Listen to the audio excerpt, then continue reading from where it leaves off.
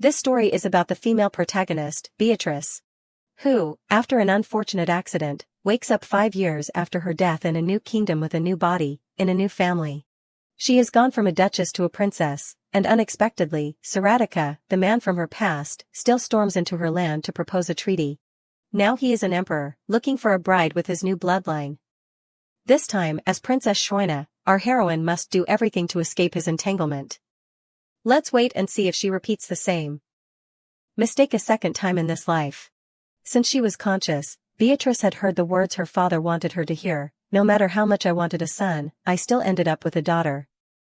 If you are truly my child, you must prove that you are worthy. That is the path you must take, to become the duchess of this family. Those words would later completely change the fate of young Beatrice. If the daughters in other families received jewelry or toys at the age of 5, the eldest daughter Beatrice of the Mercian family was different. She received a real sword from her father on her 5th birthday. This also contributed to predicting the extremely difficult path she would take in the future. The Yurfanan Empire, with its powerful royal authority, once ruled the aristocracy, but that honor was a distant past. At this time, the emperor's supporters and the aristocracy were in a stalemate. A power struggle for the empire broke out. And in this conflict-ridden empire, the girl was born into the Mercian family, directly opposing the Yurfanan royal family, born with a destiny to become the next duchess of the Mercian clan and lead the aristocratic faction. Learn the social skills of a lady. Maintain the attitude and attire of a noble. Skills in managing assets and even swordsmanship.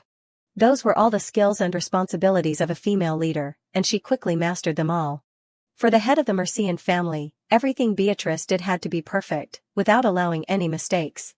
The life of her mortal enemy was not much different. Crown Prince Sieratice Tyre Yurfanan, the heir to the Yurfanan throne, was also the person she had to defeat. The next meeting between Beatrice and her father, who told her, "I see that you are ready to be introduced to high society." Soon after, the head of the Mercian family began planning Beatrice's next move. Today is also the Crown Prince's 10th birthday celebration, just like you. This will be your first appearance as the newly introduced young lady, and your first time entering the palace. In front of Beatrice, he calmly said, "This is your first time meeting the Crown Prince.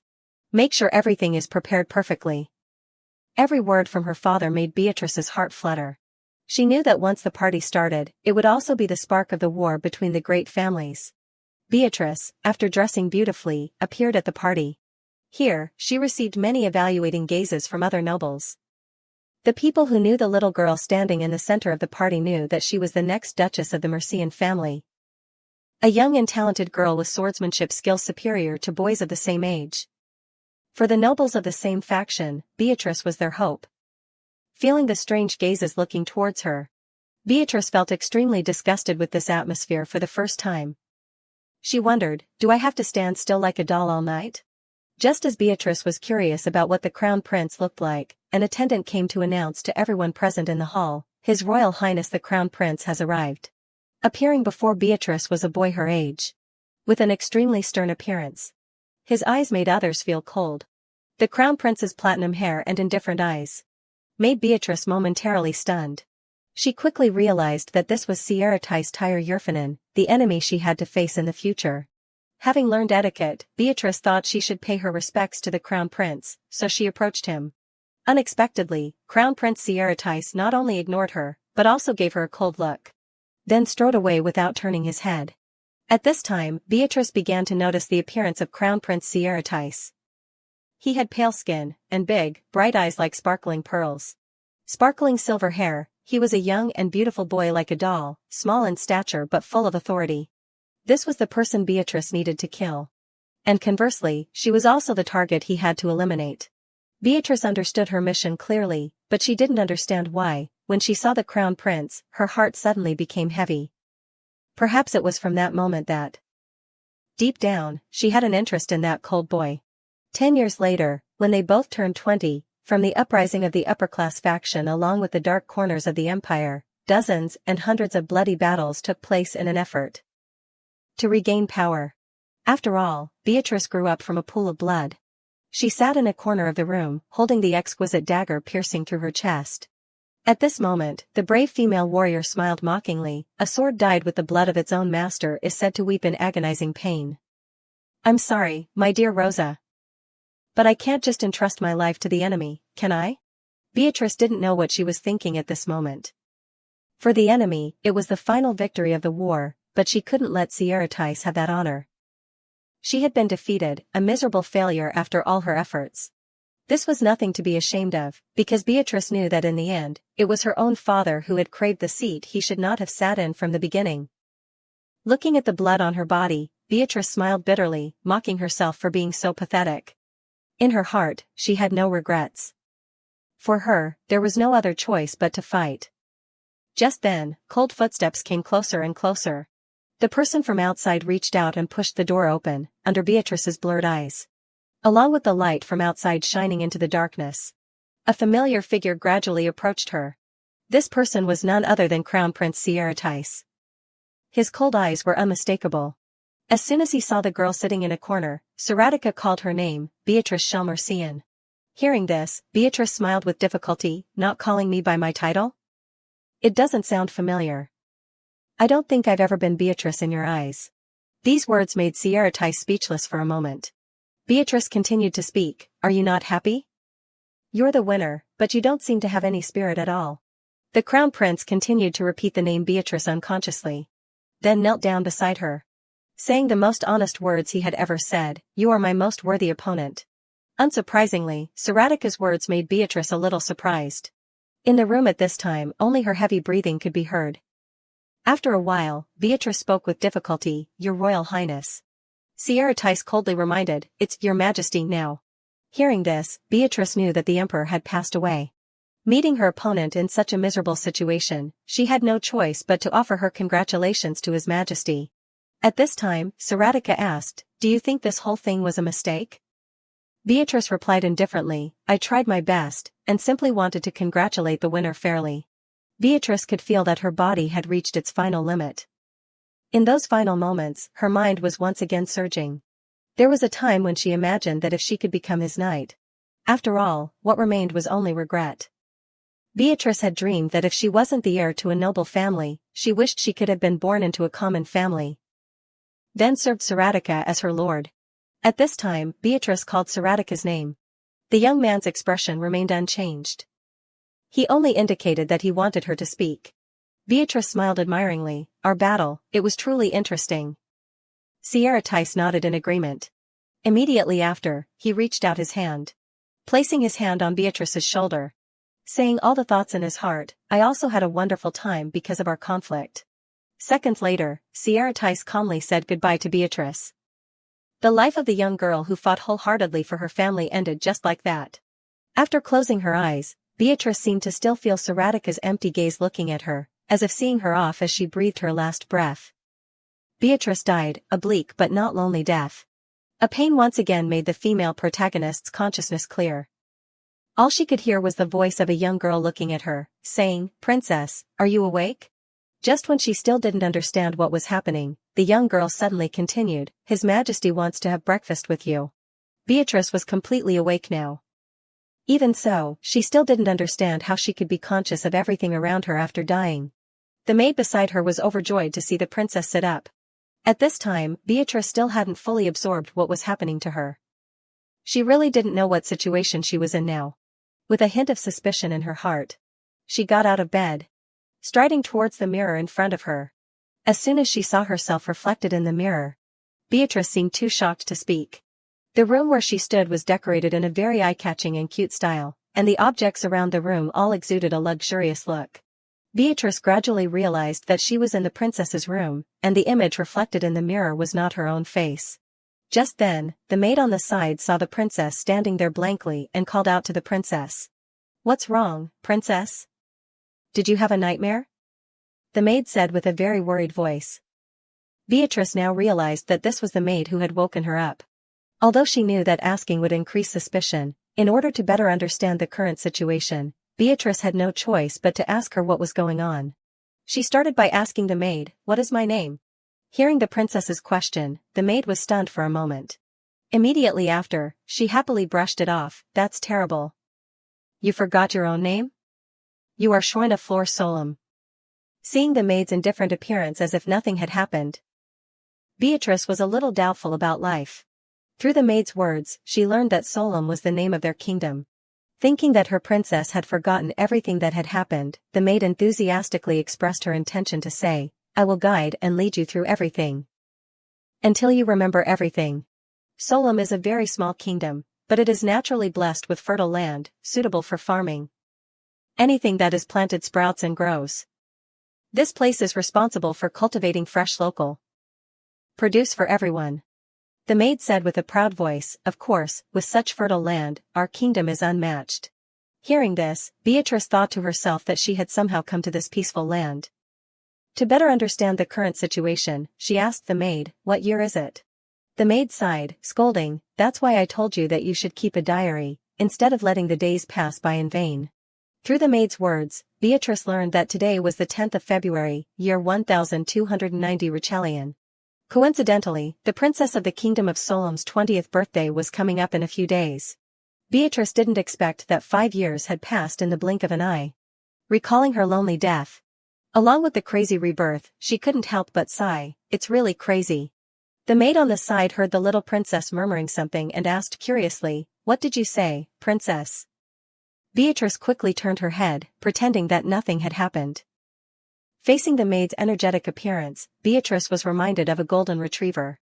At this moment, the maid was very curious about the princess's nightmare. She thought that it was because of that terrible nightmare that her master had become so absent-minded. While lost in thought, the maid seemed to realize something, and asked with a confused expression, Princess, since when have you become so calm? Facing this attitude of the maid, Beatrice carefully thought.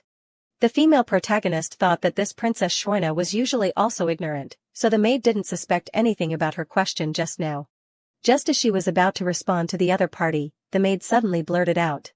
The girl scratched her head in pain and said to Beatrice, I came because His Majesty wanted you to have lunch with him. I can't believe I completely forgot. While speaking, the maid urged Beatrice to prepare. The maid quickly did the princess's hair and chose clothes for her as usual. Meanwhile, Beatrice thought about the things that had happened to her. She didn't expect that she had ended her life, yet now she had the opportunity to be reborn once again. And reborn into the body of a princess in a small kingdom. A very feminine and graceful girl. At this moment, what worried Beatrice the most was how those slender arms could hold her sword Rosa correctly. Inside the magnificent palace, Beatrice looked out the window with many thoughts. She could feel the warm atmosphere enveloping her. From the bottom of her heart, she never knew that such a thing existed. Looking at the beautiful scenery outside the window, Beatrice unconsciously thought of one person, who was none other than Stica. She always had a special interest in that boy. The aristocratic faction had collapsed 5 years ago, so she guessed that this world was now in the hands of the other party. From the moment Beatrice woke up in this place, she could only think about Stica. That boy would probably never know that she had returned. Before long, Beatrice was escorted to the dining room. At this moment, her mood was a little confused. It was possible to fool an innocent maid like Lily, but the Shoina family was another matter. Beatrice couldn't guess how long she could hide her identity. As soon as she entered, the emperor of the kingdom of Solom smiled kindly, Shoina, our lovely girl, you're late. The other party's attitude was beyond Beatrice's expectations. Before she could recover, the noble lady beside her continued, Shoina still likes to sleep in. She's still a child. Following that, the red-haired girl said with a dismayed expression, if you're late again, there won't be any soup left. One by one, the remaining people echoed the previous statement with greetings. Their liberal attitude made Beatrice unbelievable. She doubted whether this was really the Solom royal family, because the feeling they gave her was just a warm and friendly group of farmers. Even so, Beatrice told herself not to be vigilant, because they might only be pretending to be kind on the outside. After bowing her head to apologize for being late, she pulled out a chair and sat down in her place. At this time, one of Shoina's sisters spoke up, now that you're here, why don't we continue the previous topic? Looking at the other party's serious expression, Beatrice was a little worried, thinking that the upcoming topic was related to politics. Unexpectedly, her sister's next words caught her off guard. The red-haired girl declared to everyone, I am this year's tomato queen. Just when Beatrice still didn't understand what was happening. The remaining sister said with an unwilling expression, no, I am the potato queen. These words immediately received a rebuttal from the other person. This situation made it a little difficult for Beatrice to fit in. She thought that the royal family would sit each person far apart and be trained to always know how to restrain their emotions. The food on the table here was also not elaborate, only tomato soup and creamy spaghetti, which were very simple. Beatrice had never seen a royal dining table like this. Suddenly, she seemed to think of something. She thought that there was no such thing as a tomato queen or a potato queen. There was also no matter of sisters fighting over the title. But the father and mother were still happily warm. She was just still unconscious, her soul had left her body, or she was being teased by a fairy who should have led her to the other world. Seeing her daughter lost in thought, Queen Solom asked with concern. "Why are you so quiet, Shroina?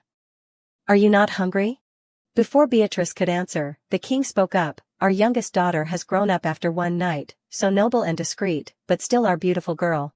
Faced with the enthusiastic attitude of everyone, Beatrice was a little unable to adapt. For the time being, she decided to put on an emotionless face to deceive the people here. Immediately, she opened her mouth and said coldly, "I'm mature now." The words just spoken made Beatrice herself jump. She couldn't believe that Princess Shroina had such a childish voice. Just like what Beatrice thought, after hearing these words, the three sisters laughed and mocked. "You won't be mature in a million years, little girl." After saying that, they also mentioned that Shroina was the Peach Queen last year. This news surprised Beatrice. She unconsciously asked again, "I am what?" As soon as she received an affirmative answer from her eldest sister, Beatrice vaguely guessed that the main reason came from her hair. The other two sisters continued to ramble on, telling Beatrice, who was in Shroina's form, that last year she had put on makeup to highlight her rosy cheeks, making the judges unable to take their eyes off her.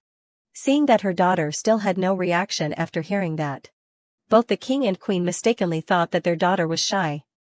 At this point, the queen mentioned that her daughters had reached the age of marriage. This made the princesses a little flustered. The king on the side said with regret, "I'm not ready for you to leave." Looking at the people around her freely expressing their love, Beatrice sighed inwardly that this was the fairy's joke. Just then, the horn outside the palace sounded, attracting the attention of the people in the dining room. This was the first time Beatrice had heard this sound. She asked curiously what that sound was. Before she could even receive an answer, suddenly a figure rushed in from outside. The steward rushed into the door, calling, "Your Majesty." Seeing this, King Solom asked, "Vestnon, what's wrong?" Steward Vestnon said that their kingdom was at war. The words just spoken made the people present at the table unable to absorb it for a moment. The steward continued to mention the name Yerfanin. At this time, Beatrice paid attention to his words. Through the steward's words, she learned that the bloodthirsty Emperor Saratika of Yerfanin was leading the royal guard to attack their capital. Immediately, the image of the cold boy appeared in Beatrice's mind. She didn't expect that after being reborn, she would have the opportunity to hear others mention this name.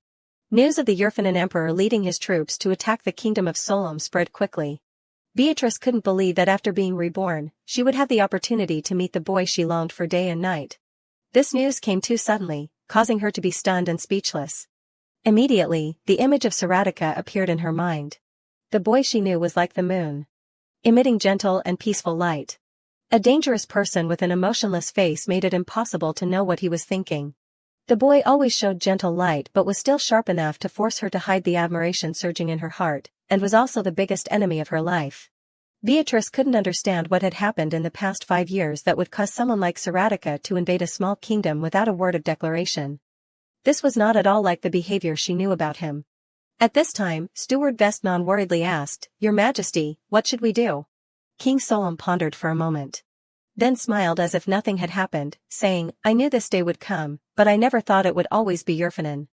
The king's reaction shocked Beatrice for a moment.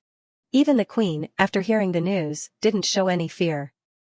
The two heads of a kingdom could calmly converse with each other upon hearing that their kingdom was being invaded by a powerful force.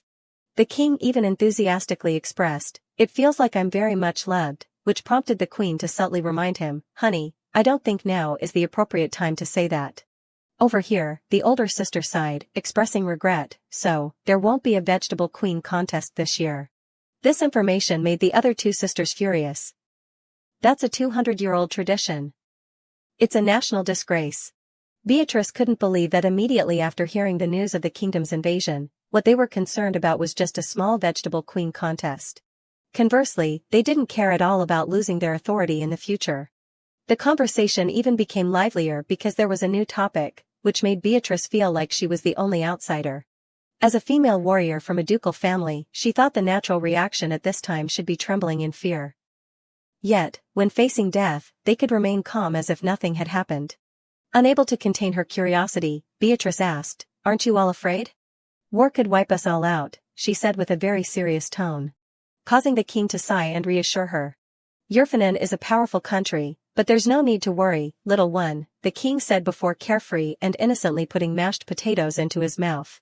"The people here believe that being invaded by a major power will surely be unpleasant, but they will still be safe nonetheless. After all, the 500-year history is enough to guarantee that." At this point, Beatrice realized that their ability to maintain peace for so long was impressive, but they had no means of resisting a force that wanted to invade. At this moment, the female lead faced everyone and seriously spoke her mind. "Death isn't the only shame, there are many other ways that can lead to the downfall of a nation." As soon as she said that, the king on the side was so moved that he burst into tears. Seeing her father's excessive reaction, Beatrice was momentarily speechless.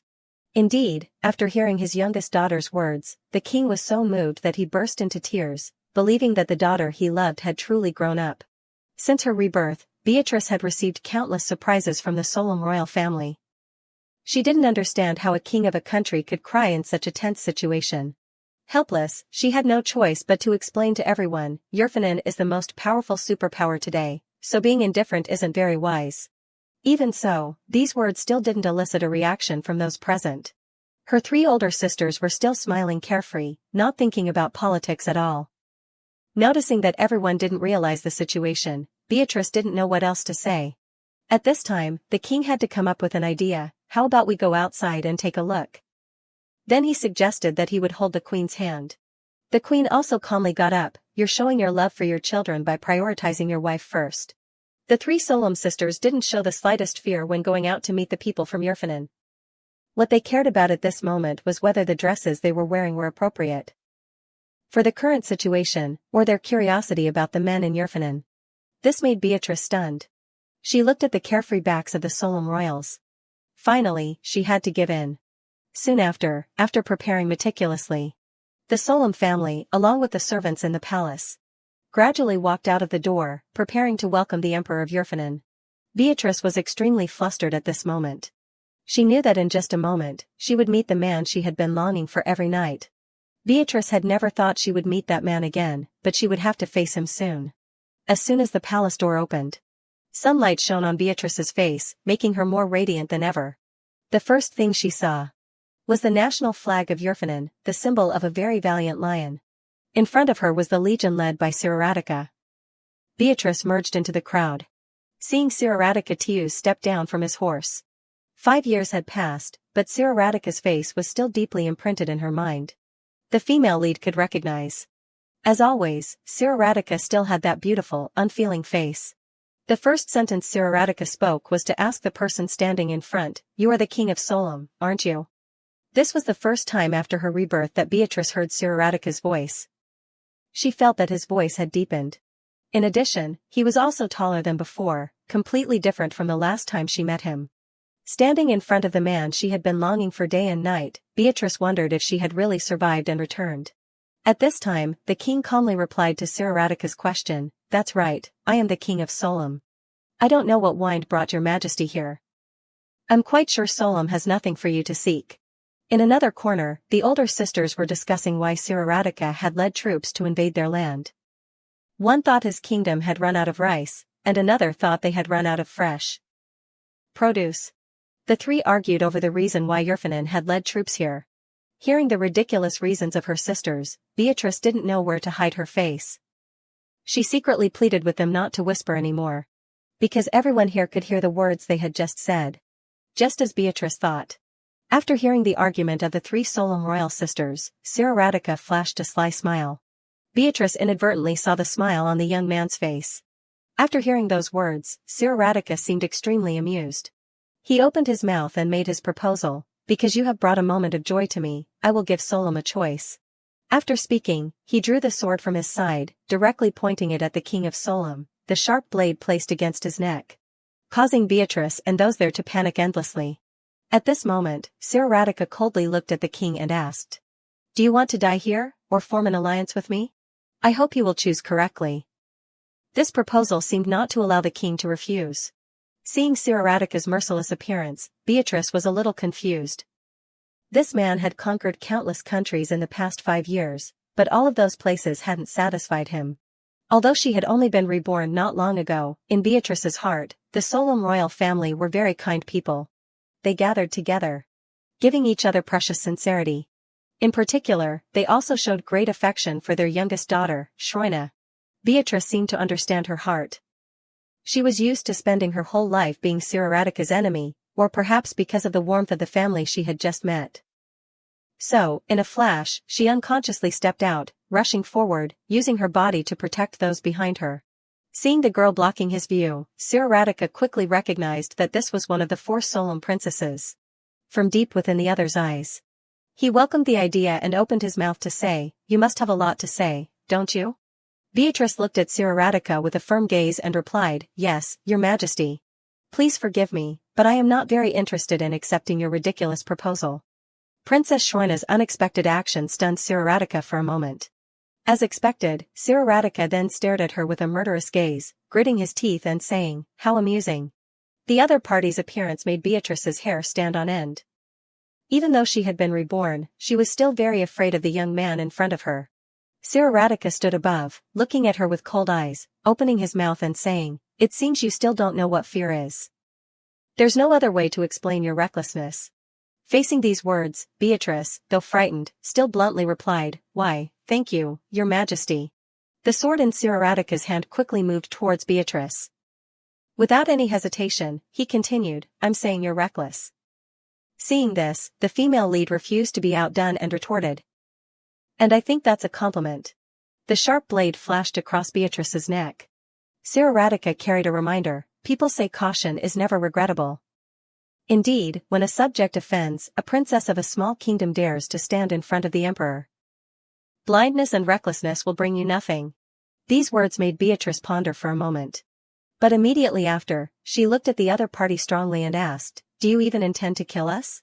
If you had come here to plunder, you would have killed us all already." Immediately after hearing this sentence from Beatrice, Siroratika's expression suddenly changed. Knowing that the other party was willing to listen to her, Beatrice calmly seized the opportunity to continue speaking, "Your Majesty, your threat to a king without a weapon in his hand only proves your depravity. But I think you already know that." Unexpectedly, Siroratika did not continue to bare his fangs at the girl standing in front of him as before. His expression had softened a bit. Next, Siroratika uttered a sentence that Beatrice could not have expected. He asked, "What's your name?" Just as Beatrice unconsciously was about to blurt out her real name. Suddenly, the 3 older sisters rushed over, thinking that Siroratika was bullying their younger sister. So, they angrily retaliated on her behalf, "Her name is Shroina. And what do you plan to do with that information? Do you think that just with that handsome face, you can step over here? Get that sword away from my sister." Lying in the arms of her older sister, Beatrice now realized that she had almost revealed her true identity to Siroratika. The king was also inevitably angry. He loudly criticized the person pointing the sword at his daughter, "You're acting more like a thug than an emperor. How dare you point your sword at my daughter?" An older sister on the side also shouted at the crowd of soldiers, "Do you really think this action is acceptable? If you continue like this, I'll send you back empty-handed." The Solom royal family was no longer polite to the Yerfanan invaders. They shouted loudly, demanding that Siroratika's soldiers put down their swords. Looking at the people in front of him chattering noisily, Siroratika couldn't help but think of chicks chirping. As for Beatrice, after silently observing Siroratika for a while, she suddenly realized that although the other party's expression hadn't changed, he was probably flustered inside because of what was happening. Even she had never seen a royal family that could be so united. Realizing that she herself had started this, Beatrice helplessly told everyone that she was fine. But the queen was still worried. She asked her caringly, "My dear, are you all right?" Before Beatrice could answer, her older sisters were already crying and sobbing because they thought their younger sister had been taken advantage of. Looking at the scene in front of him, Siroratika unconsciously uttered, "Indeed, a family." Knowing that this matter wouldn't end if it wasn't resolved, Beatrice told everyone that she was fine. Then, she stepped forward, faced Siroratika, and solemnly introduced herself. O king of Yerfanin, I am the youngest princess of Solom, Shroina Flor Solom. Her actions made the older sisters standing behind her not understand what was happening. Here, Beatrice cautiously made a proposal to Yerfanin, if you don't intend to kill us, why don't we go inside to continue discussing?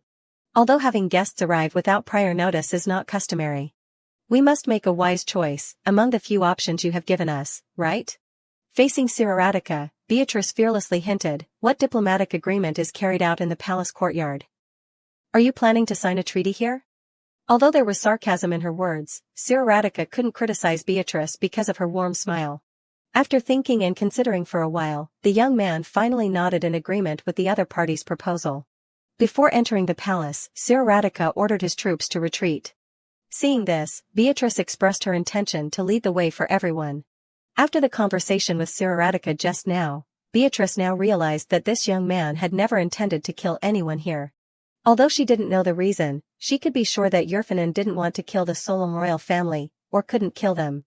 This meant that Solom had something that this person wanted. The more she thought about this, the pressure and tension increased, causing Beatrice's heart to pound. This feeling was very similar to the day they fought each other. Siraratica was led deep inside the palace by the group. On the way, the poor young man was harassed by Shroina's older sisters. I'm still keeping an eye on you, don't even think about touching Shroina again. Beatrice, standing on the side, seeing Siraratica's actions, thought that this person had to adapt to them. As soon as the door was opened, Siraratica entered without any politeness. After observing the space inside the room carefully for a while, he shamelessly criticized, this place is too small, isn't it? The criticism in Siraratica's mouth, as soon as it reached the ears of an optimistic person like King Solom, turned into this place is too cozy. Immediately after, the king cordially invited Siraratica to sit down and discuss matters. Feeling the atmosphere inside the room was extremely tense, the Minister of Treasury, Maximilian, reluctantly only dared to take a deep breath to continue existing inside the atmosphere. His actions immediately caught Beatrice's eyes. Closing her eyes, she could also guess that a cunning person like Maximilian was also nervous. The first sentence that King Solom opened for the discussion was to ask, why did you have to come all this way yourself? The king's question seemed to also be Beatrice's question. She didn't understand why a person like Siraratica could be here. Although his face was too familiar to her, the suspicion about his actions was still full. The indecipherable emotions kept popping up in her head, making her want to ask him how he had lived in the past 5 years, and how big was the void she had left during the war. Even so, based on the current situation, Beatrice still couldn't ask these questions because she was currently Princess Shroina of the Kingdom of Solom. Siraratica told King Solom that, I have given all the terms, read them and make a decision. Then he waved his hand to signal Maximilian to take the contract. Maximilian quickly brought out the contract that he had drafted earlier. These were the conditions that Yerfanin set. King Solom received the contract and carefully read the terms inside. Beatrice wondered, the agreements that superpowers impose usually include unfair terms that eat away at the flesh and blood of small kingdoms. Even if the agreement ends, can this country remain as it is now? After living with the people in the royal family for a while, Beatrice could feel that the people here were very warm, kind and full of energy. If this agreement made them change, she would definitely be angry with Siraratica. Beatrice couldn't know that the unusual expression on her face had been caught by Siraratica's eyes long ago. After calming down, Beatrice realized that there was a deep gaze looking towards her. Helpless, she had no choice but to lower her head to avoid Siraratica's gaze. But because she could still feel the cold air, she carefully looked towards Siraratica. At this moment, Beatrice couldn't understand. Why was the person sitting in front of her staring at her all the time? Seeming to feel the confusion in Beatrice's heart, Siraratica began to open his mouth and ask, you are Princess Shroina, aren't you? These sudden words made Beatrice a little flustered. Even so, she still stammered and answered, yes. Hearing her answer, Siraratica suddenly smiled. This smile without malice made Beatrice not understand. At this time, King Solom raised his head and said, Emperor Yerfanin, I have finished reading the agreement. Seeing this, Beatrice looked nervously towards her father. The next words of the king surprised her. King Solom said that these conditions were very good. This seemed to be beyond Beatrice's expectations. She tried to regain her composure and wondered what was happening. Siraratica felt very interesting when he caught Beatrice's bewildered expression. You look very confused, Princess Shroina. Don't you realize how fertile this land is blessed? Although small, it is an endless source of food. Beatrice didn't seem to fully understand the meaning in Siroradika's words. The king and queen on the side were the opposite. They thought Siroradika was praising their industry, so they showed pride nonstop. "You're too kind, even Yerfanin recognizes us." The queen on the side continued, "I told my husband, the agriculture in Solom is the best in the world." The two people were cheering for the agriculture of the kingdom without paying attention to the ugly expression of their daughter standing next to them. Beatrice felt that now was not the time for them to gloat about this. Suddenly, Siroradika continued, "That is also something to be proud of. Solom provides 30% of the continent's food." Beatrice felt strange when she heard these words from Siroradika's mouth. She didn't expect a man of few words like him to say irrelevant things like that today. The older sisters felt interesting when they heard the data that Siroradika said. They reluctantly showed their acceptance of the encouragement. The pink-haired older sister thoughtfully praised Siroradika, "You are the first person to see that, Your Majesty. Most people only care about gold and silver gems. We also don't have accurate numbers, but we know that our influence is very large." Hearing her older sister's words, Beatrice worriedly thought, the Solom that she saw on the map was very, very small, but it could provide up to 30% of the food of the entire continent. Even when she was the Duchess of Yerfanin, she hadn't heard of this land, so she didn't know what this land was like. But Siroradika was different. He seemed to understand Solom very well, so in front of everyone, he talked about this land. "The people here are descendants of the Holy Temple. That's why everything in Solom develops miraculously. All the high priests of the earth god, human beings themselves are a miracle." After speaking, the young man mocked and asked Beatrice, "Princess Shoina, do you understand? It seems that you don't know anything about the history of this country." The sentence hit Beatrice's sore spot. After being reborn, she had only discovered the existence of Solom. How could she know its history? Feeling like she was being humiliated publicly, Beatrice looked at Siroradika with gloom. At this time, the king suddenly spoke up and said his concern. "But isn't it too sudden?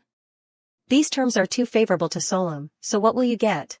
Siroradika suddenly uttered the two words mages. Then he explained to the people there, "Maybe everyone hasn't realized it, but Solom has always been noticed by powerful countries. It was the mages who grasped it first.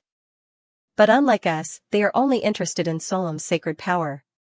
Now, if Solom falls, the entire continent will face a serious famine." The queen was very worried when she heard this. "Are those creatures pursuing us?" Although he had heard Siroradika's reasonable explanation, King Solom still had some doubts and said, "But these terms are too one-sided." Siroradika replied unceremoniously, "Does that make you unhappy? If you want to be taken advantage of, just tell me." King Solom immediately replied, "Of course not, it's just, this is like a treaty between allies, not a vassal state." Suddenly Mimixalan blurted out, "Exactly." He happily said, "Yerfanin made this treaty because it sees Solom as a friend, an ally. Just sign this treaty, and your country will receive the support of Yerfanin for the next 20 years. As our first importing country, there will be a few more necessary terms, but just consider them as a supplement." Maximilian meant that these terms wouldn't affect Solom too much. His reasonable words moved both the king and queen. Seeing that the two hadn't made a decision yet, Siroradika decided to speak. "What else do you have to think about? As the Emperor of Yerfanin, I swear that this country will be prosperous and peaceful." At this moment, after listening to what Siroradika and Maximilian said, Beatrice realized the problem, which was that Solom had suddenly become the political target of all countries. Although small, it was very rich. Yerfanin wanted to buy off Solom before anyone else by providing protection thanks to their blessings. So, in return for occupying the sacred land bestowed by the gods, Yerfanin would promise to support Solom. Beatrice knew that these things were due to Mimixalan's idea. She didn't expect that old fox to not change at all after 5 years. She didn't want this to pass, so she immediately spoke up. "You seem to be a little hasty. I guess the mages have taken action sooner than you thought." At first, Siroradika felt very uncomfortable when he heard these words. But when he knew that the owner of those words was the little Princess Shoina, he smiled and nodded, indicating his agreement with the sentence just now. This made Beatrice feel that she was being teased. She didn't understand why this person always laughed at the sentences she said. Next, Siroradika began to justify. They don't care about Solom's food supply. They want to experiment to defeat the divine power of the gods, and through famine, bring chaos to this world. Beatrice didn't seem to believe these words too much. "You think we will believe you?" How can we trust a person who has invaded my country and pointed a sword at us? Based on her understanding of Cyaritas, Beatrice skillfully questioned him about the terms at this moment. If we have to meet misfortune because of this hastily signed agreement, then what will you do? Cyaritas responded with his know-it-all look, but she already knew that I wasn't lying. Beatrice couldn't believe her ears when she heard this.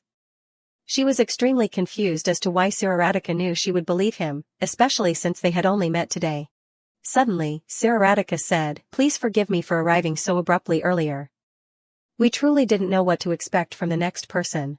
But I can tell you that this is a mutually beneficial friendship pact." Even though Cyaritas said that, Beatrice absolutely didn't believe him. More than anyone, she knew this man well.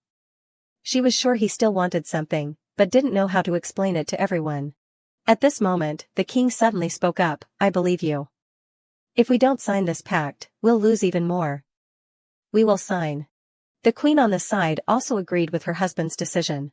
King Solem's next words were as firm as a nail. "Only a fool wouldn't sign it. This is too ideal a pact. It's like I'm taking advantage of you." Hearing that, Cyaritas unconsciously smiled, thinking about it, "You're right. This pact is too good for Solem." Immediately after, Cyaritas solemnly stated his decision, "Then I will add a supplementary clause."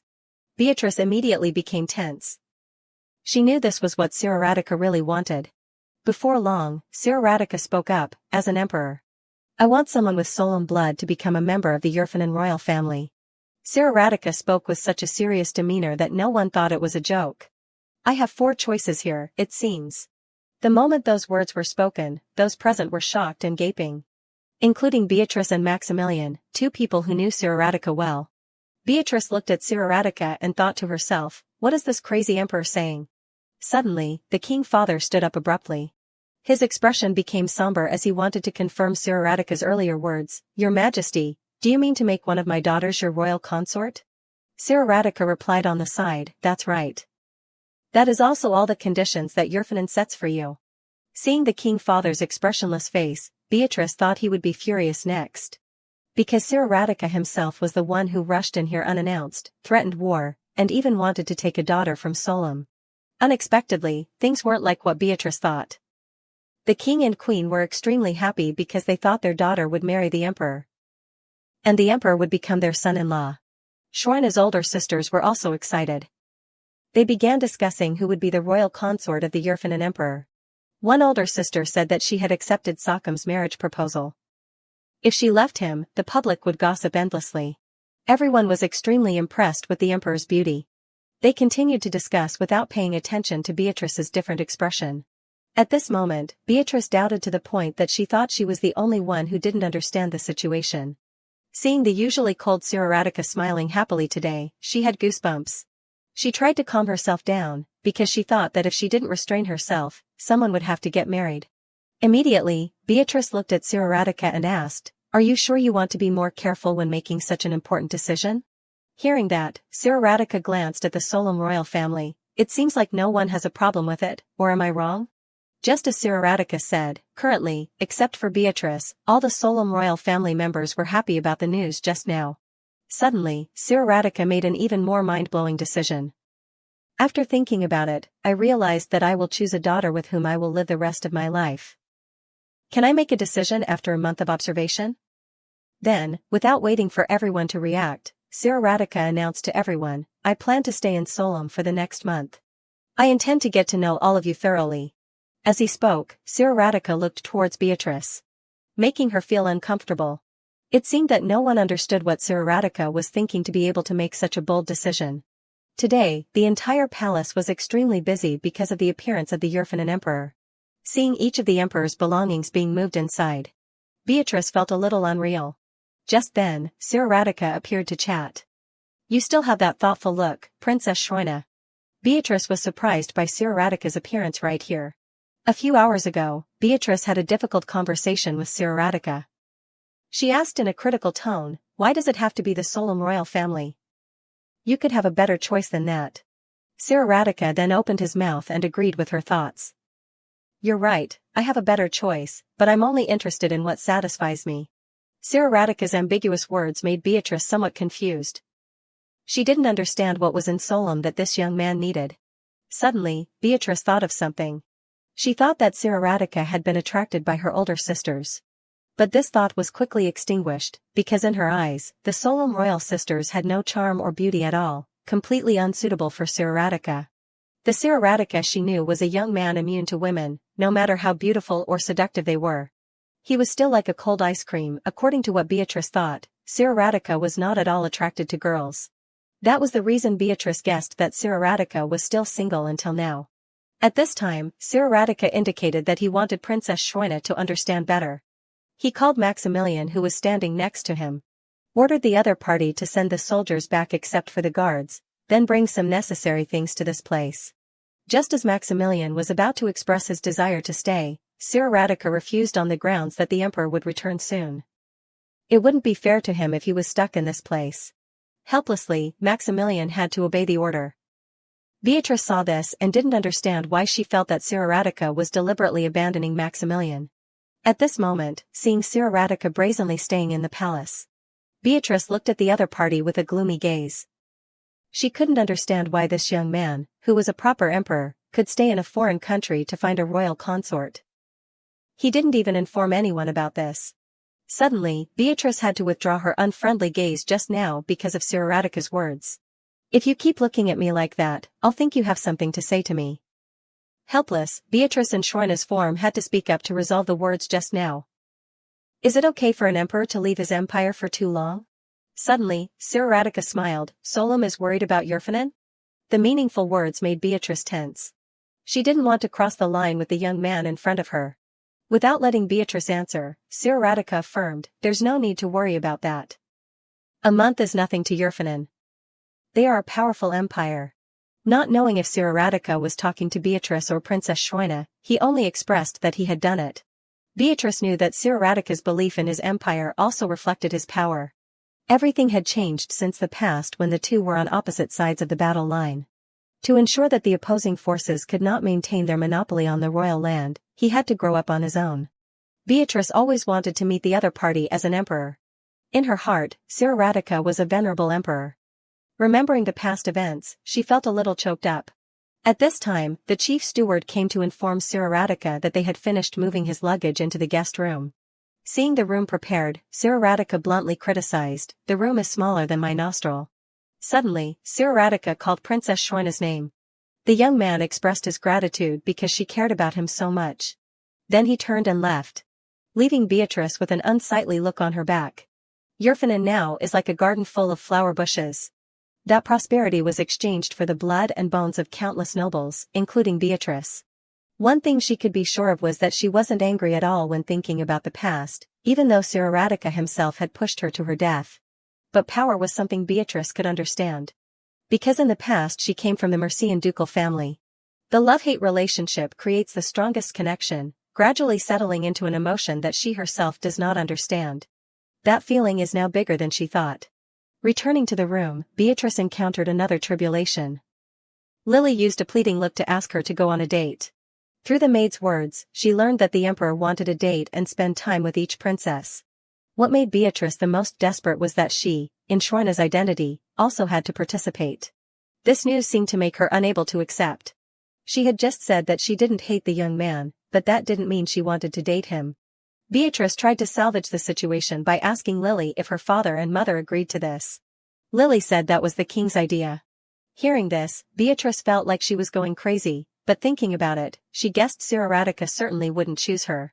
Just thinking about having to go to the chapel with that person. Beatrice's goosebumps rose in waves. Seeing the princess's wailing appearance, Lily worriedly asked, "Princess, what's wrong?" The innocent made Lily assume that the princess was worried about what to wear on the date. Time flies. It had been 3 days since Siraradika made the decision to look for a royal consort. Beatrice stood above looking at the scene of her older sister and him dating. She was a little speechless. After a period of staying in Solom, Siraradika seemed to have become acquainted with the eldest princess Tirana. The scene of the two talking intimately immediately caught Beatrice's eye. The cheesy scene only seen in Korean movies appeared right on Siraradika's person, making Beatrice feel a chill. To understand each other better, the Solom family decided to hold a conversation. At this time, the eldest princess Tirana excitedly asked Siraradika, "How's the garden?" Siraradika coldly replied on the side, flowers are blooming.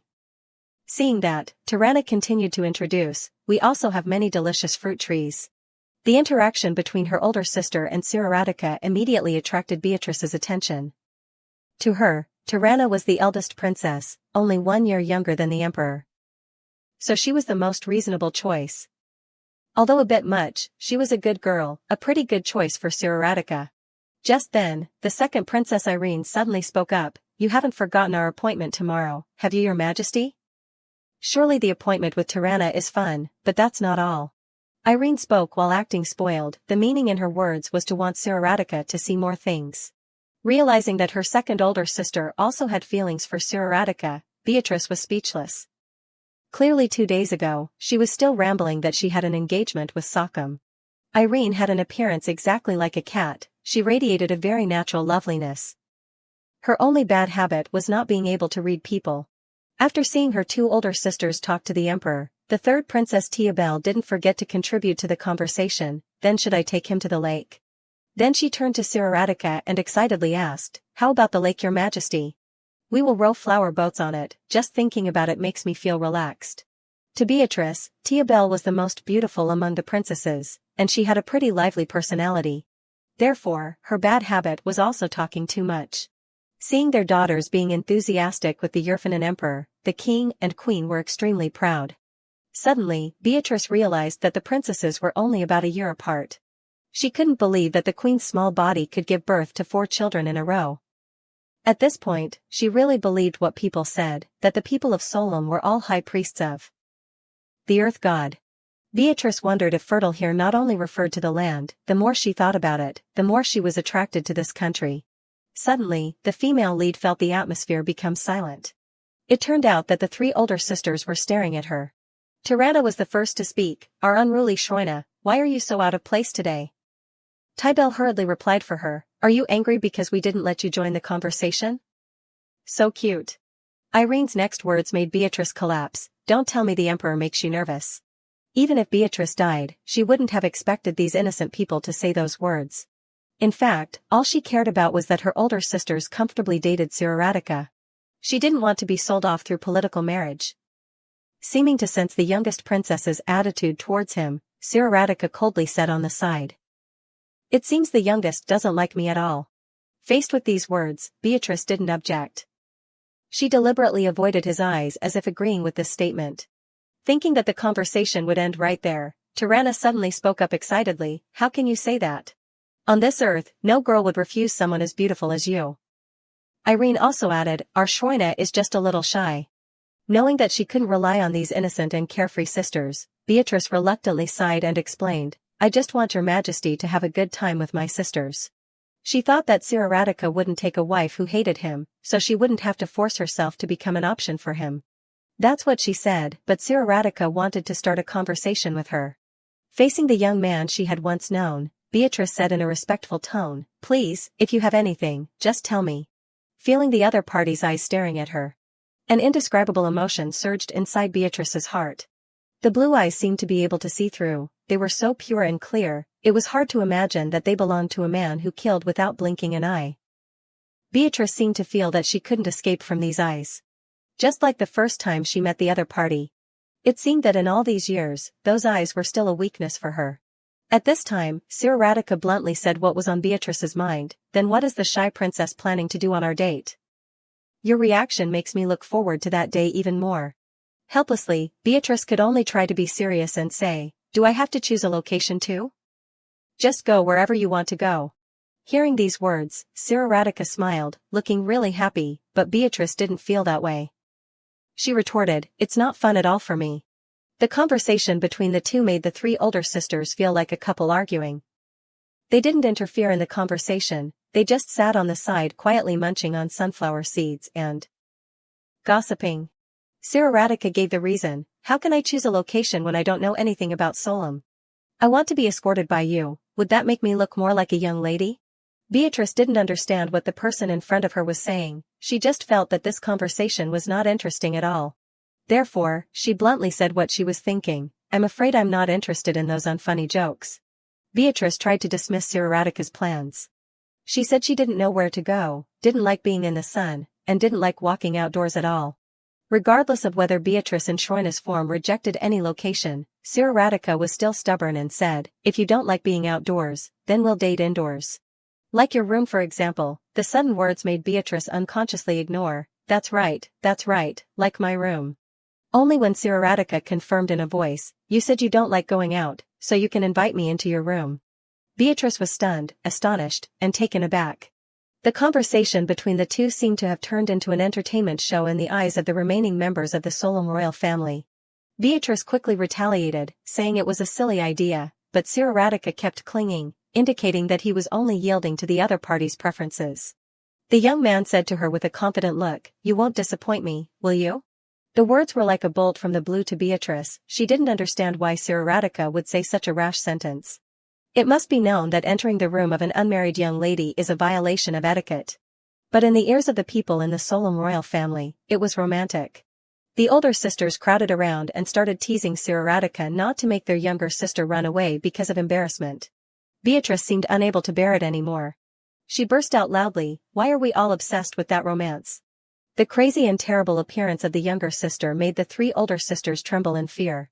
But Siraradika was not strange at all. He suddenly spoke softly. Princess Schroena, I take it that you have accepted my proposal, I'll see you later. The words made Beatrice's cheeks flush red. In her heart, she was shouting, hoping that someone could stop this crazy emperor. Beatrice gradually adapted to Schroena's life. Today she suddenly noticed Lily, her maid was very happy.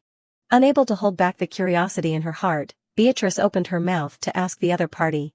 You seem to be in a very good mood today, is there any good news? Helplessly, Lily could only answer, nothing.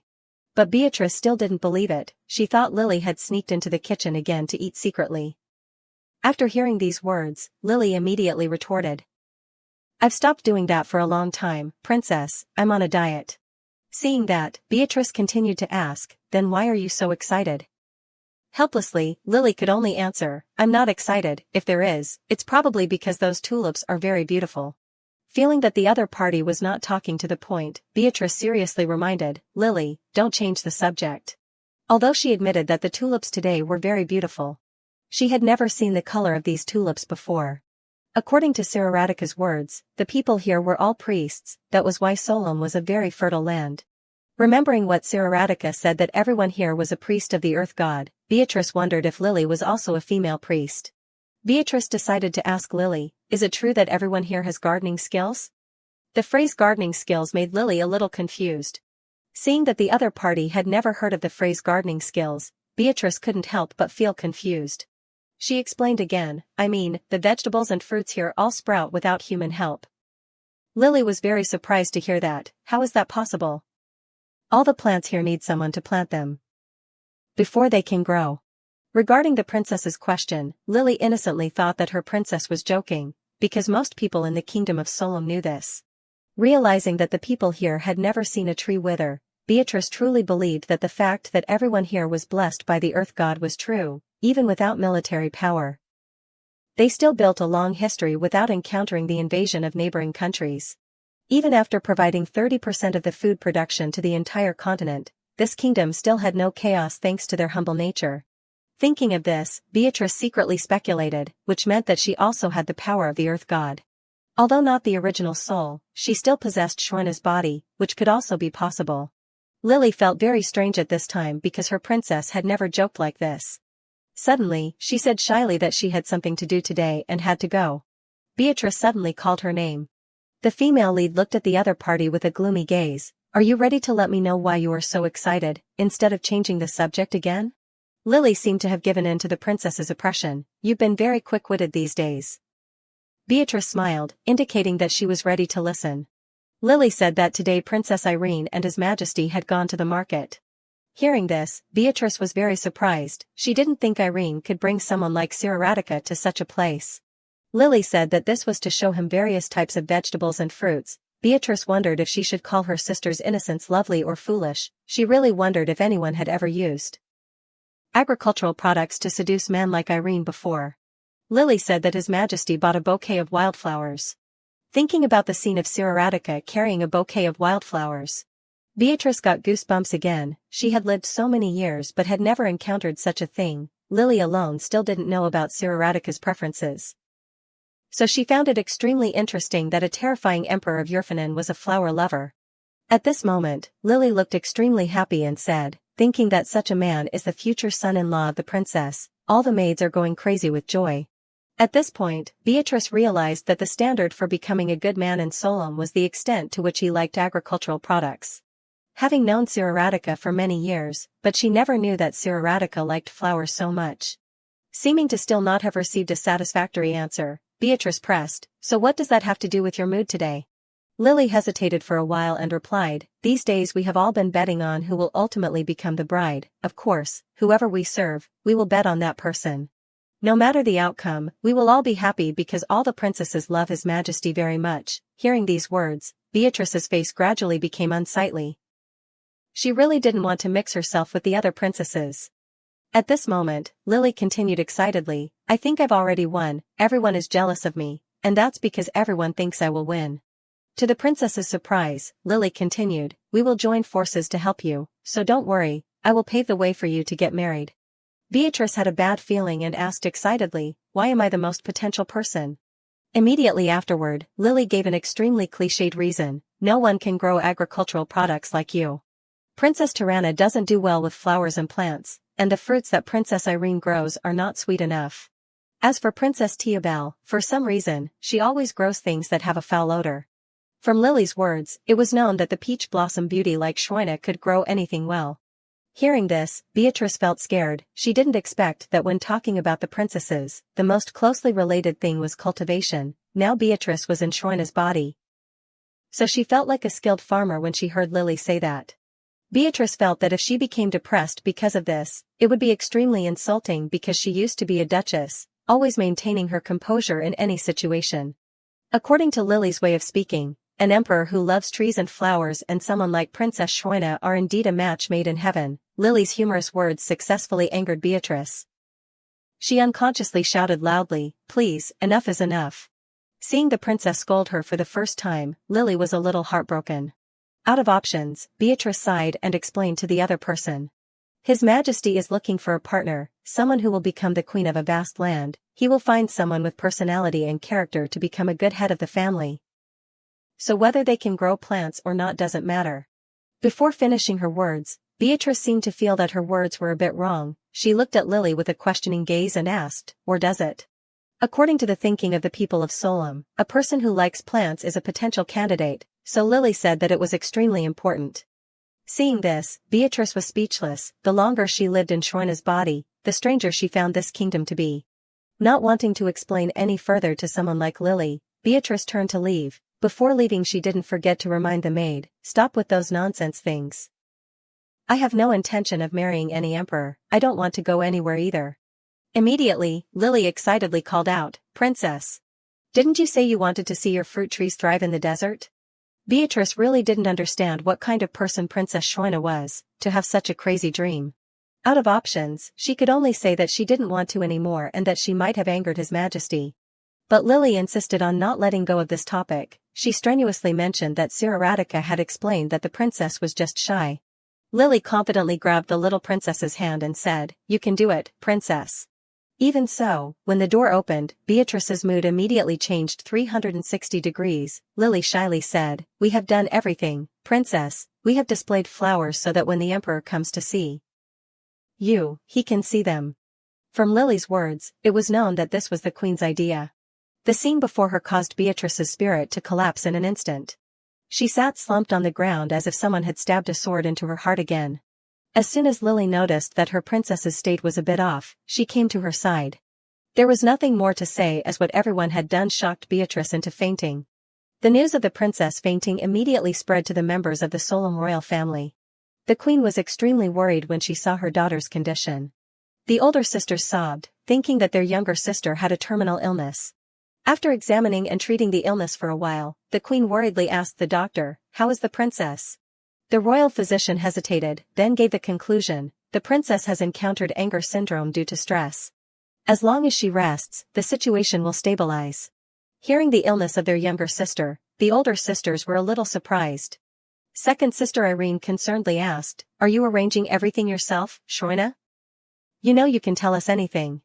Beatrice, lying on the bed, tried not to get angry when she heard these words. She secretly swore that no matter what happened, she would not tell such foolish and ignorant people. Only when Irene told Tirana that she has been longing for His Majesty so she got sick, Beatrice got so angry that she had to sit up to refute. She didn't know what made them think of her like that. After seeing the royal physician leave, Tirana seriously said on one side, "Do you know you scared us to death?" The queen breathed a sigh of relief at this time. At least it's nothing serious. Suddenly Tirana smiled and said, "Shoina, you haven't heard, have you? It seems Teobel just caused some trouble." Hearing this, Beatrice was extremely curious. "Is she dating His Majesty?" Tirana smiled and replied, "That's right, I was quite excited when I first heard it."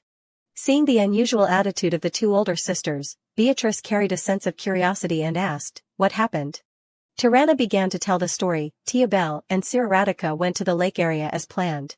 When she got there, she pushed His Majesty into the water. And His Majesty was soaking wet from head to toe.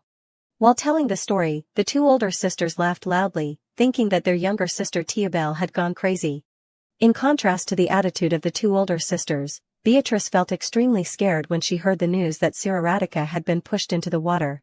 Coming from a Yerfan and ducal family, she understood that if even just a small scar was left on the emperor's body, even the queen would have to pay the price. Because that could also be considered an intentional assassination. Beatrice's face became unsightly at this time and she asked her older sisters, "Teobel is still alive, right?"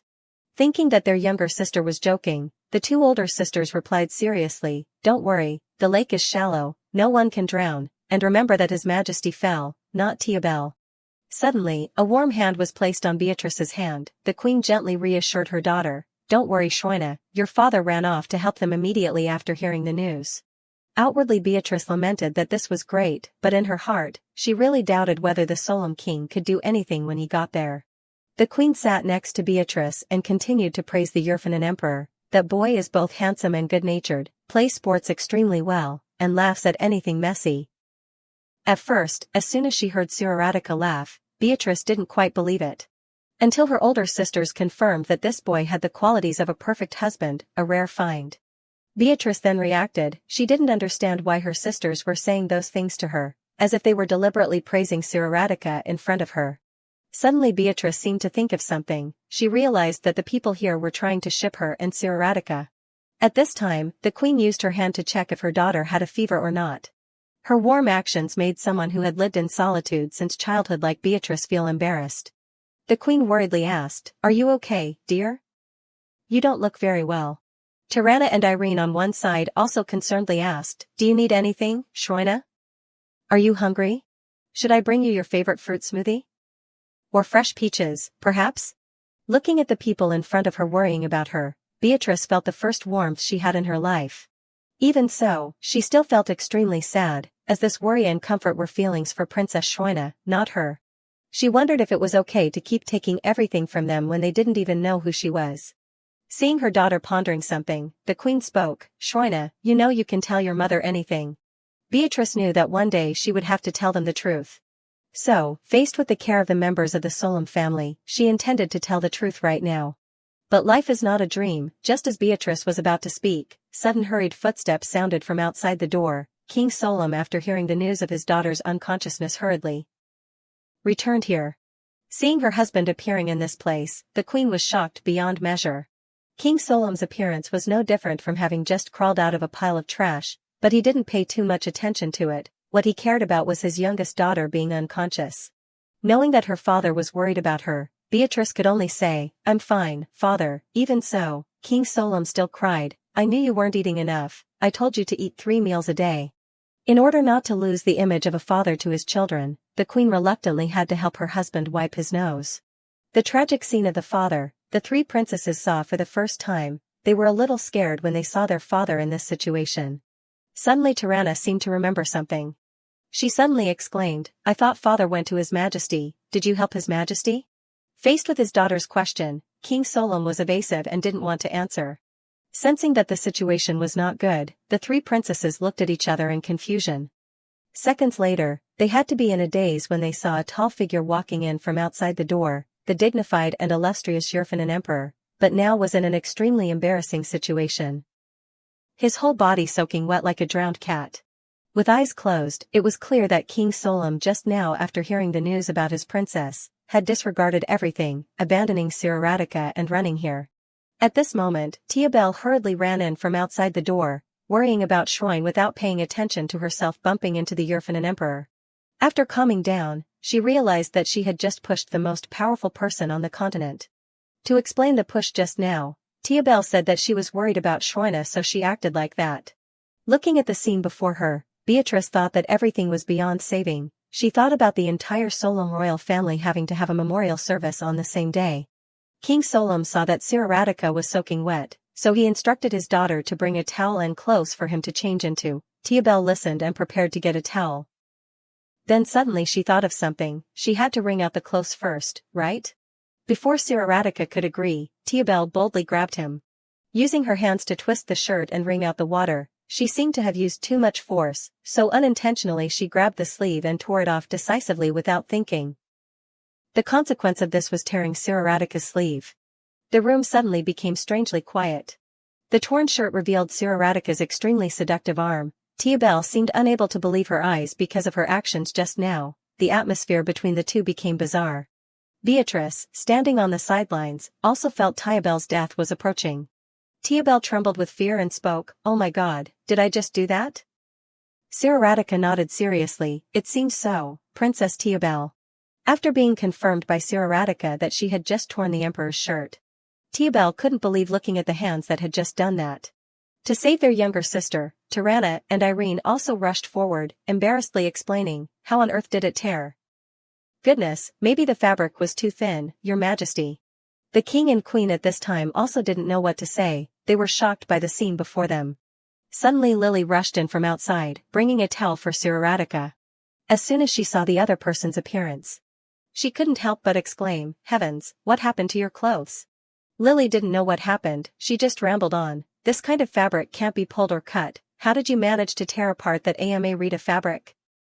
The maid didn't pay attention to Tiabel's pained expression. Her words also successfully slapped Irene in the face for saying the fabric was thin just now.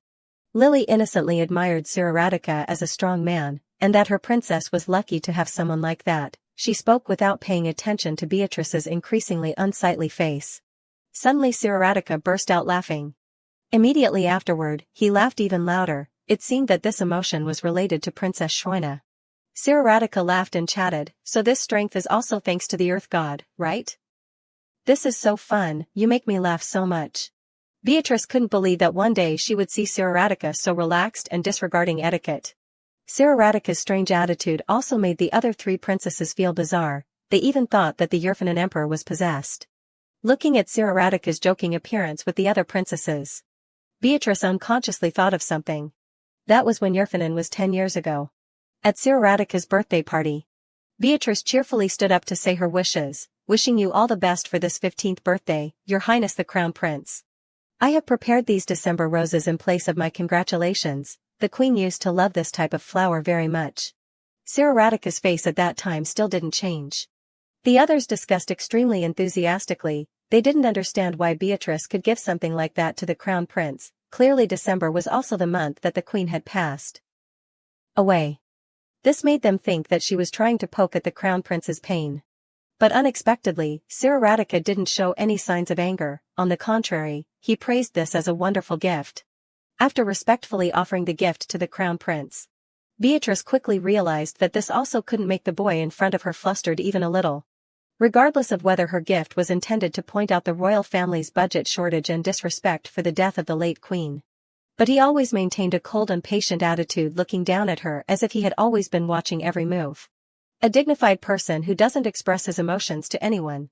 But now he was in front of the small princess of the Solom kingdom devouring oatmeal cookies. To reduce the quiet atmosphere, Beatrice decided to speak. "You seem to love those cookies, right?" Siraradika said, "No ingredients make this cookie as delicious as it is here. Compared to what I usually eat in Yerfanan, it is much better." Even after being reborn, Beatrice still couldn't think of a reason why she would make a person exuding the aura of death like Siraradika become such an approachable boy. Sometimes she doubted if he was the same person. Thoughts like these kept occupying Beatrice's mind, causing her to be stressed for a long time. She thought to herself that if the prim and proper Yurfanan people saw Siraradika actively coming to her room, they might faint when they saw this scene. Suddenly Siraradika exclaimed, "The worry is written all over your face." Beatrice outwardly still smiled happily, but inwardly complained about who made her become like this. At this time, Siraradika changed the subject. He felt that the room had an extremely wonderful fragrance, so he asked Beatrice in Schroina's form, "Is the rose a symbol of you?"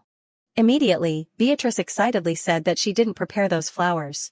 Feeling that the other person still didn't believe her, she swore like a nail driven into wood. Siraradika reluctantly could only curl his lips and smile, letting this matter pass. After enjoying a cup of tea, he used a probing gaze to ask Beatrice, "Do you cherish your family?" This question made Beatrice extremely confused. She asked the other person back, "Why are you asking like that?" Siraradika explained that he could see it from the way she looked at the members of the Solom royal family. Beatrice sensed a strange, brain-racking thing in this conversation as if it was disconnected. She wondered if looking at her family like that was normal. Hearing this, Siraradika also didn't want to continue this topic. But Beatrice was different. She felt that there was something that she couldn't understand from this person. Siraradika calmly said, "If we become a family, would you look at me like that?" Faced with this somewhat unrealistic statement, Beatrice smiled and waved her hand, "Not at all, Your Majesty, I don't think that's possible at all. You and I are a family?" "Impossible." Suddenly Siraradika burst out laughing, "Never? That sounds harsh." Immediately afterward, Siraradika's eyes suddenly became deep. "Princess. In the past, I had someone whose image I couldn't erase or forget, like that name has been engraved deep within me." Hearing this, Beatrice seemed to understand something. In front of the strange princess, Siraradika didn't hesitate to express that for a long time, that girl was a big part of his life. From that person's hobbies, way of speaking, even her expressions or gait, he understood everything inside and out. Hearing the words spoken from Siraradika's own mouth, a fear rose in Beatrice's heart. For her, she was in the same situation as Siraradika. She knew him from his footsteps, his back. Not knowing how fate had played out, Siraradika was able to say to Beatrice in Schroina's form that, "You and that person are completely different, but you remind me of her." The following sentences made Beatrice feel as if she had died once again. Siraradika said with his own mouth, "I feel like she has come back to life." "Schroina, do you believe in the existence of souls?" Siraradika's question made Beatrice's heart rate accelerate. Even she couldn't accept the fact that she had come back to life in someone else's body, so who could believe it? Beatrice convinced herself that Siraradika didn't know who she was, and if he did, she could deny it. The female lead tried to appear calm to talk to the person in front of her. "Not sure, I don't think so. Do you believe in soul illusions, Your Majesty?" Siraradika didn't say anything, he just looked straight into Beatrice's eyes. Immediately afterward, he called out the name, "Schroina." Just with that call was enough to make Beatrice in Schroina's form wary. From Siraradika's own mouth, he told her that, "Your face is very much like a baby's butt." The bizarre statement made Beatrice freeze for a moment, unable to react any further. Seconds later, she regained control of her brain, stood up abruptly and shouted, "What are you saying? Did you just say I look like a butt?" Siraradika nodded in confirmation, "Exactly a baby's butt." Beatrice couldn't believe that in Siraradika's eyes, she was a baby's butt.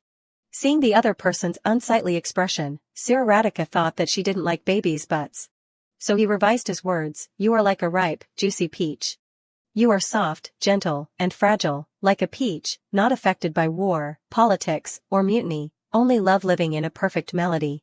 That girl had a completely opposite life. Speaking of that girl, Siraradika's eyes became sad. Siraradika was an extremely cautious person. From the first time he met Princess Schroina, a very familiar feeling made him pay attention to her. Thousands of questions kept occupying his mind, until this moment, right when sitting opposite Schroina, Siraradika unconsciously asked, "Am I seeing her in you again?" Before Beatrice had a chance to react, Siraradika continued, "You asked me if I believe in the existence of souls. The answer is no, I don't believe in things like that. Because I haven't seen any evidence of it." As Siraradika said, he moved closer to Princess Schroina, but the soul belonged to Beatrice. Siraradika reached out and raised Beatrice's chin ambiguously. His body moved closer to her as if he wanted to place a kiss on her lips. At the moment when the atmosphere inside the room became hot. Outside the door, the previous actions of the two people had been seen by the other members. They were extremely curious what their younger sister and the Yurfanan emperor were talking about. At this moment, King Solom unintentionally was pushed by his daughter from behind. Soon the four people lost their balance and rushed straight into the door. Seeing her father and older sisters suddenly appearing in the room, Beatrice asked a little confused, "What are you all doing out there?" In this situation, with just a confident smile, King Solom actively answered, "Just simply wondering what you and His Majesty are planning to do. We're not eavesdropping or anything. You know that." At this point, Beatrice understood that these four people were hiding behind the door to eavesdrop. Tiabel at this time put away her embarrassed expression, teasing with her older sisters, asking what Siraradika and Beatrice had done ambiguously in the room. The three older sisters thought that in a big country, people usually flirted with each other in a direct way, so they didn't feel embarrassed at all and cheered to encourage the two to kiss. The actions of the three people made Beatrice feel extremely bad. She seemed to have become too familiar with the way these people acted. Even so, Beatrice was still grateful to them because thanks to them she successfully changed the subject. Hearing the conversation between his daughters, King Solom angrily guessed that the two had done something inside the room. Just then, the queen suddenly appeared with an unpleasant expression. "I've been looking for everyone. What are you all doing here?" Having said that, the queen glared at her husband and instructed, "It's time you acted more mature." Seeing her family in such a mess, Beatrice didn't know what else to do. Before long, the queen carried the king away like a cricket. Before leaving, she didn't forget to remind her other three daughters, "You too, don't bother your sister while she's flirting. Respect her privacy." Understanding that their mother wanted to give the two lovebirds some space, the older sisters happily showed their support, then teased, "Shroina, there's no fun at all. Why are you still so prim and proper?" Witnessing the chaotic scene of the Solom family, Siraradika sighed to Beatrice, "Your family is quite unique." Beatrice replied, "They all mean well, so don't take it too seriously. They're just a bit nosy and like to meddle in other people's affairs." Siraradika smiled, "I know. I wouldn't be this calm if they didn't respect me." Siraradika seemed to understand the princess in front of him very well, and he unreservedly said what he knew about her. "They make you so happy that you forget about time. I understand why someone is withdrawn as you would like them so much." Sensing that these words weren't meant for Shroina, Beatrice carefully and skillfully avoided the topic. "I don't understand what you're saying. It's been a long day, and I need to rest."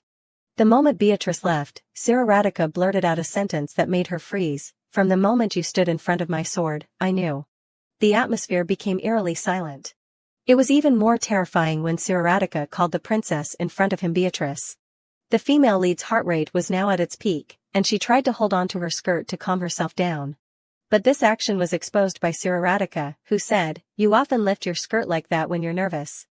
All your dresses end up wrinkled," Siraradika said as he took Beatrice's hand as if to comfort her. Then he stated her current state, "You must be very nervous, right?"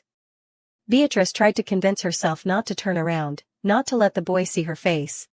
Although she was very confused, she still managed to utter an explanation, "It's just a habit. I'm not the person you're talking about. My name is Shroina Flor Solom." Thinking that she was being cautious, Siraradika asked loudly, "Are you afraid I'll hurt you?" Without waiting for her to answer, he assured her, "I won't. Trust me. There's nothing to worry about." Beatrice couldn't say anything more. She tried to open her mouth to salvage the situation but couldn't. Suddenly, Siraradika grabbed her arm, bluntly confessing, 5 years ago, and now, you're the only one who makes me happy. Only you, Beatrice." These words seemed to be a declaration of love from a boy to his girl.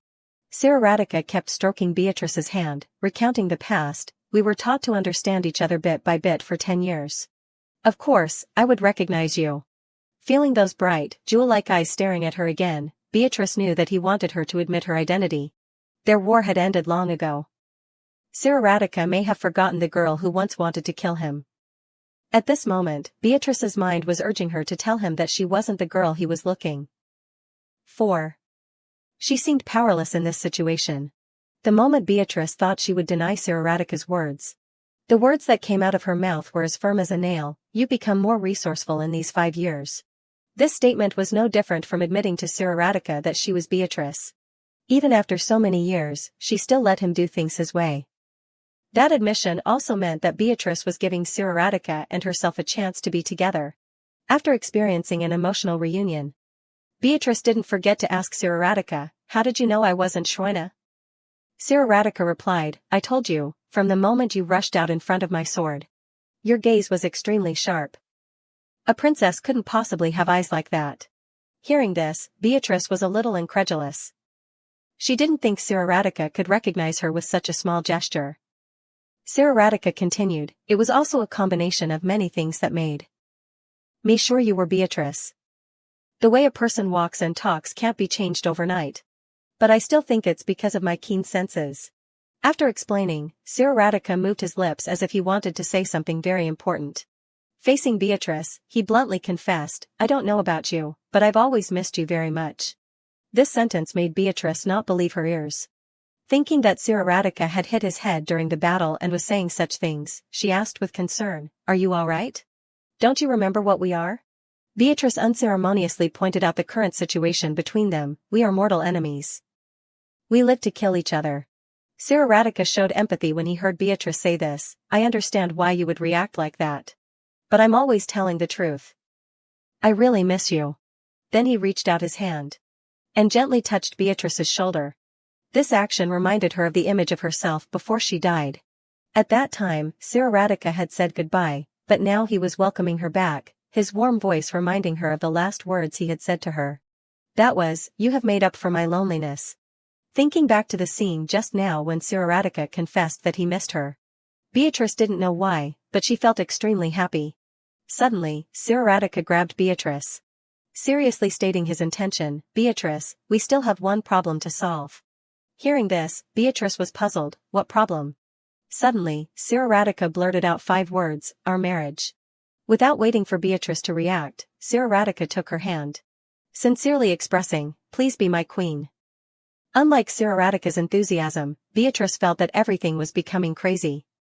What are you doing? Siraradika said without any shyness. I'm proposing to you. You know I'm willing to do anything to get what I want. At this point, Beatrice realized that the boy in front of her was officially proposing to her. Not letting this happen, the female lead tried to give Siraradika other options, such as Tirana, Irene, or even Teobel. But Siraradika wouldn't compromise. He said that he was only interested in her. Immediately after that, he revealed that she was the reason he had added the clause. Hearing this, Beatrice felt incredulous, you did all this for me? Siraradika nodded without hesitation, yes. It's for you, Beatrice. After speaking, without waiting for her to refuse, Siraradika seized the opportunity and placed a kiss on the back of her hand. Seeing that the boy in front of her was still stubbornly trying to get closer to her, Beatrice shouted excitedly, are you crazy, your majesty? We're always fighting to kill each other. We're enemies. How can enemies marry each other? Faced with this questioning, Siraradika still calmly replied, why not? Immediately after that, he stared at Beatrice and said seriously, do you still want to see me as an enemy? Are you planning to kill me, with that small, weak body of yours? You're a solemn princess now. You're not Mercian anymore. Nothing can come between us. We don't have to kill each other anymore. Siraradika tried to persuade Beatrice with the reasons he gave. But she was still firm in her heart, we have a lot of problems. The most important thing we don't have is love. Beatrice felt it was ridiculous to go from being enemies to falling in love. Siraradika continued to call her name, Beatrice, but was strongly rebutted by her, don't call me by that name. Seeing this, Siraradika changed his mind and called her princess, then put on a pitiful expression and asked her, don't you like me? Beatrice unconsciously replied, no, although after saying it, she didn't understand why she said that. Hearing this, Siraradika nodded, all right then, forget about the past, and think about how you feel about me. Instead of an enemy, I could be a man, a husband, perhaps. Beatrice felt it was very unrealistic to hear Siraradika say these words. After regaining her composure, she said silently, your majesty, please leave, she said as she decisively pushed his large body out of the room. The swift action caught Siraradika off guard. After a while, seeing that Beatrice wasn't giving him a chance to continue talking, Siraradika could only smile bitterly. The boy didn't give up, standing outside the door and calling the princess intimately. This made Beatrice's heart feel like it was jumping out of her chest. To calm the situation, she could only shout, I'll pretend I didn't hear that proposal, so please leave. That ruthless statement didn't shake Siraradika's heart. He still insisted, I won't give up easily. I don't want to lose you again. So, be ready to respond to my love. Beatrice could feel that she was confused. And the reason for that confusion came from Siroratika's words. Even though she had been reborn and frankly admitted her identity to him, she still didn't understand what her feelings were. Beatrice's life was tied to a mission. Born with the mission to lead the noble faction, she had always been familiar with their ambitions. That is, when it came to romantic relationships, Beatrice had no experience at all. Hearing Siroratika remind her to prepare, a faint, indescribable expectation appeared in Beatrice's heart. Outside the door, guessing that Beatrice wouldn't open the door soon, Siroratika decided to seek advice from the other princesses because he believed they would be willing to help. After saying goodbye to Beatrice, Siroratika left, leaving her alone panicking because she didn't know what this man would say to that trio of airheads. Because she was uneasy mixing with the three royal sisters of Solom. Beatrice reluctantly opened the door, wanting to say a few words to Siroratika, but it was too late. He had left long ago. Beatrice understood that Siroratika was happy to see her again, but she didn't think he would want to propose to her. Remembering his affectionate eyes when he looked at her, Beatrice's face unconsciously turned red. The next day, when the sun was not yet overhead, Siroratika appeared in front of Beatrice's room to say hello, causing her to freeze in place. Siroratika opened his mouth full of energy. Did you sleep well? Still as lovely as ever, like a chipmunk. Beatrice didn't want to continue the animal theme with Siroratika. She curiously asked, what are you doing here so early in the morning? Siroratika gently replied. Of course, I'm here to see you. After a sleepless night, Beatrice felt as if Siroratika had become even stranger.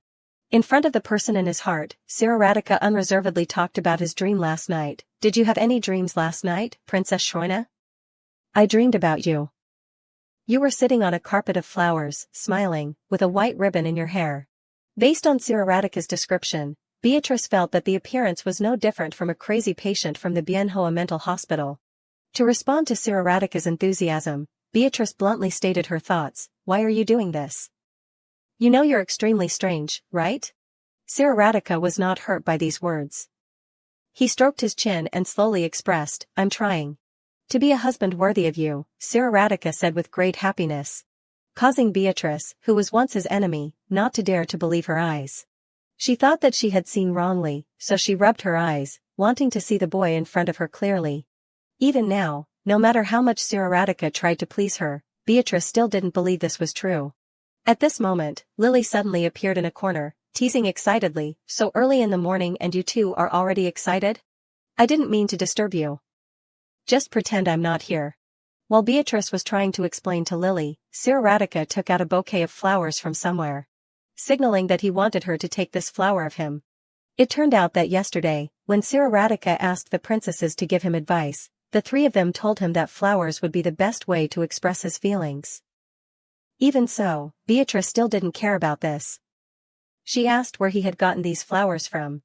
Siroratika honestly replied, I picked them myself this morning. Hearing this, Beatrice felt it was unbelievable. She didn't think someone like Siroratika could personally pick flowers for her. With Lily's encouragement, Beatrice shyly accepted the beautiful flower from Siroratika's hand. Then I guess I shouldn't throw them away, right? Feeling a happiness she had never had in 2 lifetimes. Beatrice gently brought the flower up to her nose to smell it, and finally didn't forget to thank Siroratika for this gift. Just when Siroratika thought that Beatrice was satisfied with this appearance of him, her next sentence pulled him back to reality. But I would appreciate it if you didn't appear so early in the morning. Girls need time to get ready. As soon as the words were spoken, the atmosphere in a moment became gloomy. Looking at Siroratika's seemingly melancholy eyes, Beatrice thought that she had discouraged the other party. Unexpectedly, Siroratika did not give up. The boy firmly looked at Beatrice and asked, Can I come see you at another time? Siroratika's attitude was beyond Beatrice's expectations. Helplessly, she could only answer, of course, but next time. Can you go back now? After saying goodbye to Beatrice, Siroratika turned and left. Looking at the majestic back of the boy as he left, Beatrice secretly sighed. Suddenly, Lily appeared from somewhere, excitedly asking, Since when did you two become so close? Calling each other by name, so sweet. Lily's words quickly pulled Beatrice back to reality. She suddenly remembered that the maid had seen the scene just now. At this moment, Lily was very happy. She patted her chest and said, I consider myself the winner of the bet. I didn't think I couldn't keep this to myself with me, and I can't do that either. I'm going to tell everyone. The hyperactive maid finished speaking and then happily left, causing Beatrice not to be able to stop her. Lily's enthusiastic appearance made Beatrice decide not to tell the other party that she had rejected the Emperor of Yurfanen's proposal. Beatrice dragged her tired body into the room. She carefully put the flowers in a vase. Then placed it in the brightest place in the room. Thinking about receiving the flowers given by Siraradika himself. Her face turned red again with embarrassment. Suddenly, several dark shadows appeared from behind. Based on the intuition of a female warrior, Beatrice quickly realized that something was wrong. As soon as she turned her head wanting to see who was standing behind her. Suddenly, before she could react, a huge curtain had enveloped her. This seemed to be some kind of calamity that had come to Beatrice again. Even if you beat Beatrice to death, she wouldn't have expected that the people who kidnapped her were her usual mindless elder sisters. Facing those cunning smiles, Beatrice asked suspiciously, "Is kidnapping someone a new game?" Tirana first spoke up to tease, "Don't pretend to sit there, and pretend like nothing happened between you and His Majesty." Suddenly, Tirana's tone raised, her tone was like questioning a prisoner, "Tell me quickly, Shroina, what happened between you two?" Irene quickly said the key point of the problem, the Emperor of Yurfanen is completely different when he's with you. According to her elder sisters, Siraradika had come to ask them for tips on flirting, and the three of them had not disappointed him, enthusiastically teaching him 49 ways to woo a girl. Regarding the Emperor of Yurfanen having feelings for their youngest sister, the three older sisters all felt extremely proud. They raved about their younger sister. "Our little peach is too charming, making even the emperor of a country surrender, becoming a prisoner in love. It's the type of beautiful woman who brings danger. Isn't it?" Beatrice pretended to ignore the difficult topic, she pretended not to know what her sisters were talking about, but in her heart, she was extremely regretful that she had let Siraradika come to find these people. Suddenly, the three sisters joined forces and put on a terrifying appearance, forcing Beatrice in Shroina's body to tell them about her and Siraradika, helplessly. Beatrice had to surrender to these three hooligan princesses. She recounted the story of Siraradika proposing but being rejected by her. Thinking that the three older sisters would be surprised to hear this story, unexpectedly they covered their mouths and laughed. "It's obvious that the eyes of you two are full of love." Knowing that the three of them were not understanding the problem, Beatrice patiently reiterated that she had rejected the proposal. But Teobel didn't think so. She retorted her sister's idea, "Shroina, we know exactly how you feel." Before Beatrice's suspicion, the three sisters excitedly expressed, "What, are you playing the chase game? Making him crave you? Oh, this mischievous girl, where did you learn that from? It's a good idea. It's not fun to get it too easily, you have to play push and pull a little to make it work." At this moment, Beatrice went from disappointment to despair as her three older sisters truly did not understand the meaning in her words, they only thought that she was playing a cat and mouse game with the Emperor of Yurfanen. Suddenly, Teobel moved closer to Beatrice and whispered, "This is a little thing that I picked up. Throughout the 5 years that Siraradika has ruled, I have not seen His Majesty associate with any women. His Majesty must have worked really hard to build the general situation of the empire," Irene said on the side, immediately showing surprise. "Are you serious? If I had that face, I would have to meet a lot of men every month." Teobel curled her hand into a fist and said violently, "Thanks to such efforts that he gained power, everyone wants to become empress." Tirana nodded and said from another perspective, "To be able to lead the kingdom for so long, it can only be possible thanks to the way the commandments that he has made." Teobel spoke of her assessment of Siraradika, "He is really different from the rumors that he is a bloodthirsty warmonger. He is very thoughtful even with topics that have nothing to do with him. And he is also very kind to the people, he even smiled at a little girl who came to give him flowers. Contrary to his cold appearance, he seems very kind." Irene revealed, Siraradika even laughed out loud when Teobel pushed him into the water. After hearing her sisters talk about Siraradika, Beatrice realized that everyone was focusing on this boy. Seeming to have some entanglement in her heart, Beatrice decided to ask her three sisters, "If he's so great, why don't you pursue him?" Seeing the three of them surprised when they heard her question, Beatrice stammered and explained that she was a little curious, because she saw that at first her sisters were all interested in Siraradika. The three sisters looked at each other without an appointment. Immediately after that, smiling like there was a harvest. This attitude of theirs made Beatrice a little confused. Tirana excitedly hugged her younger sister and cheered, "Oh Shroina, this lovely thing, so you're worried about that." Beatrice reluctantly said that she was just curious and not worried at all. But that explanation did not make the girls present believe. "I know you're embarrassed, but why don't you admit the feelings that His Majesty has for you?" Each person contributing words one by one. Until they uttered one sentence, "It's always been you, Shroina." The three sisters said that from the first time they met, Siraradika could not take his eyes off his younger sister. They were very excited to have an emperor of such a large territory, but at the same time they worried about what that person would be like. The three of them could not hand their young sister over to a tyrant who was only good-looking. But after a period of time, their conclusions were all the same. They were all very impressed with Siraradika. Beatrice was suddenly attacked and hugged by her three sisters at the same time, making her unable to digest the words that they said before. The words that the three princesses said to Beatrice today had a great influence on her later, even though she had tried to go for a walk to clear her mood.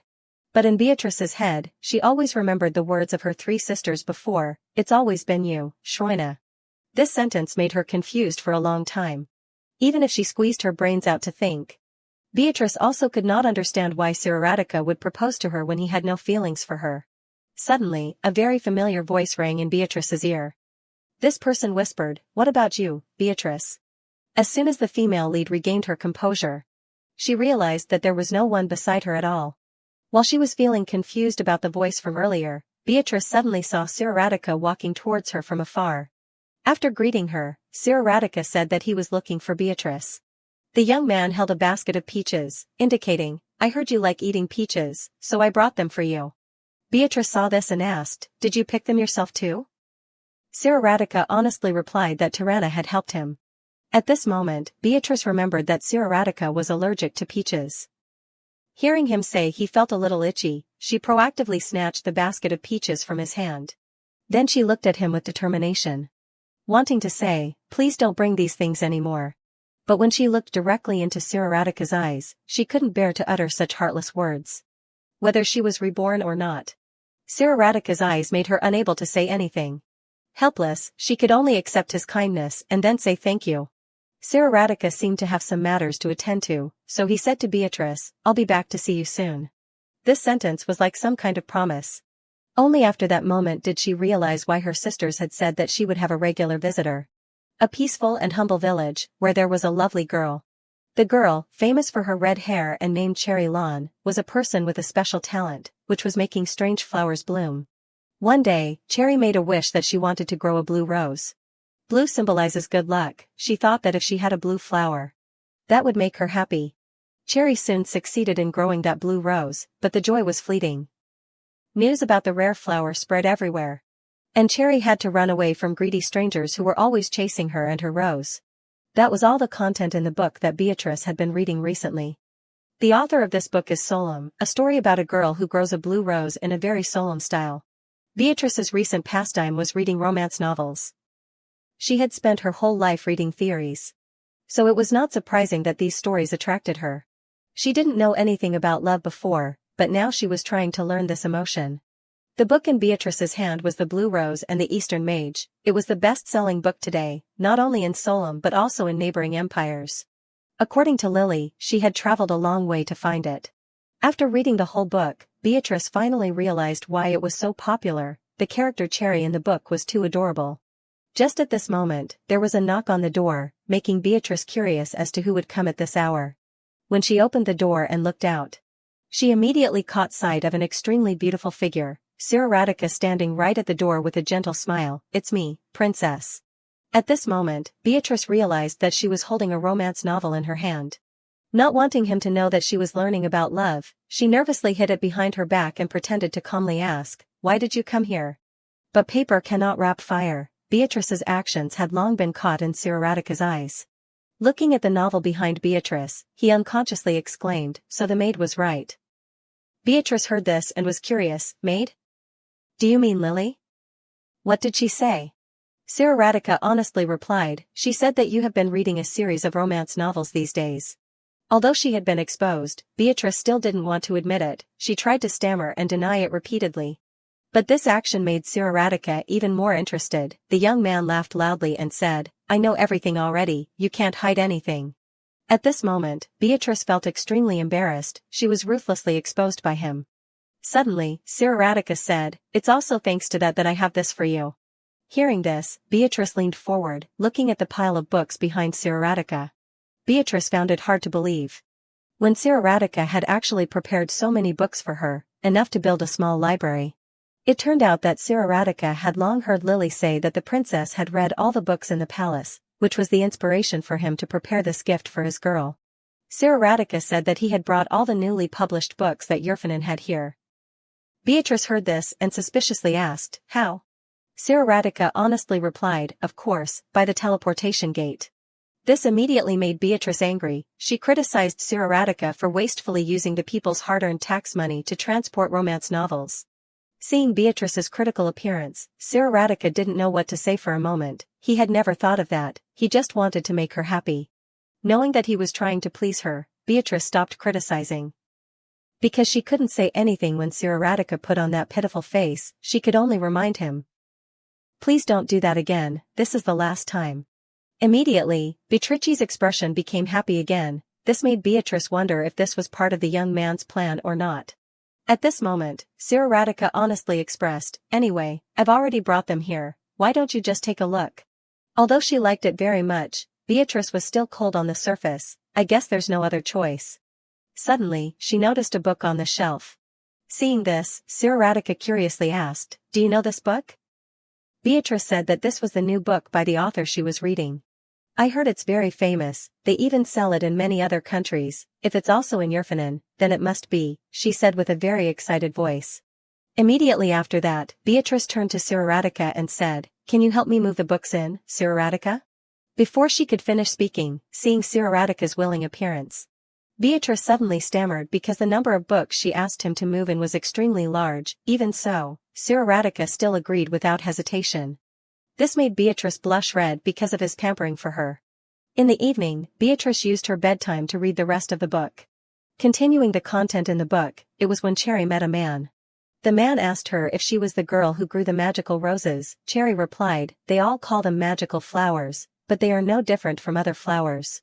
Since when did things become like this? I just wanted to be happier." The man nodded, indicating that he understood her. Immediately after that, he said a line that made Beatrice ponder. She tried to be happy with things that were not hers. When she turned to the page with this line, Beatrice suddenly stopped. The line in the book made her think about her current situation. She was quite happy during this time. But the happier she was, the more worried she became, wondering how long this happiness would last. If the family found out that she was not Shroina, or if the princess's soul regained her body, what would happen to her? And above all, how would Siraradika react? Thinking of this, Beatrice's mood fell into the abyss. She could guess that she would have insomnia tonight because of this. To try to regain her mood, Beatrice decided to take a walk to relax her mind. Just as she was about to go to the balcony to get some air, she found a familiar figure standing outside the balcony. Having been too familiar with Siraradika's back, she didn't hesitate to call his name. "Siraradika, what are you doing?" After seeing Siraradika's face clearly thanks to the moonlight, Beatrice felt that this young man seemed to be crying. The dim moonlight shone on the balcony, making the atmosphere between the two ambiguous. Siraradika used his deep voice to call Beatrice's name. Feeling that the other person's mood was completely different from the daytime, Beatrice felt extremely confused. She realized that after 5 years of meeting again, Siraradika seemed to be an easily changeable person. Beatrice tried to open her mouth and ask, "Can't you sleep?" Siraradika suddenly smiled and replied, "No, I'm here waiting for you, I had a feeling you would come." Hearing this, Beatrice panicked and asked, "How did you know I would come here?"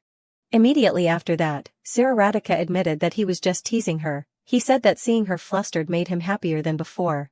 Facing the other person's gentle attitude, Beatrice secretly scolded, "Your hobby is really bad." Then she secretly looked at the expression of the person in front of her. It can be said that this was the most frustrated she had seen Siraradika since being in Solom. Suddenly, Siraradika called Beatrice again. He said to her in a murmuring voice, "Can you call my name? I like hearing you call my name." The atmosphere became silent, only the sound of the two people's breathing could be heard throughout the space. Beatrice, after hesitating for a moment, then opened her mouth and called Siraradika. In front of the boy she secretly loved, Beatrice really wanted to say intimate words, but reality dragged her back. As always, she spoke in a complaining tone, "What are you doing still awake? It's late." Radica said that he couldn't sleep so he went out for a walk. Beatrice heard this and was a little surprised. "I also wonder, you don't have anything to do here, nor do you have anything to be wary of." Radica nodded, indicating it was correct. Immediately after that, he asked the other person back, "But why haven't you slept yet? Do you also have trouble falling asleep?"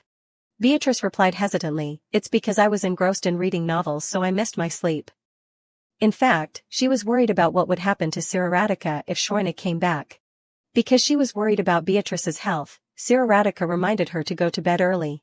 At this moment, a gust of wind suddenly blew by. The wind swayed the branches, carrying love flowers. The leaf fell on Beatrice's blue shoulder. Seeing this, Radica didn't think much, reached out to take the leaf off her shoulder, then used his hand to wrap around her waist, shortening the distance between the two. Without letting Beatrice react, Radica moved closer to her ear and whispered, "There's a leaf stuck on your shoulder." After a while, Beatrice regained control of her brain. She suddenly shouted loudly, "Radica, are you doing this on purpose?" The next morning, Beatrice was still caressing the leaf from the evening, looking at the fragile leaf. She immediately remembered the image of the young man that evening. Beatrice had never seen Radica so lonely. She wondered why he made that expression. In the past, it was always that cold, unapproachable face. Now, a cheerful smile was always present. This made Beatrice always annoyed. Seeing that the princess's face was not happy, Lily asked with concern, "Princess, what are you thinking about? Is there anything bothering you?" Lily cleverly thought that her princess was missing. "The Emperor of Yurfanen," the words just came out and Beatrice immediately retorted. After a while, Beatrice was stunned when she saw Radica in a sneaky state standing in front of her. "We meet again, princess." Seeing Radica's appearance without any sadness, Beatrice secretly thought that she was worrying unnecessarily. She asked the other person, "What are you doing here at this hour?" Radica took out what he had prepared in advance and said, "I brought this for you, I made it myself for you." According to Radica, this was the dessert he had for her. Beatrice heard this and reached out to open the plate, always muttering, "You don't need to bring this thing here in person." As soon as she saw the dessert in front of her, Beatrice was a little speechless. She didn't think Radica would bring her such an unstable strawberry cake. Radica said, "That strawberry cake, I noticed that you always have to eat a slice." Suddenly, Beatrice thought of something. She observed Radica's face covered with flour and the terrible shape of the cake. Immediately suspected and asked the other person, "Did you make the cake yourself?" Radica nodded and replied, "Yeah, it wasn't easy to persuade the head chef." Thinking back to making the cake, Radica commented that the head chef here was extremely scary. Even small mistakes made those people angry. Radica told Beatrice that the reason his face was covered in flour was because he accidentally opened the flour, causing the flour to fly everywhere. Thinking of the scene with Radica, Beatrice felt amused. She thanked the other person for what he had done for her.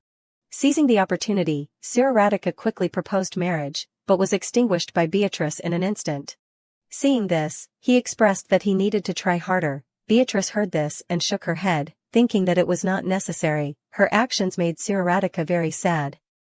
The young man said goodbye gloomily and left. Looking at the other person's leaving back, Beatrice felt a little reluctant. She called Radica back, shyly asked, "Do you want to try a little bit? Because you also made it." Beatrice thought that this was something that should be done for a person who personally brought the cake to this place. She thought it would be rude to let the other person go. Radica heard Beatrice's invitation and was a little dazed at first. Immediately after that he smiled as if he had thought of something. He asked Beatrice, "Is this a date?" Of course, Beatrice immediately rejected. She secretly persuaded herself that this was just gratitude. The scene opened with Radica standing in a four-dimensional space. Here, he heard a familiar voice calling him. Just turned his head and saw Beatrice. Thought that Beatrice in front of him was still the female warrior Beatrice. Radica called her name and asked where this was. The girl opened her mouth and said something slowly. Thought that because the distance was too far he couldn't hear, Radica wanted the other person to come closer to him. The moment he called the girl in front of him Beatrice, her eyes became empty and asked him back, "Beatrice, what do you mean?" The next sentence made Radica completely collapse. The pink-haired girl blurted out, "That girl has been dead for a long time." This sentence woke Radica from his nightmare. He felt extremely scared when he thought about One day, his Beatrice would suddenly disappear again like the way she appeared. After a while, a familiar voice calling Siraratica made him turn his head to look back. Beatrice saw that Siraratica's face was not good and asked him with concern, "What are you doing here?" Beatrice's appearance at this time made the anxiety in Siraratica's heart fade away. He was happy because he knew she was still by his side, but he wondered if he could bear it if one day that dream came true. The next morning, Beatrice happily watered the flowers as usual. These days, Beatrice felt everything in a way she had never felt in her previous life. That was warmth. She had more free time to spend on herself. Sometimes she would be swayed by Siraratica's intimate actions. And finally, it was the conversion. She was exactly converted by Siraratica. Like a fox being tamed by a boy. The fox told the boy that to succeed, he had to be patient. "First, you sit a little far from me, but every day you can sit a little closer. If you come no later than 4 in the afternoon, then from 3 o'clock, I will feel happy." As time went on, Beatrice felt happier. She was immersed in this happiness to the point that sometimes she thought they were not real. Just at this moment, there was a knock on the door. Today, Siraratica brought another dessert for her. Beatrice thought that there was no reason to refuse. She had begun to be converted by the cunning emperor with small but very practical things. Like the extremely delicious lemon shaved ice today. It had been 3 weeks since Siraratica appeared at the door here. Every day was like that, without exception. Beatrice really couldn't understand why Siraratica would travel so far just for her, a past enemy of his. Today, Beatrice decided to take a walk around the grounds with Lily to relax her mind. Saying it was relaxing, but the way Lily looked at her made her unable to let go of the tension for a moment. Reluctantly, Beatrice could only turn to the maid and remind her, "You're laughing to yourself again." Lily happily said that the reason was because His Majesty had come to see the princess again. For Lily, Siraratica was an extremely excellent man. Being able to come to express his feelings to the princess every day made her so happy that she was ecstatic. Beatrice said her comment about Lily, "Today you look even more tipsy, as if you were the one being proposed to." Lily heard this and scratched her head blankly and said, "What makes you happy also makes me happy." Beatrice suddenly asked, "What do you think about His Majesty?" "Everyone wants me and him to be together. He is a person who rules a great empire. And he is very handsome, but people here don't seem to care about that very much." Thinking about it, Beatrice felt that her sentence was a little wrong. People here also cared very much about Siraratica's appearance. She felt that everyone here, the more they understood Siraratica, the more they liked him. At this time, Beatrice said the conflict in her heart, "To be honest, I don't know if getting married will make me happier. What about His Majesty? I still don't understand why he chose me." Suddenly, Lily called Princess. "What's better than a boy pursuing a girl? He likes you. We all see how wholeheartedly he is to get your feelings. And it's not just us. You also see, you know his feelings are sincere." In front of her princess, Lily advised her to forget everything. Then placed her hand on her chest. Meaning to listen to what her heart tells her. "Because you are allowed to do so." With all her faith, Lily said that His Majesty would make her happy. It seemed that Lily's words had a very good effect on Beatrice. After hearing the other person's words, Beatrice couldn't help but smile unconsciously. After a while, she asked the maid, "I have never dated anyone before, how are you so familiar with this?" Lily replied, "Don't underestimate the experience I have accumulated from reading romance novels." Beatrice understood more than anyone that she was always running away, so she never paid attention to anything. Upon returning, Beatrice encountered Siraratica again right in front of her room. After a while, Siraratica's sudden appearances no longer surprised Beatrice. Siraratica tentatively asked Beatrice, "Do you have any plans for tomorrow?" Beatrice said that she didn't have anything planned. Hearing this, Siraratica happily said she wanted to take a stroll around Solem with her.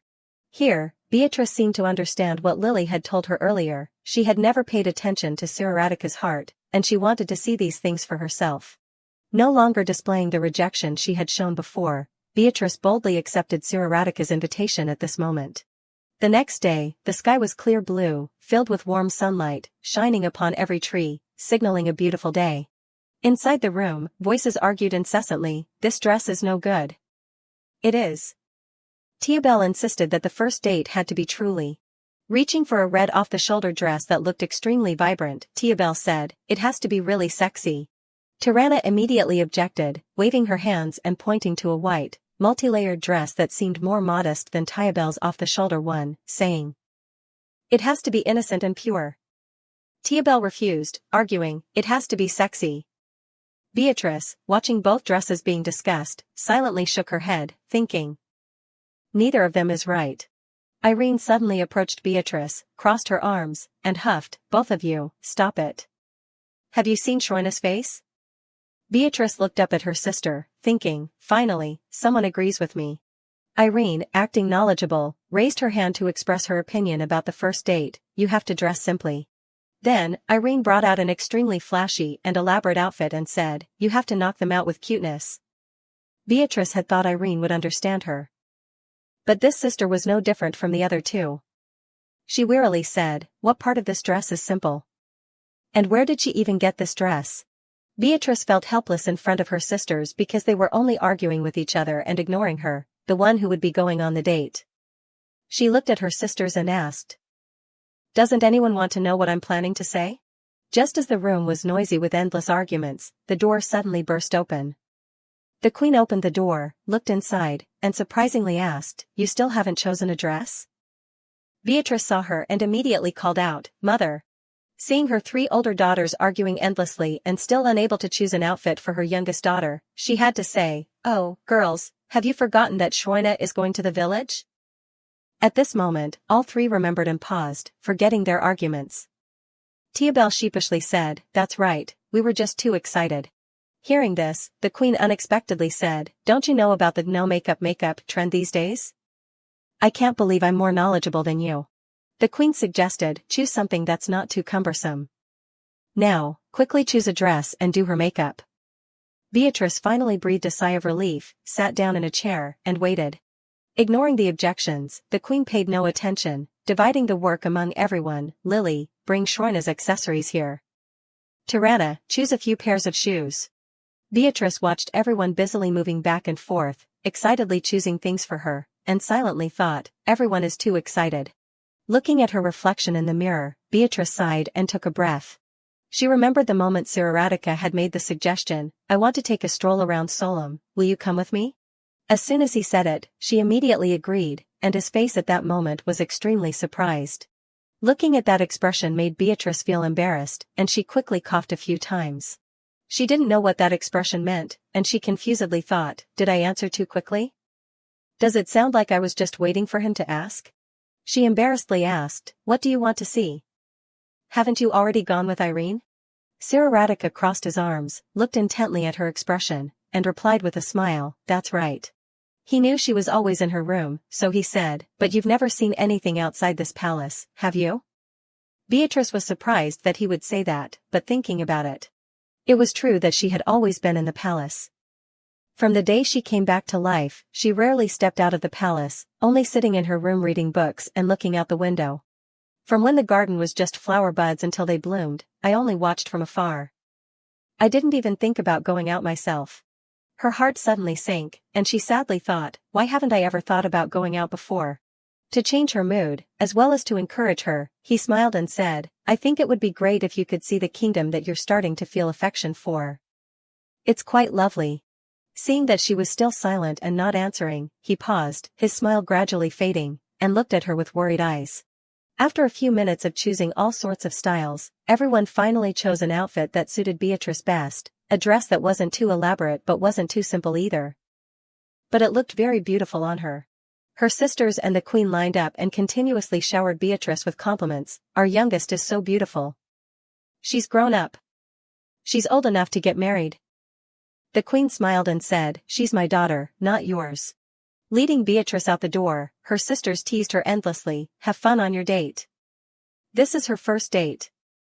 Tiabel pretended to give her younger sister advice. Just show him the village, and let him pay for whatever you want. From behind, the king was constantly sobbing, lamenting, since when has she grown up so much? The queen patted her husband's shoulder and comforted him, don't cry. Honey. It's just a date. Everyone in the house was bustling, even crying. Beatrice helplessly prayed, please, God. Siraradika, who was waiting outside, cleared his throat when he saw her arrive, regaining his composure. Extending his hand, he smiled politely, I've been waiting for you, princess. Today, you look even more like a peach. Hearing him say that, Beatrice called out Siraradika as usual, but suddenly remembered everyone else was there, so she had to change her address and call him Your Majesty. Siraradika smiled amusedly when she almost said his name. Then, he politely reached out and took her hand. The scene between the two was extremely harmonious, and they walked together slowly towards the main gate. From afar, the three sisters had been observing their actions all this time, and their faces were filled with pride for their youngest sister, who had grown up, as well as sincere joy and blessings for the two of them. The king and queen were also silently watching them, their faces filled with joy and satisfaction at seeing the well-matched couple. At this time, Siraradika was behind Beatrice, adjusting the saddle and reins, preparing some things to ensure they had a safe journey. Beatrice suddenly saw the two horses and was surprised. Horses? She didn't know she would be traveling by horse for the date. Tiabel saw her expression and smiled brightly, saying, "We brought you the healthiest horse, which means you can go for as long as you want today. You might even stay overnight." Knowing Tiabel's boldness, Tirana didn't expect this sister to say such things, and quickly ran over to cover Tiabel's mouth, smiling at Beatrice and saying, "Never mind her, Shroina, you go ahead." Even though Tirana had covered her mouth to stop her, Beatrice understood what Tiabel meant, and she thought to herself, "What am I even hearing?"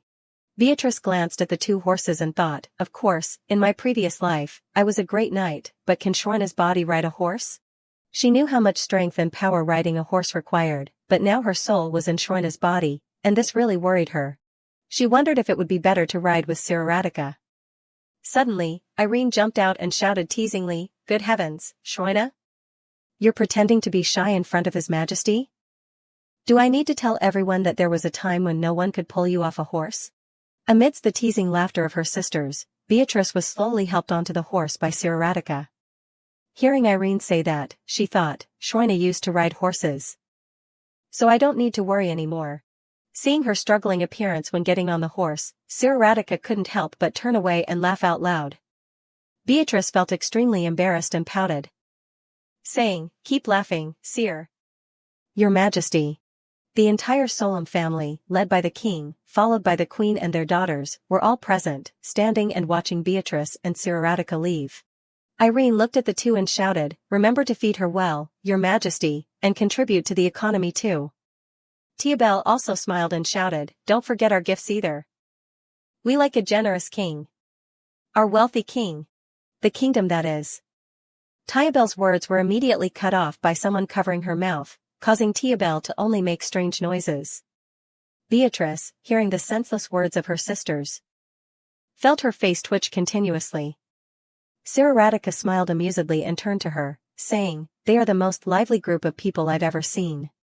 Beatrice nodded in agreement. "That's right."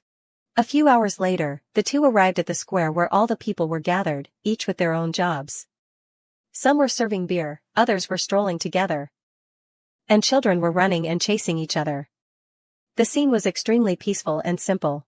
Looking at the scene before her, Beatrice could only exclaim, "Wow." Someone who was always in her room, like her, was witnessing such a lively scene for the first time. The bustling crowd and the noise of everyone surprised Beatrice. "There are so many people here." Siraradika, standing next to her, nodded in agreement with Beatrice. And just like that, the date of the two officially began. Beatrice had no idea that while she and he were walking together and talking, her sisters had been secretly following and watching her from afar. Even though she didn't know about it, the staring eyes of her sisters made her feel like something was up. "Why do I keep feeling uneasy?" At this time, at a fruit stall, the owner began to shout out, listen up, listen up. We have fresh and delicious fruit here." A woman heard the shout and approached to ask, "How much is this?" Meanwhile, two children held cotton candy and happily played, chasing each other. The mother saw this and warned, "Be careful, children. Don't run, or you'll fall and get hurt." Seeing this scene, Beatrice thought of her own childhood, and she unconsciously smiled without realizing it. Siraradika looked at her and also smiled. He softly said, "I knew you would look at them like that. This place is small, but it's full of joy." Beatrice nodded in agreement with this. She said, "I understand what you mean. Everyone here is smiling so brightly." She remembered the images she had seen just now, from nobles to commoners, from old to young, they all looked so happy. Seeing the look of happiness on her face, he unconsciously smiled. In the midst of the noise, his deep voice rang out, "Then, let's join them, shall we?" The two approached the fruit stall. The fruits that were being sold here had all sorts of colors and shapes, attracting the eyes of passers-by because they looked so fresh and beautiful. When the two got closer, Beatrice seemed to be attracted, and she quickly glanced at the stall, inwardly marveling, "There are so many strange fruits. How could they grow them?" Siraradika saw her stop and noticed her expression. He guessed what she was thinking and said, "It seems like all the agricultural products are sold here. They say they're all from Solom." Hearing him say that, she couldn't help but exclaim, "This really is the land of the earth god." Suddenly, the owner of the fruit stall saw the two standing in front of his stall, and he brought out a plate of pre-cut fruit, saying, "Fresh fruit here. Please try a piece if you like it." Beatrice saw him bring out the plate of fruit and quickly looked at him, wanting to ask if she could try it. Siraradika saw the welcoming attitude of the stall owner, as well as her expression of wanting to try it, and he smiled and nodded in agreement. He softly said, "Go ahead." Receiving his nod of approval, she thought to herself, "When I was in Yerfanin, I never took anything from strangers, but this is Solom." Therefore, she felt reassured and took a piece to try. As soon as she put it in her mouth, she could feel its sweetness, but after chewing for a while, the flavor was so delicious that it surprised her. Beatrice tasted this flavor for the first time, and she immediately turned to him and said, "Siraradika, this is amazing." He saw her happy and said, "Is that so?" Feeling that she really liked it, he quickly raised his hand and called out, "Someone." Immediately, someone appeared from somewhere and respectfully replied. Beatrice was confused. Where did that person come from? Siraradika ordered the person, "I want to buy everything here. Take it back to the castle for me." Beatrice noticed his words at this moment and was shocked, asking, "What? Everything?" She anxiously said, "Siraradika, isn't that too much?" He looked at her and smiled, replying, "I have to keep my promise to your sisters, don't I?" Beatrice hesitated, saying, "I guess so. Who knows what they'll say if we come back empty-handed." Suddenly, a fragrant smell wafted over, causing her to sniff the air. She quickly turned her head to search, wondering, "What is that smell?" She suspiciously asked, "Is that meat?" Thinking of meat, Beatrice couldn't help but unconsciously grab Siraradika's hand and say, "Let's go over there. I feel like there's something delicious over there." Seeing her rare and enthusiastic appearance, he unconsciously smiled in a very doting way. Beatrice was only thinking about meat at this moment and completely didn't see the amount of affection in his expression as he looked at her. Siraradika indulged her, letting her take his hand and pull him towards the source of the fragrance. On the stove at this time were skewers of grilled meat that looked extremely delicious. Just looking at them made you feel how delicious they were. Standing in front of the grill, Siraradika quickly recognized that they were skewers, a street food that could easily fill a hungry stomach. Beatrice was extremely surprised. Looking at them, they're so simple, but they smell so good. Suddenly, there were loud shouts and cheers from afar, drawing Beatrice's attention. Looking at the crowd flocking to one place, she wondered and asked Siraradika, "Why are people gathering there?" He observed the crowd for a moment and then replied, "It might be a performing troupe." Seeing that she wanted to see what was happening there, but was blocked by the crowd and could only stand on tiptoes to see, he said, "Can't you see?" Seeing her struggling and constantly standing on tiptoes to see, he asked her, "Do you want to see?" She quickly replied, "Yes, but I can't squeeze through these people." Seeing how eager she was to see, he silently thought, as if trying to find a way. Suddenly, a figure beside him caught his attention, and he glanced over. It was the image of a father carrying his young son on his shoulders so that the boy could see everything clearly inside. Siraradika seemed to have thought of something. While she continued to stand on tiptoes to see, he wrapped his arms around her body and lifted her up. He carried her in a princess carry, lightly and effortlessly. Suddenly being picked up by him, Beatrice quickly wrapped her arms around his neck, grabbed on, and surprisedly called out, "Siraradika." At this time, Siraradika lifted her up, changing her position so that it looked like he was carrying a child. Beatrice immediately felt flustered in this position. She gently patted his arm and shyly asked, "What are you doing? Everyone's looking. Put me down." As soon as she asked him to put her down, a loud whoosh sound made a burst of fire fly out, quickly attracting Beatrice's attention. At this time, in that place, there was a young man shirtless holding a torch. He held something in his mouth and then blew into the torch with force, causing flames to continuously fly out. creating an extremely beautiful image. Next was the image of a clown juggling colorful balls while standing on a large, round ball. The clown maintained his balance skillfully, not dropping a single ball even with his eyes closed. Beatrice was extremely amazed by what she had just seen. She bewilderedly asked him, "They're spitting fire and then balancing on a ball. Is it magic or something?" He laughed at her naive question and replied, "No, it's a type of stage performance. It's a kind of trick." Even though she heard him explain that it was just a trick, she was still truly amazed by those actions. She turned to look at him and smiled, saying, "But it's still extremely impressive." He heard her say that and smiled brightly, asking, "Is that so?" Beatrice then realized the distance between the two of them, and she quickly turned her face away, hiding her embarrassment, thinking, "It's too close." She felt flustered by the position of the two of them and suggested, "Siraradika, I think I've seen enough. Put me down." He became interested in teasing her, pretending not to hear and asking, "What? I can't hear you." Beatrice, not knowing he was pretending because it was indeed too crowded, shouted for him to hear. "I've seen enough." Siraradika chuckled playfully, "But I haven't." Beatrice then realized this and tugged on his clothes, saying, "Everyone's staring. Aren't you embarrassed?" Seeing that he still wouldn't let her down, she helplessly shouted, "Siraradika."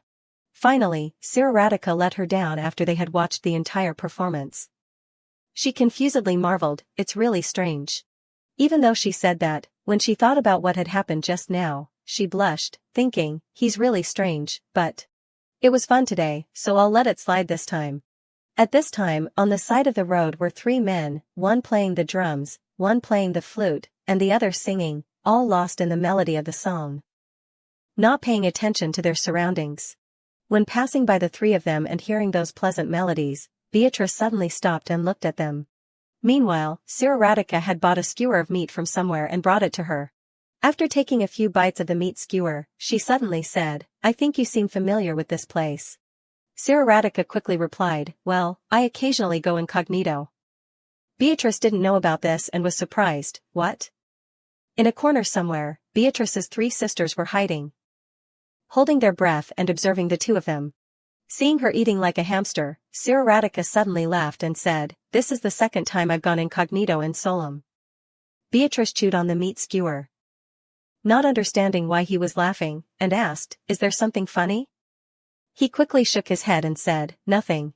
Beatrice wondered, thinking about what he had just said, without revealing his identity. "Since when?" Siraradika softly replied, "Of course you wouldn't know."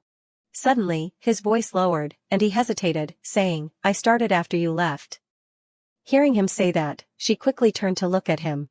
Then, she paused and softly asked, "After I left?"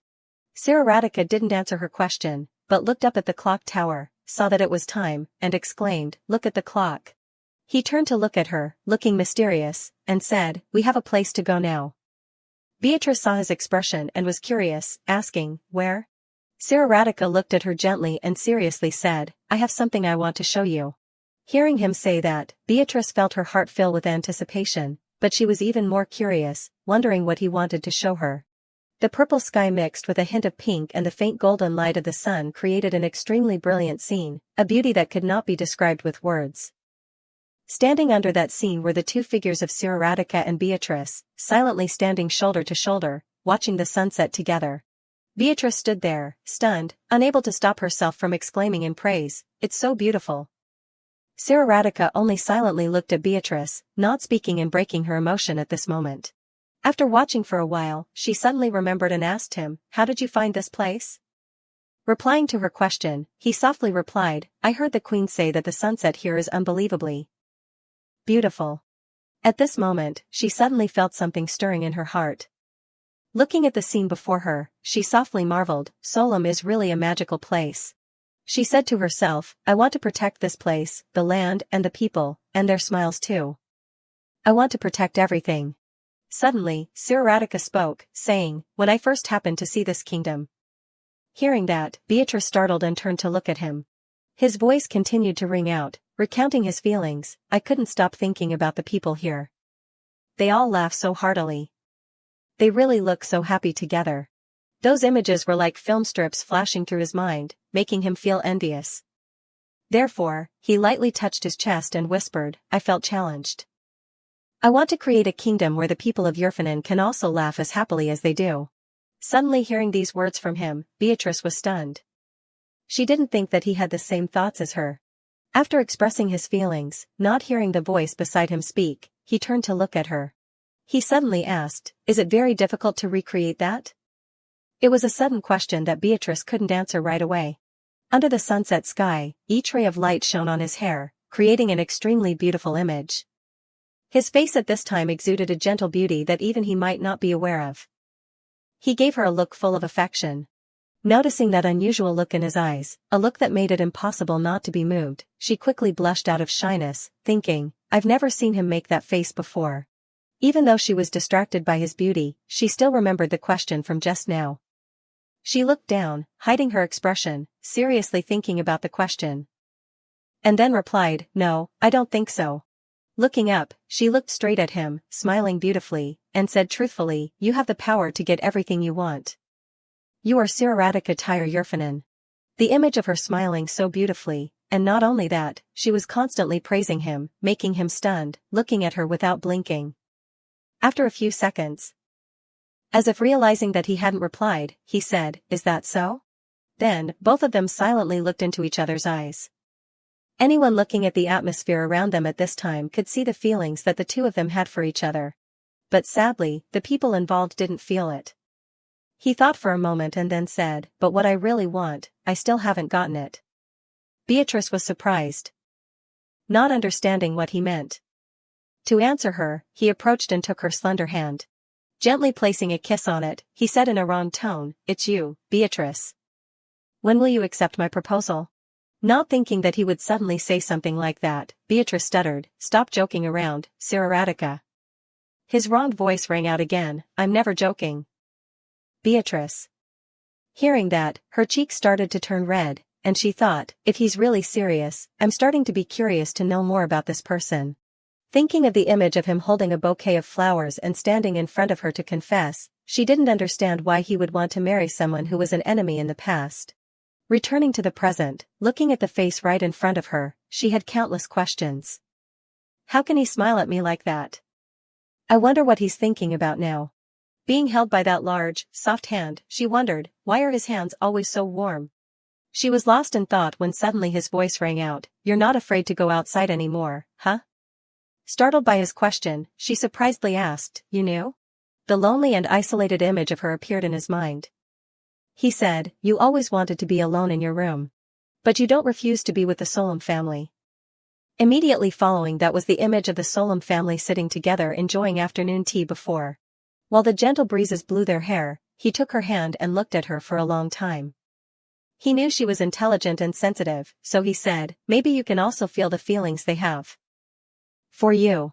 She understood that clearly, but she felt uncomfortable in her heart. She couldn't accept those precious feelings. Tightening her grip on her skirt, she hesitantly said, that.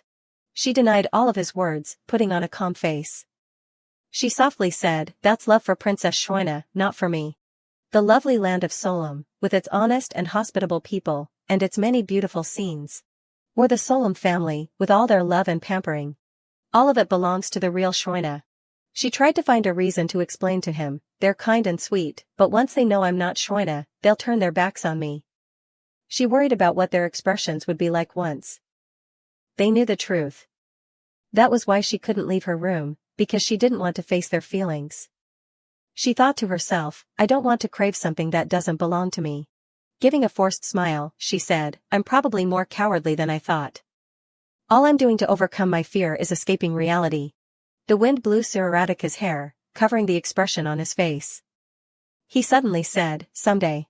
Although he didn't understand her worries and chaotic thoughts, he just wanted to tell her that when she decided to tell the truth, he would be by her side, and that they, the Solom family, would understand that it wasn't her fault. Hearing his firm tone, she confusedly asked back, why are you so sure it's not my fault?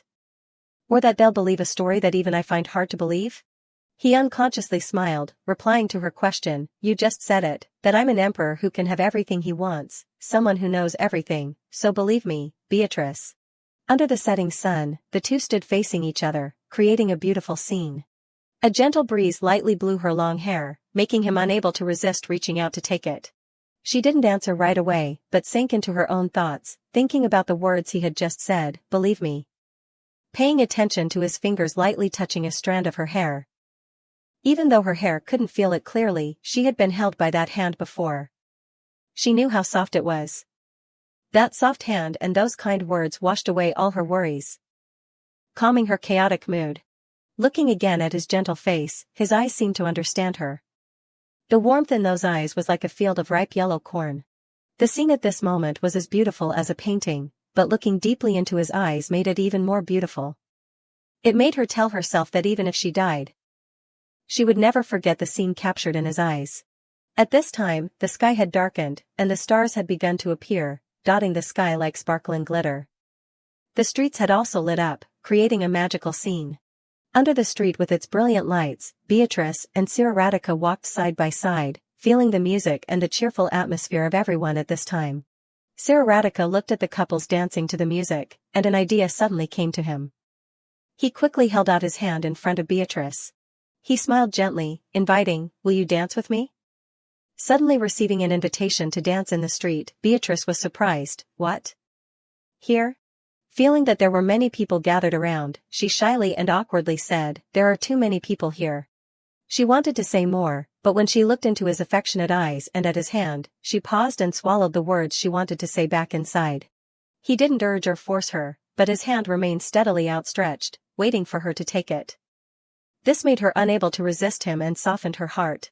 Because she couldn't refuse him, she hesitated for a moment, then reached out her hand, her voice timid, "Just one song, okay?" As soon as her hand touched his, he grasped it tightly and pulled her to begin dancing with him. The two of them immersed themselves in the music, dancing a waltz together.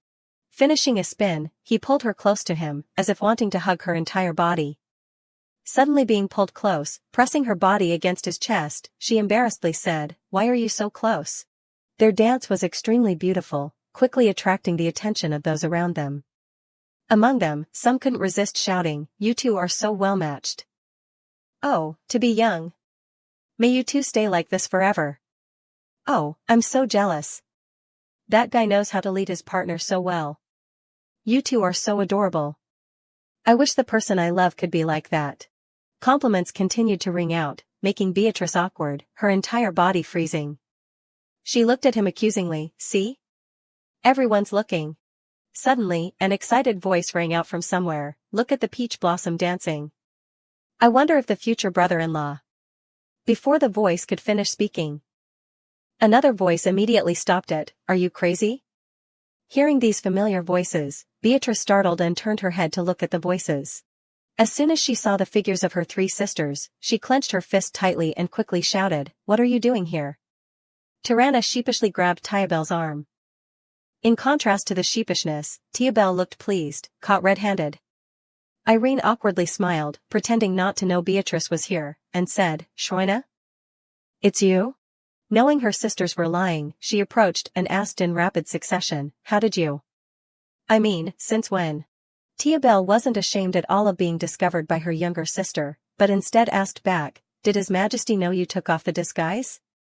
Tiabel boldly said, "Where did you two go before this? We lost track of you for a while." Tirana didn't have the courage of her younger sister and was a little embarrassed to be discovered. So she immediately raised her hand to stop her. "Come on, Tiabel, we don't have the right to ask." At this time, Irene asked in a worried tone, "Did you feed our Shroina well, Your Majesty?" Tiabel also quickly added, "Where did you two go? And where are our gifts?" Bombarded with questions from her sisters, Radica and Beatrice sighed tiredly. He quickly said, "One at a time, please." Hearing the conversation between him and her sisters, Beatrice laughed brightly, as if hearing something humorous, a happy smile that she probably didn't even realize. The night was quiet. Under the bright moonlight, one could see the magnificent and splendid scene of the Solom family's palace. The light from the moonlight shone into the room, creating streaks of light that reflected onto the bed where Beatrice was lying. After a long day of strolling with Radica, she had fallen into a deep sleep. In her dream, Beatrice saw a girl with pink hair whose face was unclear appear. The person smiled and said hello to her. Beatrice sat down in confusion, looking up at the girl, and then heard the person say, "I'm waiting for you." Under the clear blue sky, the soft sunlight and the golden ripe rice fields were a dazzling and beautiful sight. Beatrice was now staring blankly at the mysterious girl, letting the wind blow her hair. The pink-haired girl wore a white dress and stood against the light, making it impossible for Beatrice to clearly see her face. The mysterious girl put her hands behind her back and softly said to Beatrice, "I'm waiting for you." Even though she couldn't see the girl's face clearly, Beatrice could still see the girl's faint smile. Her heart was now filled with questions. Who is that girl? I've never seen her before, but she looks so familiar. She brings a feeling of warmth and comfort. The mysterious girl stood with her back to the sun, the light from above shining down, flashing so that people couldn't see clearly. Beatrice was the same. She couldn't open her eyes and look directly at the light, so she had to cover her eyes with her hand, opening one eye to look. She thought to herself, "The sunlight is too bright, so I can't see her face." Without waiting long, the girl spoke in an inquiring tone, "Are you happy, Beatrice?" Beatrice was still covering her eyes when she was suddenly asked that question. She was surprised and stunned. Thinking about the question, she hesitantly replied, "Happy?" That. Images of memories ran through her head, the images of walking through the streets together with Siraradika, talking happily. Finally, there was the recent image of her walking with him under the sunset, holding her hand and inviting her to dance a waltz. She remembered every moment, but didn't know if that was happiness for her. Even though Beatrice just silently sat there in a daze, not speaking, the mysterious girl seemed to read all the thoughts in Beatrice's heart. She said with interest, "I understand." Then, she suddenly leaned close to Beatrice, causing her to startle and break free from her thoughts. While Beatrice was still surprised, not knowing why the girl was approaching her, the pink-haired girl reached out and gently touched Beatrice's face, then lightly placed a kiss on her head. After leaving a message, "Be happy, Beatrice," she disappeared into nothingness, as if she had never appeared. Even until the girl disappeared, Beatrice was still staring blankly, unconsciously raising her hand to touch her head, where the girl had kissed her. At this time, Beatrice suddenly woke up with a start, blinking her eyes lightly. She suddenly realized that it was already morning. After waking up groggily, she sat up, feeling something indescribable in her heart. She thought that maybe she was dreaming, but she didn't remember what she dreamed about at all. Even though she felt a little disappointed for not remembering, she could feel that it was great. At this time outside, the warm morning sunlight shone down on each tree, along with the chirping of birds, creating a peaceful morning scene. Feeling that it was time to wake her master, Lily quickly entered the room, and saw that Beatrice was sitting on the bed, so she approached and said, "Oh, you're awake, Princess." Beatrice stretched drowsily and greeted Lily. While Beatrice was eating breakfast, Lily was like a top, running from one place to another, talking about all sorts of things. "It's very busy today. We have a lot of things we need to clean up." "Oh, have you read the new book yet?" Beatrice didn't answer Lily's question, but quickly finished her meal and went to the library, choosing a book inside. Opening the book, Beatrice muttered to herself, "Maybe I should start today." After reading a few pages vaguely and unfocused, she kept staring blankly, unconsciously flipping through a few pages without reading. As if thinking of something chaotic, she frowned uncomfortably, repeating the question in her head, Why? Closing the book in her hand and looking out the window, she thought to herself, "Why isn't he here today?" Looking at the closed door in silence, she wondered, "He always appears suddenly, even when I don't tell him to come. It's been a long time since I've had a quiet morning alone. Why does this quiet feel so strange?" Unconsciously, she immediately remembered him. The name Siraradika quickly appeared in her head.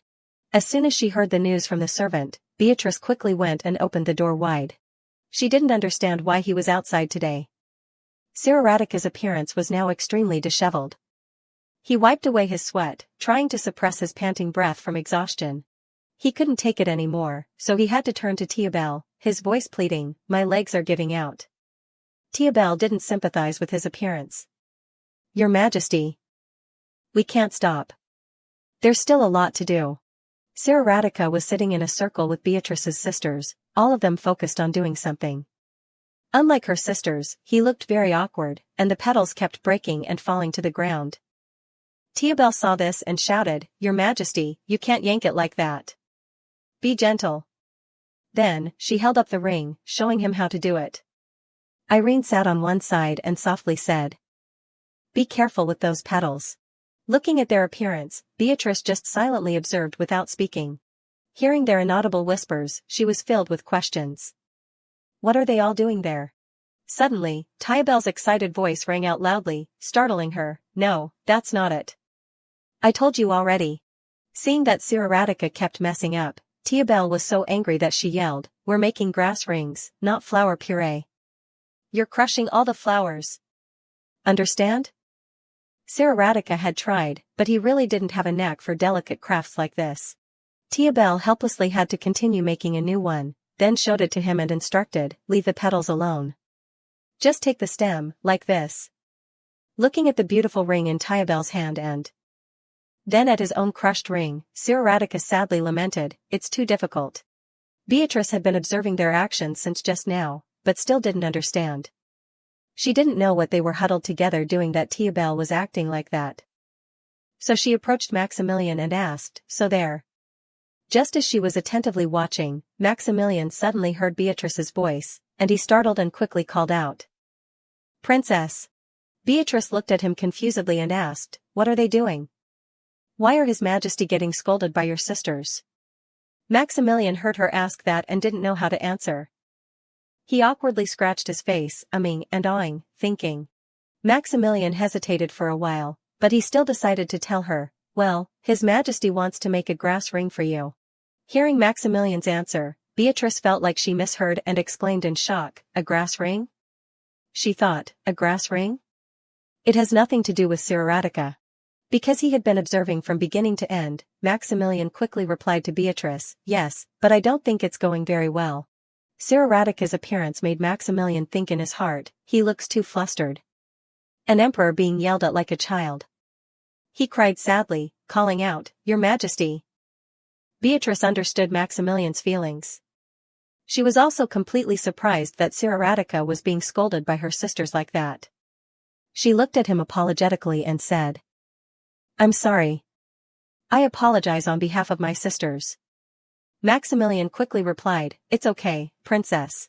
Looking towards the group of people who were attentively making grass rings, she didn't think they were so focused that they didn't even know she was here. On the opposite side at this time, Siraradika had finished making one ring and brought it out for her sisters to see, but suddenly the wrapping string came undone. Seeing this, Irene teased, "At this rate, you can't be a beloved husband, Your Majesty." Tirana chuckled, saying, "The comfort is better than before, but it's not beautiful enough. Do it again."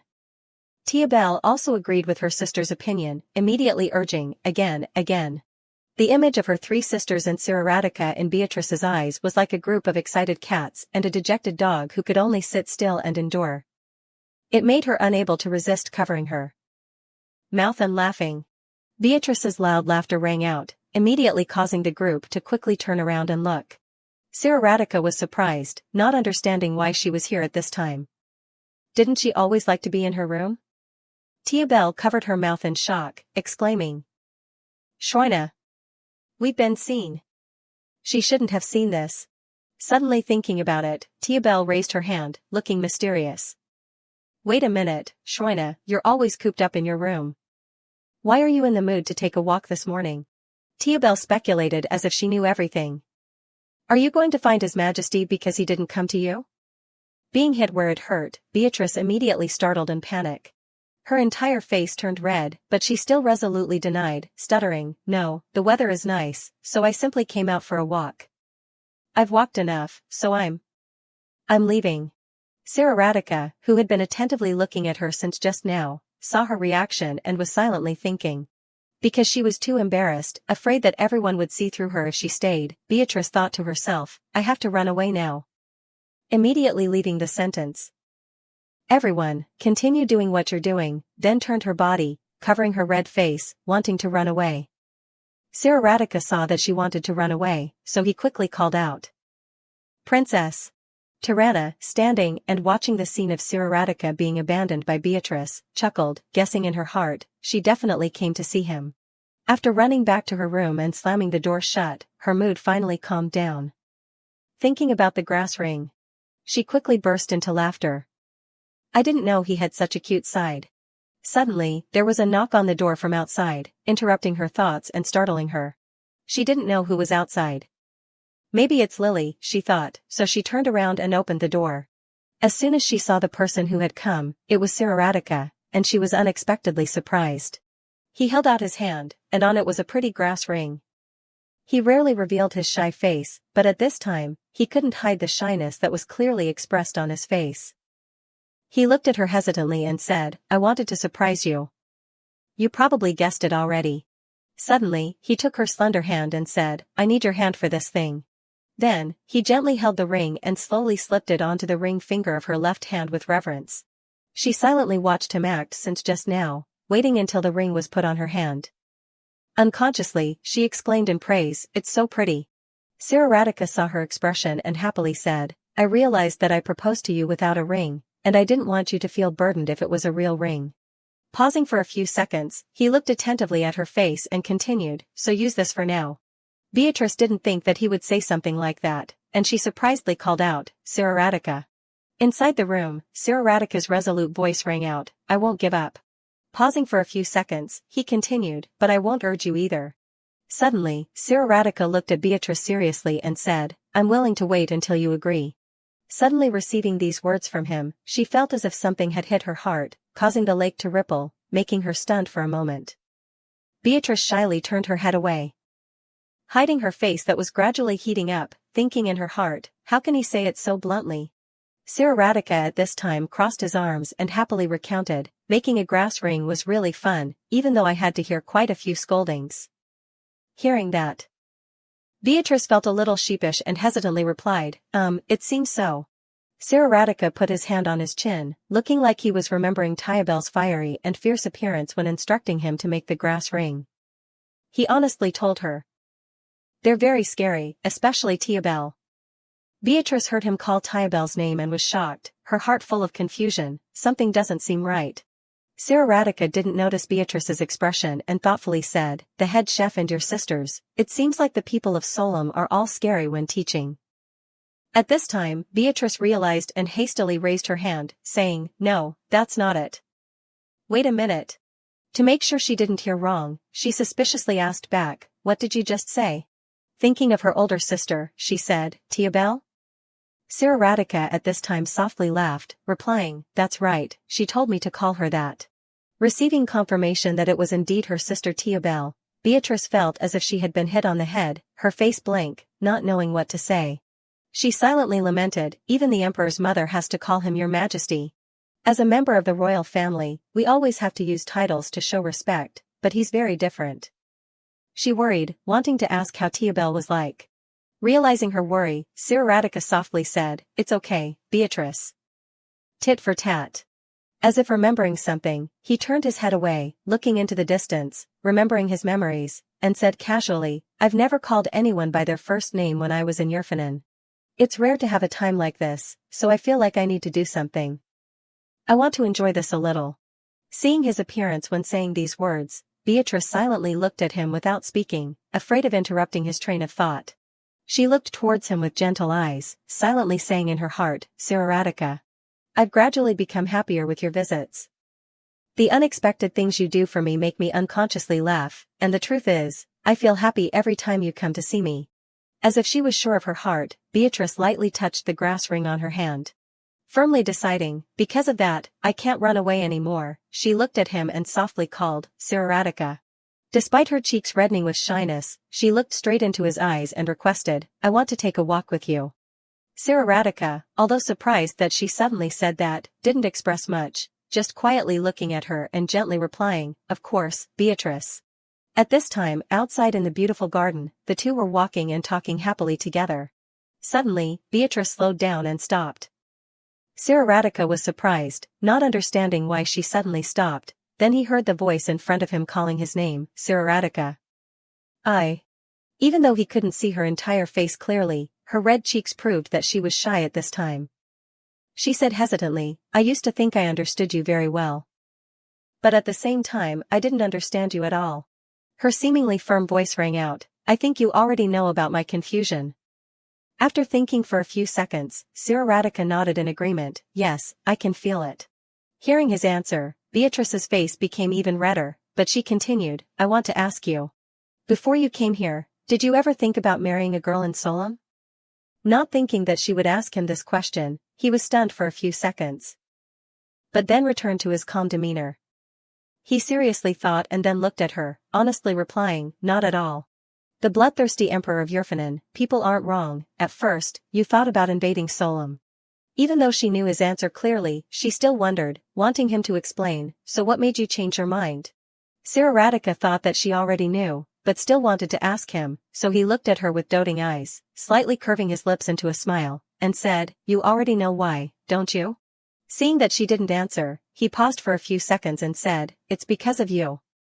Beatrice's face, which had just stopped being shy, turned red again after hearing this. As if wanting her to know more clearly, Siraradika suddenly continued, if I said I changed the terms of the agreement to get you, would that be too cheap? Seeing her cute face, he wanted to tease her again, laughing softly and saying, Beatrice, your face has been completely red this whole time. Hearing that, she shyly raised her hand to cover her face.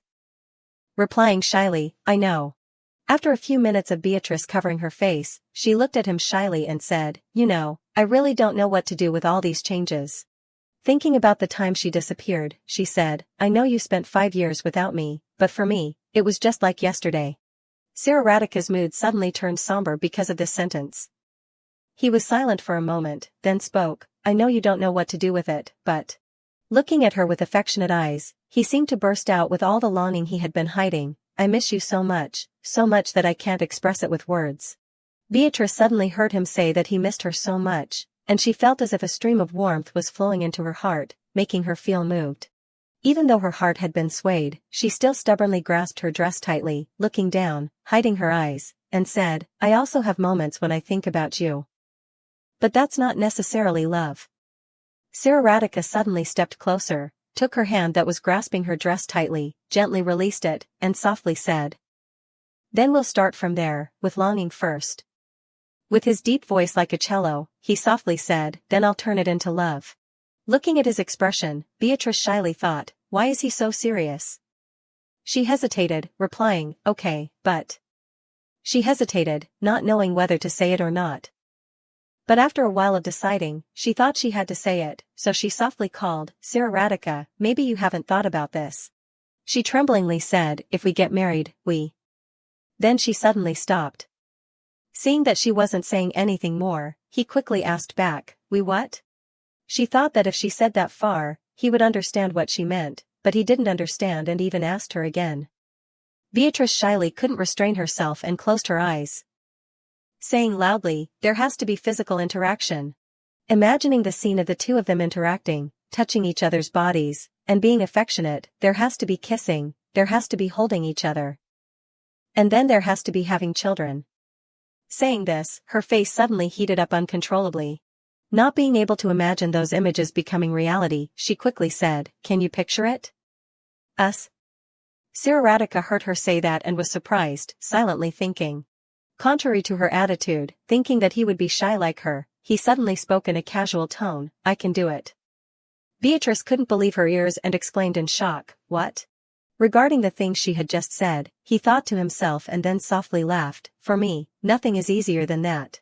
Looking at her silly expression, he teasingly put on a playful face, if it's too difficult with me, I'm willing to give you extra guidance. It probably won't be as good as the novels you're reading, but I think I'm pretty good. Beatrice was shocked to hear him say such words. After a few seconds of shock, she thought about it and realized he was teasing her, so she quickly brushed away his reaching hand, stuttering, no need, thank you. Your Majesty. You're joking again. Seeing his hand being brushed away, Siraradika couldn't help but immediately grab her hand, interlacing his fingers with hers. Then, as if suddenly unable to bear it, he leaned close, burying his face in her shoulder and whispering, Beatrice. Holding her body and inhaling her scent, his voice seemed to be trying to suppress something as he whispered, you're driving me crazy. He tried to endure, whispering each word, you may not know it, but I've been trying my best to restrain myself. Even without me, you can still be happy. But I'm truly selfish. I just want you by my side. I'm so afraid of the thought of you disappearing again. Feeling his trembling body and hearing his pitiful voice, she gently raised her hand and hugged him. Patting him lightly on the back, she remained silent for a moment, as if carefully considering her answer. But I'm not the Beatrice you knew. You know that, don't you? Everything has changed. Siraradika hugged her tightly, his voice deep as he said, of course I know. Thinking of their current status, she clutched his clothes, worried. Many people will object to us because I only come from a small kingdom. He loosened his grip, turning to look at her, and replied, I don't care. I know I can't even understand the loneliness you've experienced for the past 5 years, but it's not like I don't appreciate your current sincerity. Siraradika, who was holding her in his arms, suddenly heard her say, okay. He was startled and lowered his head to look at her. The Siraradika I know wouldn't give up, and if that's the case. After careful consideration, she looked into his eyes, her voice full of determination. Then let's try marriage. Siraradika was taken by surprise, looking down at her. Beatrice, facing Siraradika at this moment, determinedly said, let's try. After a few seconds of silence, she raised her head to look at him and said, marriage then. After thinking carefully, I've seen your sincerity, and now I want to focus on my feelings for you. Finishing her sentence, she suddenly raised her hand and gently pushed his chest away. And in return, looking straight into his eyes, she said seriously, you can't take back your words. You know me, whatever I've decided, I've thought it through thoroughly. After a few seconds of silence, she continued, you said you'd let me be empress, so you'd better keep your word. Okay. His hand touched hers, feeling the warmth. And he trembled, unable to help but blush, then replied firmly, okay, I won't take back my words. Taking her hand, he gently called, my Beatrice. As if suddenly remembering, she exclaimed, ah, and you have to propose again, Siraradika. She softly complained, you always seem to be joking, but proposing is very important, you know? Looking at the grass ring in her hand, she shyly voiced her request, I don't need another ring, but, could you propose to me again? The more he saw her beautiful, shy face, the more moved he became, looking at her with infatuated eyes that didn't blink. To him, this scene was like a dream. Then, suddenly, he dropped to one knee in the posture that people usually take when proposing. Gently taking the small, beautiful hand in front of him, he softly called her name, Beatrice. Looking at her with affectionate eyes, he said, you were once my mortal enemy. Beatrice was surprised, not understanding why he would act and say such words. Suddenly, she remembered the past, when he had done the same thing. Facing her body about to breathe its last, he had once said that she was his mortal enemy. Looking at his current posture, she suddenly thought, this is.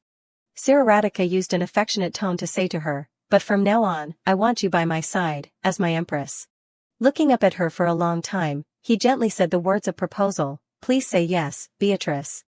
I once thought I would become a vassal, but never thought I would be your wife. And now, instead of being enemies, we've become lovers. Looking at the person kneeling before her, Beatrice felt that life was truly magical.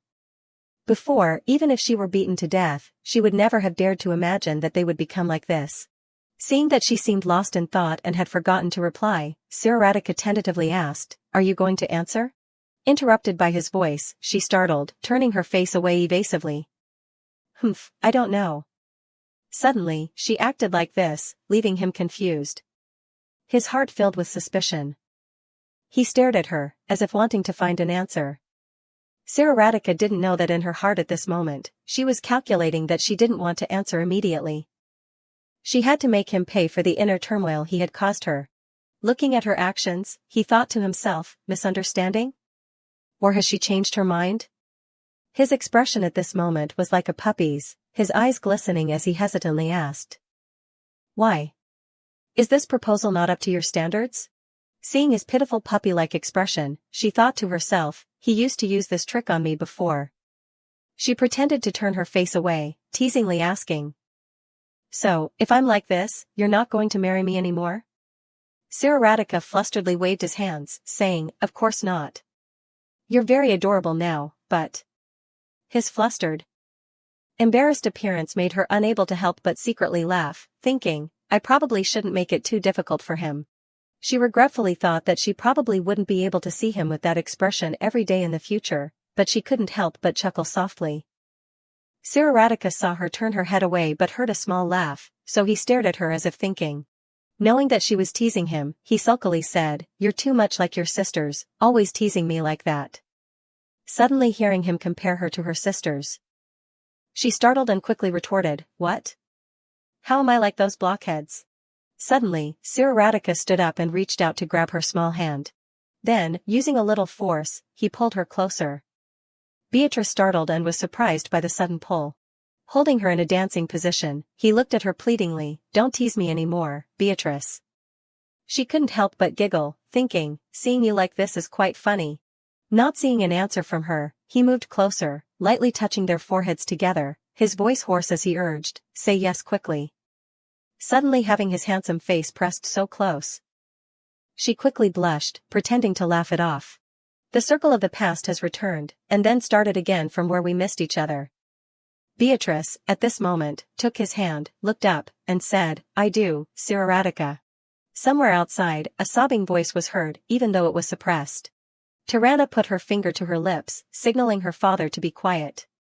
She whispered, "Shoo, father, we're going to get caught again." Unlike Tyabel's infatuated expression beside her, Irene turned to her mother and tattled, "Mom, father's crying again." Hearing this, the mother also moved closer and whispered to comfort her husband, "Oh, my king. Don't cry anymore." The king of Solom sobbed as he lamented, "I can't be by your side anymore, but, hick." The group huddled together, bending low and secretly looking towards the two people. Tirana, seeing her father continue to sob, afraid that the two people on the other side would hear, spoke up, "Father, you have to keep order.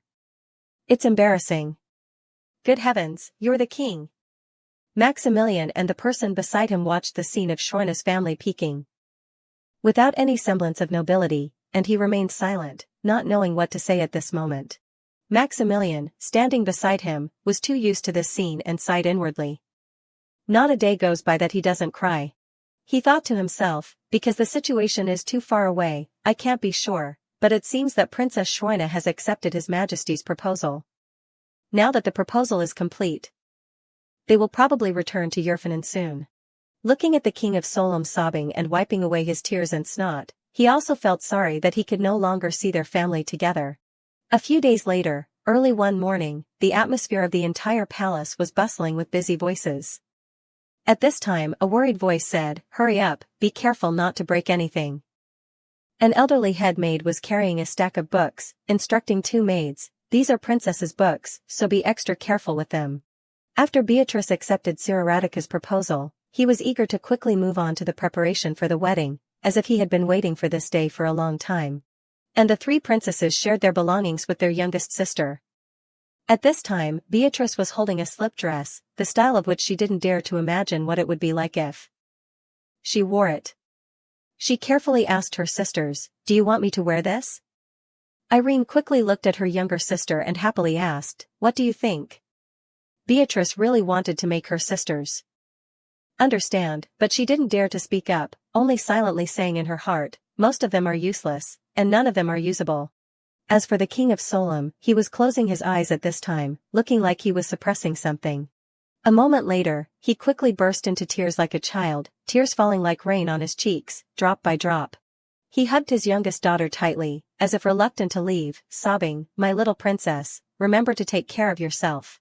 Seeing him cry and reluctant to let go, even though she wasn't Schweine, she felt like she was truly his daughter, and it was heartbreaking to leave him before his instructions. Her heart was heavy with sorrow as she replied, "Father, I haven't left yet." She patted him on the shoulder, comforting him, and secretly felt guilty, thinking, "When the time comes, I will tell the truth." At this time, the sky had turned dark, and looking out the window, you could see the stars twinkling and the moonlight shining outside. Staring at the sky unconsciously, Beatrice thought to herself, "Tomorrow I'm going back, to the place where I used to live, Yerfinen." Suddenly, a knock on the door broke her train of thought. Startled, she turned around and discovered that it was her mother. She stood outside the door and gently said, "My dear, can I come in?" She was a little surprised that her mother was here at this hour, so she asked, "Mother?" Seeing her daughter's surprised expression, the mother gently walked to her side and smiled, saying, "It's late, isn't it?" Beatrice quickly replied, "It's okay." She asked suspiciously, voicing her question, "Why are you here, mother?" The queen at this time was just a mother standing in front of her child. Knowing that her beloved daughter was about to go far away, she couldn't restrain herself and came in the middle of the night. Although she had a lot of words she wanted to say, she only knew to hug her child tightly. Suddenly being hugged, she was surprised and speechless. While she was surprised and didn't have time to think, her gentle voice rang in her ear, "My little Shroina." In the quiet night, her voice full of regret rang out clearly, "Feeling like you're leaving me too soon." She gently patted her on the back, lovingly calling her, "My dearest daughter." Just a single sentence like that was enough to make people understand how much she loved her youngest daughter. The gentle voice continued to instruct her little daughter, "Remember, don't be afraid, and don't keep everything in your heart alone. Remember that you still have everyone by your side." She wanted her daughter to understand, never forget that you still have a place to come back to. We're all here whenever you want, remember to come back. Thinking of the possibility that she might not be able to come back and everyone would need to come, she continued, "And if you want us to come there?" She gently probed, "Can we come to your side?" Beatrice, at this moment, was moved by her mother's words, her body trembling as if suppressing something. She spoke in a hesitant voice, "Mother, I..." Her heart at this moment was full of guilt, blaming herself for not being worthy of this love because she wasn't. She really wanted to tell the truth at this moment. But she couldn't, only hesitating and faltering. The queen didn't know what she was thinking in her heart, she only thought that she was worried about leaving home for the first time, so she comforted her, "There's nothing to worry about." Her face full of love, she looked at her gently and reached out, saying, "Because I love you so much." Gently wiping away the tears on her cheek, she continued, "So Shroina, don't cry." Beatrice at this moment didn't even know that she had been crying unconsciously since when. Even knowing that these words weren't meant for her, she felt as if she knew that she wasn't Shroina. It seemed that the queen was trying to say that it was okay. Even after knowing the whole truth. Her tears, because of the queen's wipe, were like a switch turned on, falling endlessly. The queen wasn't annoyed, but became even more gentle, gently wiping away her tears. This was also the first time I had cried in front of someone else. Early the next morning, the day Beatrice had to leave this place, the sky today was very beautiful, the gentle sunlight shining on each leaf, as if heralding a day full of luck. The king at this time wasn't happy because of the beautiful weather, but instead kept crying loudly, even with the queen by his side comforting him. He went to Siraradika, crying, his voice complaining, "You robber, don't take my daughter away." Siraradika, even seeing his actions, didn't say a word of blame. Just standing there and letting him do whatever he wanted. Seeing this scene, Beatrice secretly sighed, just the day before, who was enthusiastically saying that having such a handsome son-in-law was so precious? Suddenly, Tia Belle held out a mirror with an exquisite, beautiful, and glittering shape. Because they were worried about their youngest sister, the three of them had chosen this mirror together because its effect was like a phone. If anything happened, they could use it to notify them, so Tia Belle called Shroina. The three sisters at this time had swollen eyes, and each of them could only see two straight lines. Tia Belle, crying, instructed her youngest sister, "This is a magic mirror. Remember to call us every day, okay?" After saying that, the three of them sniffled in unison. Beatrice was shocked by this scene, "They're crying too?" Tia Belle, as if reading Beatrice's thoughts, quickly patted her chest and sobbed, "Even trees need to be nourished with love, and so do we." Tirana also chimed in, fiercely instructing, "Don't forget to call, and if he hurts you, tell us immediately, and we'll go there right away." Taking the mirror in her hand, Beatrice couldn't understand that she wasn't going and never coming back. She knew everyone loved her, but why were they crying so miserably? She helplessly comforted them, okay, everyone, stop crying, it's like I'm being sold off." Even though she said that, when she saw the tears of her sisters and their reluctant expressions, she couldn't finish her sentence, "You guys are really..." It would be a lie to say she wasn't touched, so she went to hug her sisters and whispered, "Silly." Siraradika, standing on the side observing all of her actions, only smiled silently, without urging her, but giving her more time to confide in and say goodbye to her family. After some time, feeling that it was time, Beatrice had to interrupt, even though she was reluctant. She softly bid farewell and promised, "Goodbye, my family. I'll be okay." At this time, already sitting in the carriage, Beatrice took the mirror that her sisters had given her and looked at the image in it. All three of her sisters in the mirror were crying nonstop. Tears falling like a stream. Tirana suddenly shouted, "You have to be happy, Shroina." Sniffling and taking a breath, Tirana continued, you deserve to be happy forever. We promised to dress up and attend your wedding. Inside the carriage, the queen's voice suddenly rang out, you've taken away our family's precious gem, you owe us that. Beatrice, holding the mirror and sitting next to Siratica, was embarrassed when she heard that. Inside the mirror, Tiabel, seeing her mother say that, stepped forward with tears in her eyes and chimed in, understand, Siratica? Suddenly, Tiabel closed her eyes and shouted, quickly send the handsomest guy to Solom for us. We've done so much to help you protect the love of your life, if you don't repay that favor, we'll curse you. On your wedding night, you're little. Not thinking that Tiabel could say these words while she was sitting next to Siratica, without waiting for Tiabel to finish her sentence, she quickly cut off the connection with a snap. Contrary to Beatrice's dark and stiff expression, Siratica beside her seemed curious to hear the rest of Tiabel's words. Beatrice felt that the atmosphere in the car was quite awkward at this time. So she hurriedly pretended to laugh a few times, intending to divert Siratica's attention from them, who knows what they would say. In her heart, she secretly cursed. May demons drag you away, Tiabel. The two chose to travel by carriage because they had used all the resources to transport the luggage instantly. Until now, Beatrice still couldn't believe that she was returning to her former home. Her mood at this time was extremely worried and a little nostalgic. Holding her heart that was beating fast in her chest, she thought, I also have to prepare myself to return to Yerfanin. Siratica, beside her, had been watching Beatrice's every move. Seeing her sigh and fidget anxiously, he was very worried. Remembering the actions and personalities of the sisters he had interacted with, he turned to observe her for a while and then exclaimed, compared to your sisters, you're like a gentle lamb. Beatrice was stunned when she suddenly heard him compare her to a lamb and asked, me? He quickly replied, yes. Thinking of the image of a white lamb bleating stupidly all day long, she thought to herself, a lamb? Seeing that she still didn't understand his meaning, he put his hand on her head and pressed it lightly, like this. Suddenly being pressed on the head, she was confused, her head full of question marks. He looked at her expression of closing her eyes and enduring his hand on her head without brushing it away, and then explained, you're becoming more and more docile. In his eyes, she wasn't the same as before, but now she looked like a gentle lamb, silently and obediently in a cute way. Being teased by him and called harmless like a lamb, she got angry and asked, have you ever been kicked by a lamb? Then she pretended to be fierce, want to try it for the first time? Siratica, hearing her pretendingly fierce voice, laughed. He knew that her face was now flushed because of embarrassment. Even so, he still complied with her. Smiling and pretending to be scared, you're scaring me. Looking at the face he was touching, he thought to himself, actually. After seeing the Solom family sadly shedding tears when Shroina left, he was afraid that Beatrice might change her mind and want to stay in Solom.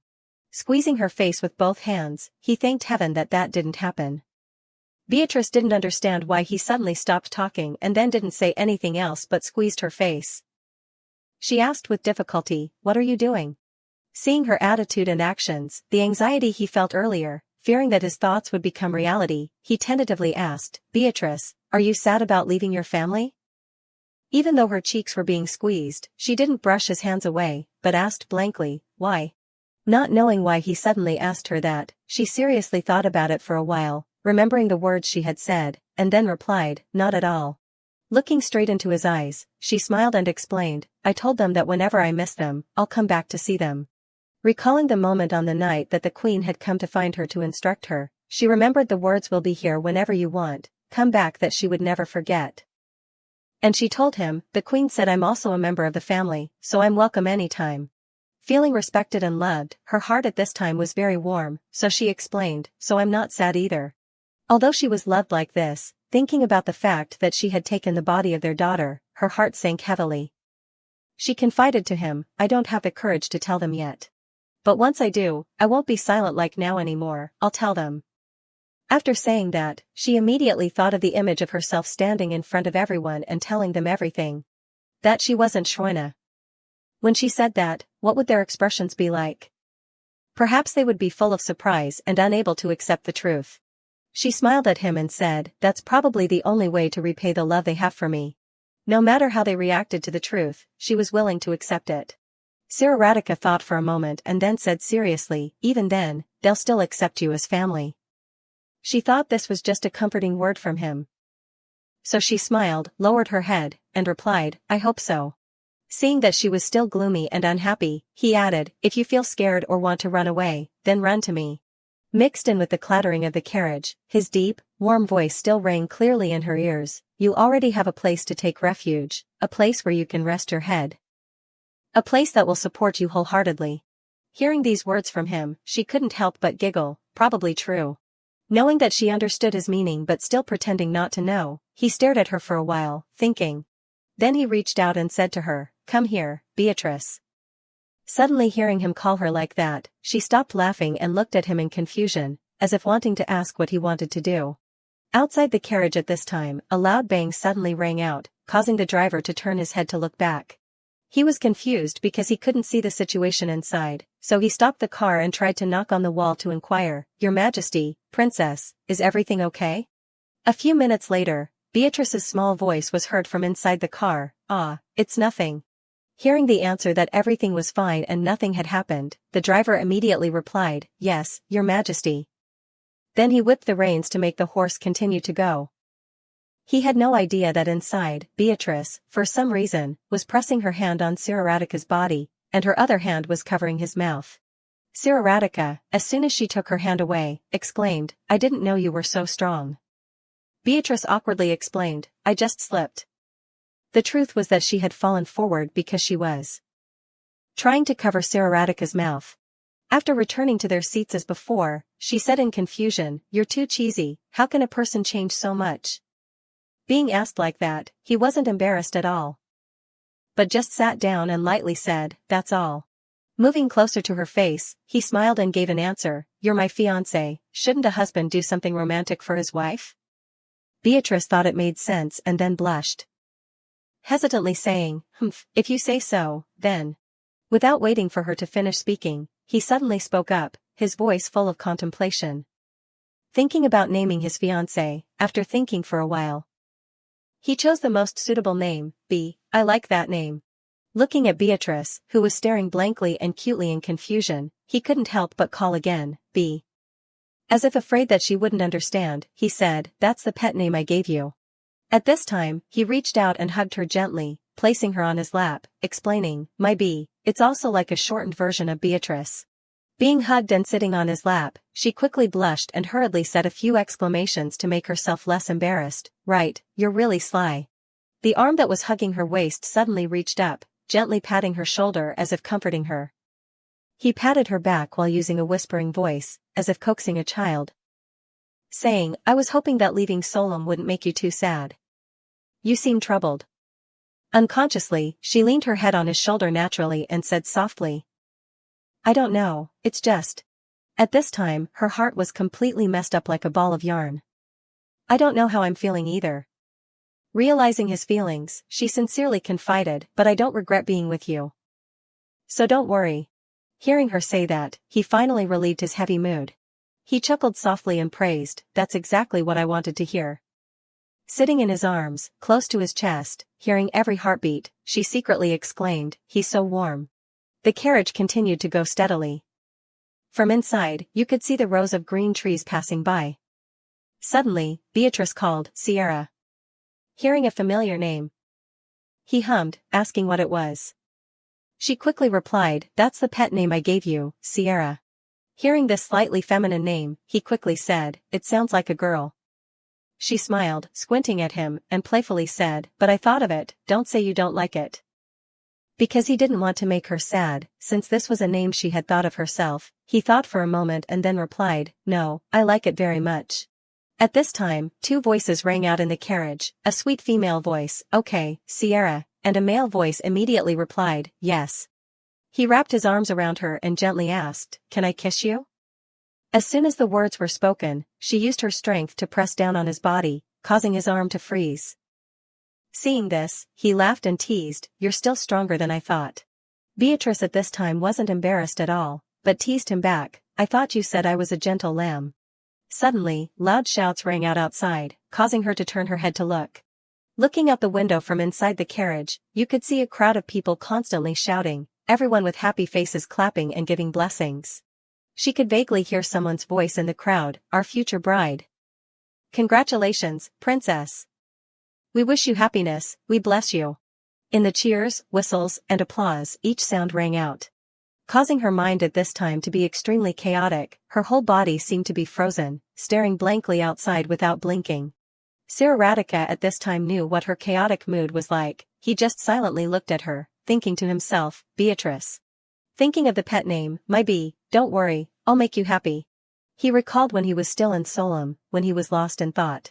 He stared vaguely into the distance, when a voice rang out, interrupting his thoughts and drawing his attention.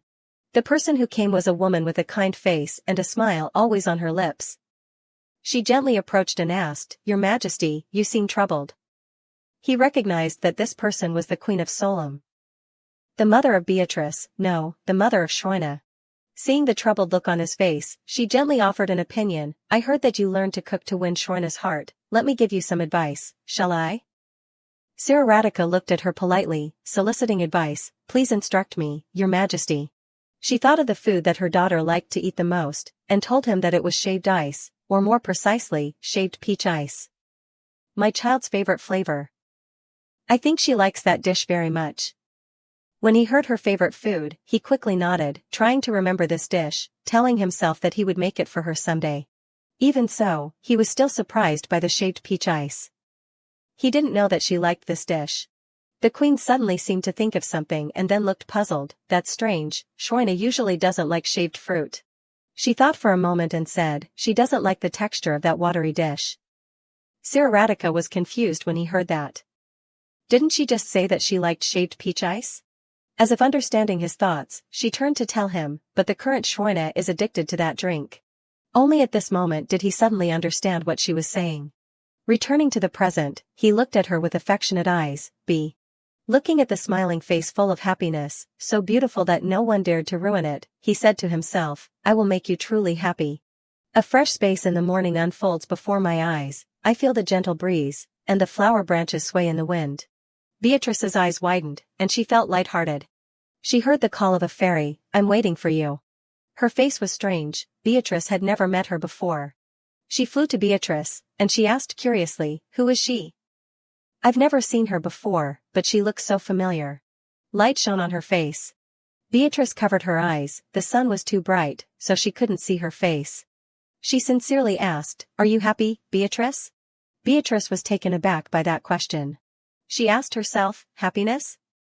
That. Beatrice hesitated, wanting to say something. She remembered her past. She met with noble families to discuss the marriage proposal. She met Saradika, she married Saradika, the person she loved, and they were very happy. But Beatrice's face didn't seem happy. Beatrice sat quietly, saddened when she mentioned that. The fairy heard her story, and she sympathized, I understand. She approached Beatrice. Kissed her forehead. Before leaving, she reminded her, be happy, Beatrice. Beatrice watched her go, then quietly sat alone, contemplating everything. It turned out it was just a dream. Beatrice opened her eyes. When she woke up, she was in this life. Shroina quickly sat up, saying to herself, I thought I was dreaming, but what was I dreaming about? She couldn't remember, but the feeling was great. A new day in the palace began, everything was very peaceful. Lily came cheerfully, Oh, you're awake, Princess Your Highness. Shroina stretched, Hello, Lily. Lily and many cleaning staff came to clean. It's a busy day today, we have a lot to clean. Everyone around was busy working. Shroina calmly ate breakfast, and Lily asked if she had received the new books yet. She went to the library to find a book to read. Maybe I should start today. She turned each page, reading and pondering. But it felt boring, not patient enough, even though Shroina tried hard. She wondered why. Why isn't he here today? She looked at the door and immediately closed the book.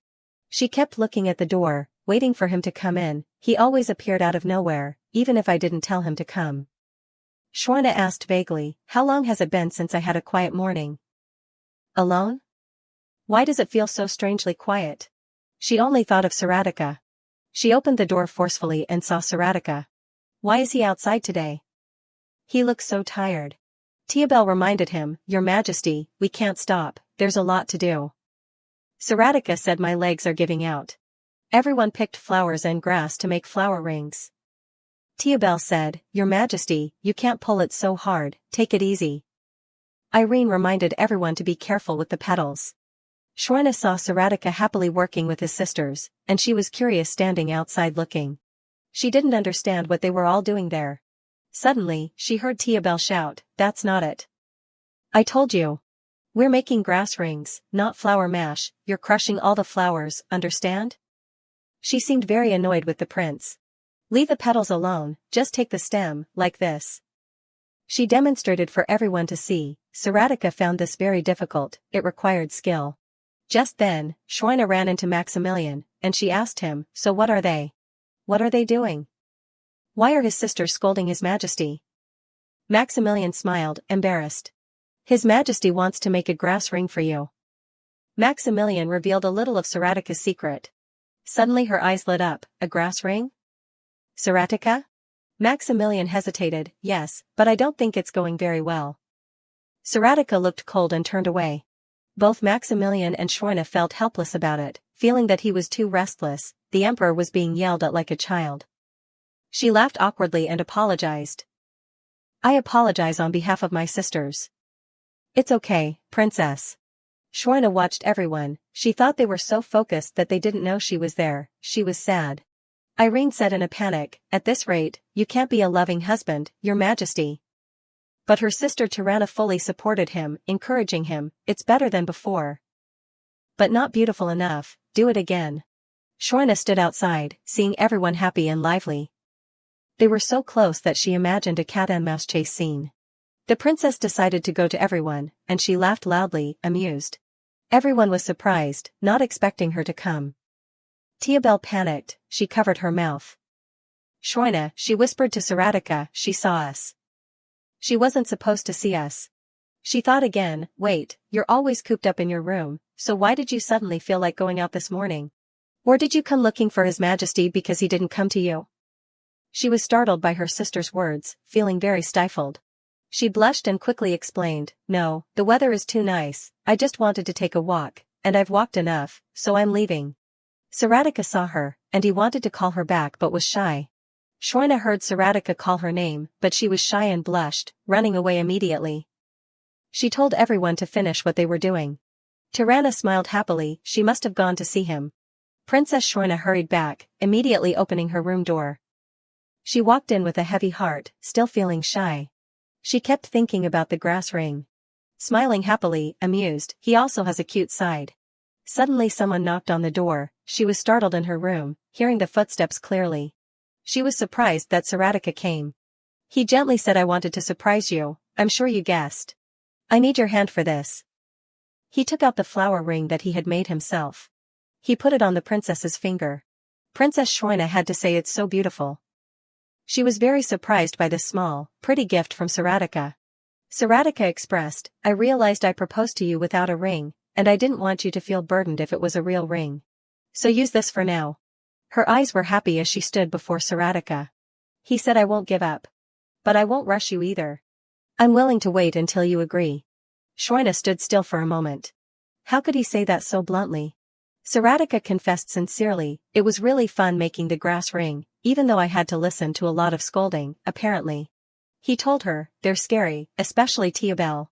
The head chef, with your sisters, it seems people from Solom are scary when teaching." Princess Shwena was embarrassed and quickly explained, "No, wait a minute. What did you just say? Tiabel?" He smiled gleefully, "Yes, she said I could call her that." She was thunderstruck, speechless, not knowing how to respond. She immediately remembered that even the emperor's mother had to call him Your Majesty.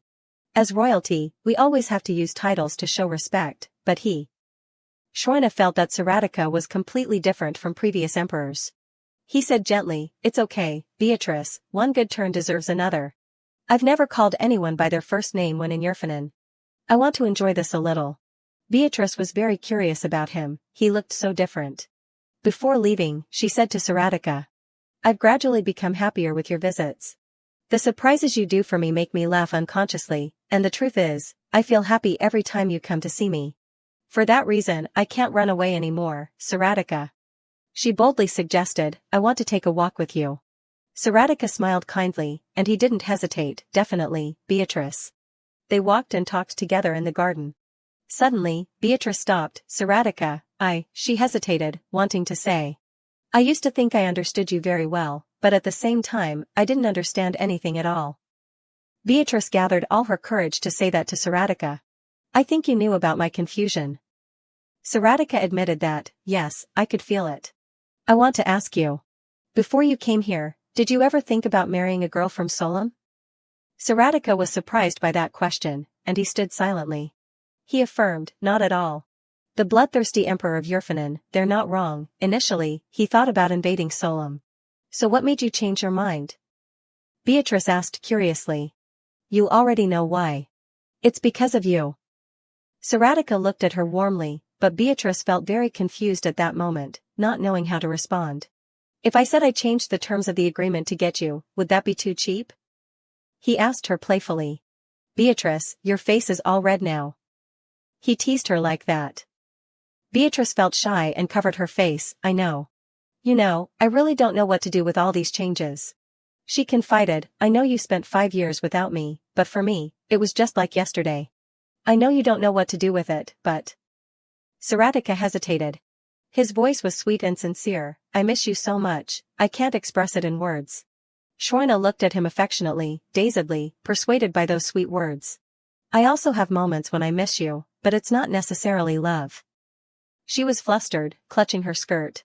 Her hands clasped tightly together, and she shyly said, then we'll start from there, with longing first, and then we'll turn it into love. After speaking, she looked up and realized that Saratica's attitude had changed. She said to herself, why is he so serious? She hesitated, embarrassed to speak. But Saratica, you probably haven't thought about this. Princess Schwerna took his hand, and her voice trembled. If we get married, he asked, we what? There has to be physical interaction.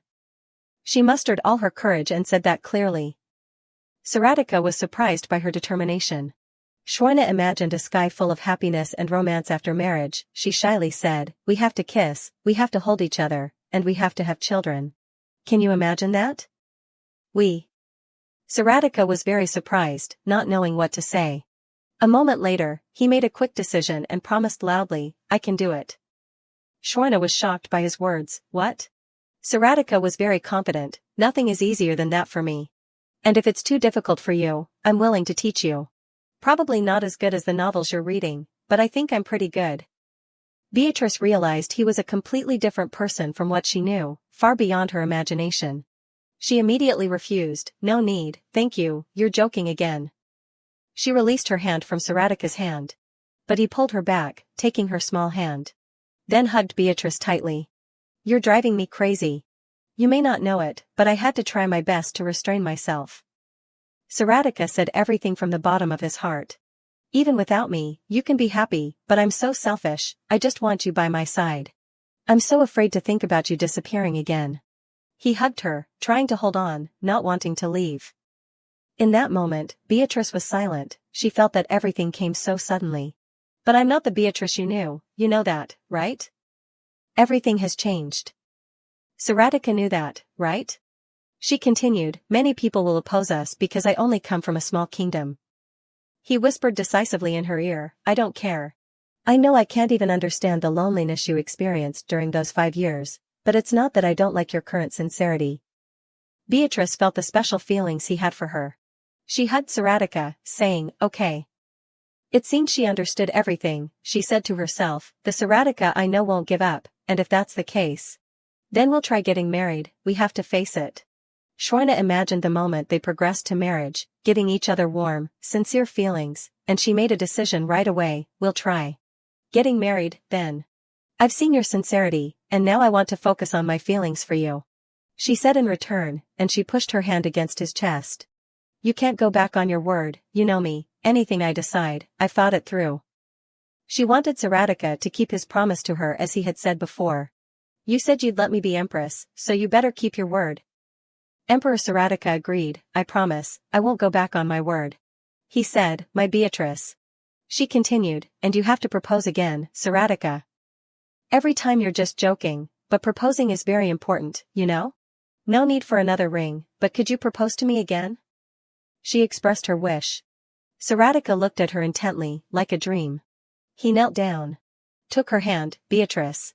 You used to be my mortal enemy. Princess Beatrice began to feel moved, her heart fluttering. She remembered the moment he knelt down to propose to her.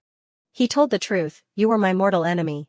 She looked at Saratica adoringly. But from now on, I want you by my side as empress. Saratica's sincere proposal moved her. I used to think about becoming a vassal, but I never thought about being your wife, and now instead of being enemies, we've become lovers. She thought such things in her head. In a moment of fascination and romance, she forgot to answer his proposal, causing Saratica to ask again, are you going to answer? She was startled, then turned away, not knowing. Saratica was very surprised, not understanding her reaction. She thought that she didn't want to answer immediately. That she had to make him pay for the internal chaos that he had caused her. Saratica asked blankly, or have you changed your mind? Why? Wasn't the proposal as you requested? Beatrice smiled happily, thinking in her head, he looks like a poor puppy. He used to use this trick on me, so if I'm like this, you don't intend to marry me anymore?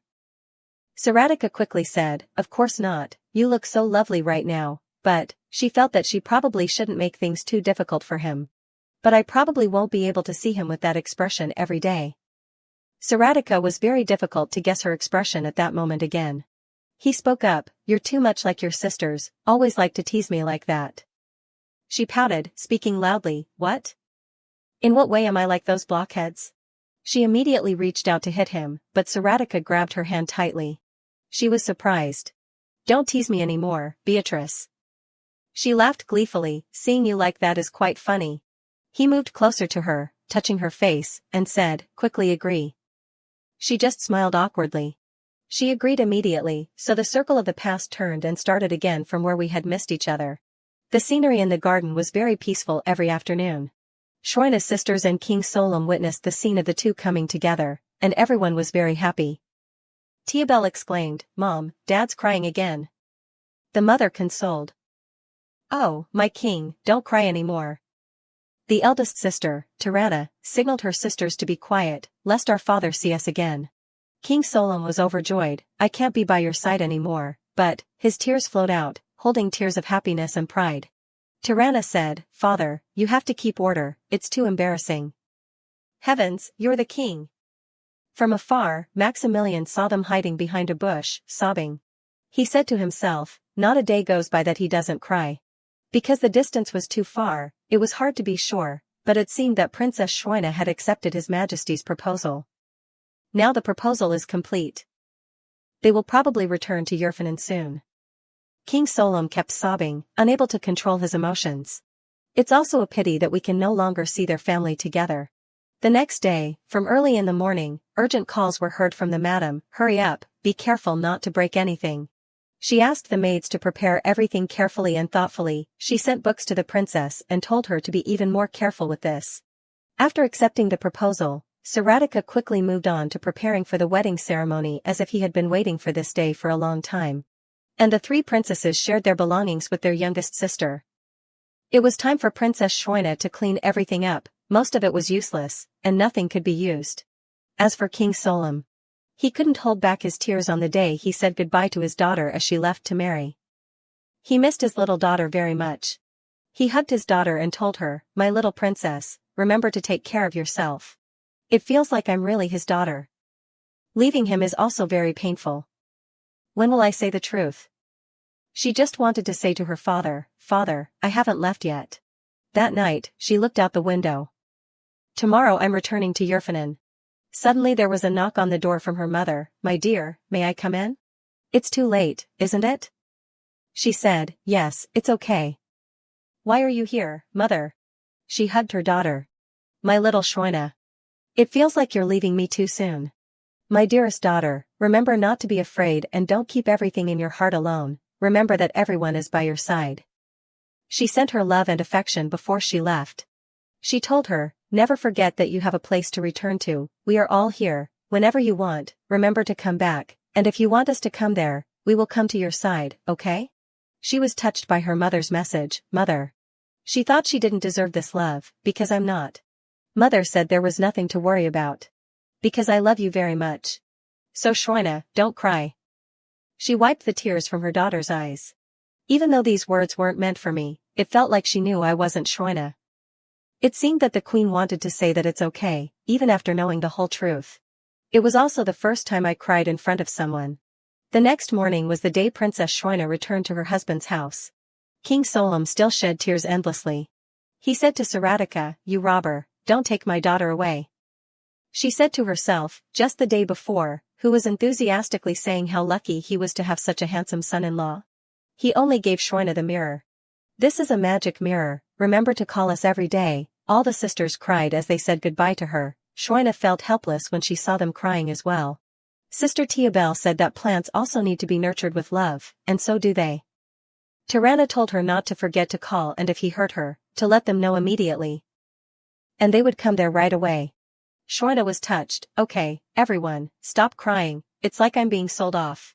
You guys are really so silly." The sisters hugged each other before parting. Saratika stood watching her, waiting for everyone to say goodbye. He understood how she felt at this moment. Shroina didn't want to leave her family at all. Before leaving, she happily said goodbye to her family. "I'll be fine." In the carriage, Princess Shroina looked in her sister's mirror and saw all her sisters crying, missing her very much. Tirana had told her to be truly happy.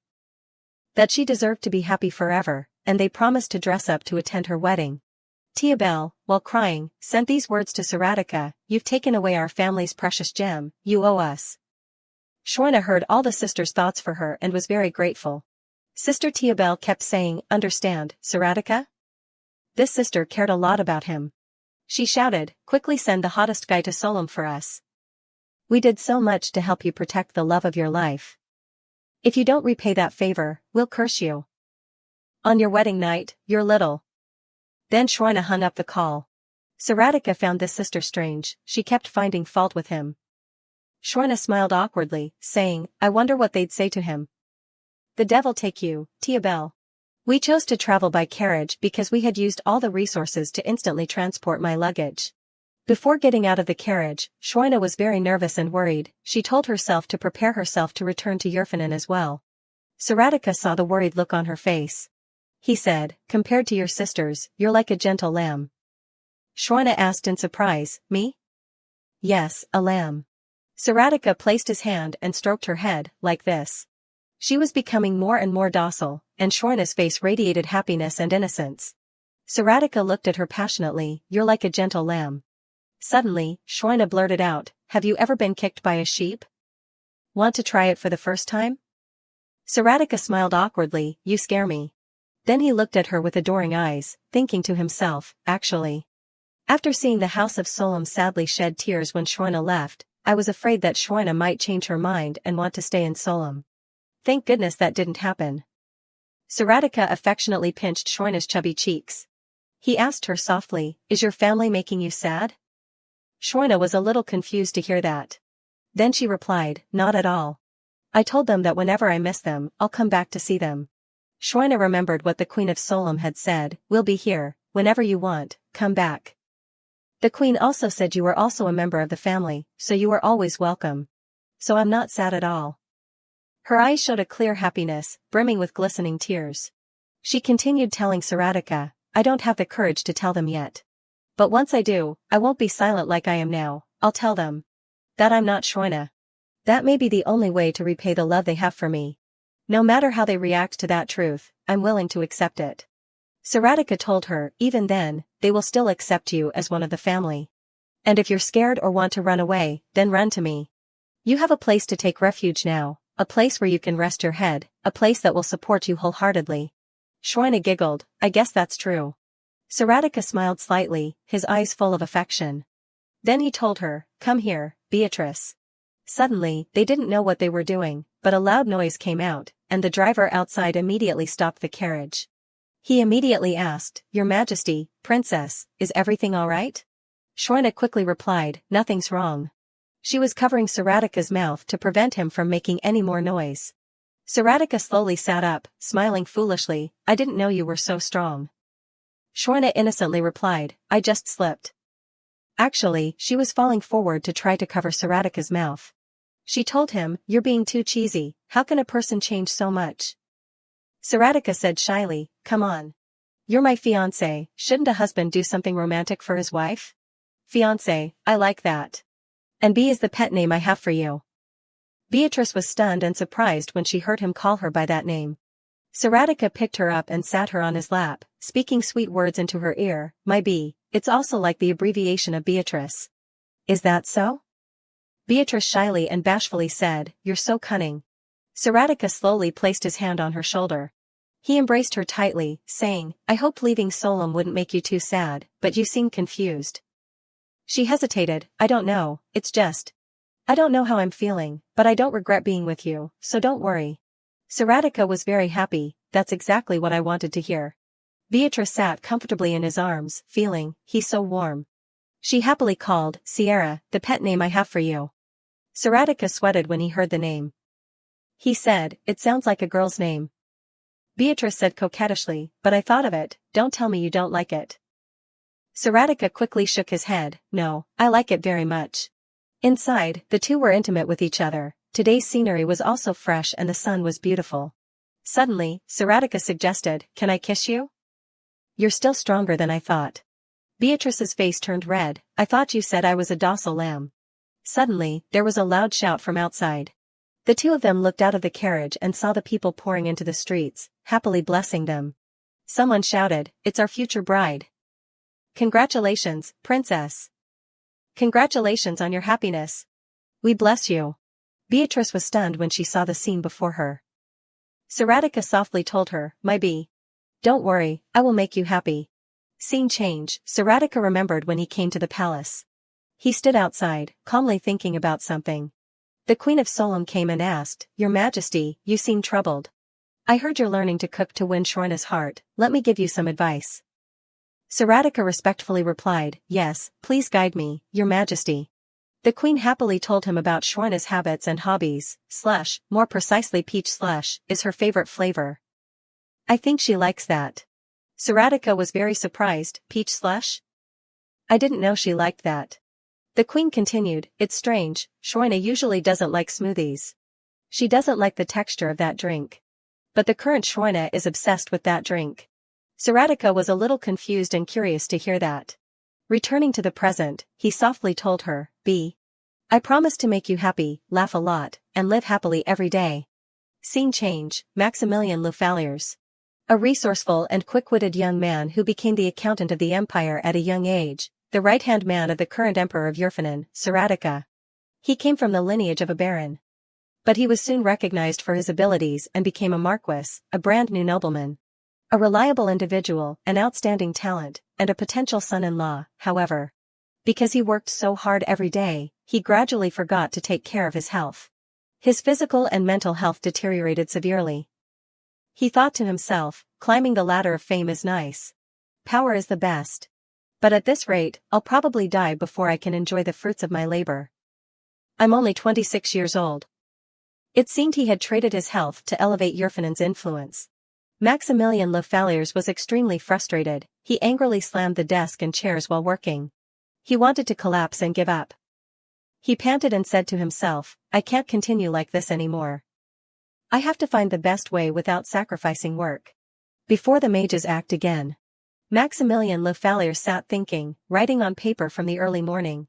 Until it was dark, he was still sitting at his desk.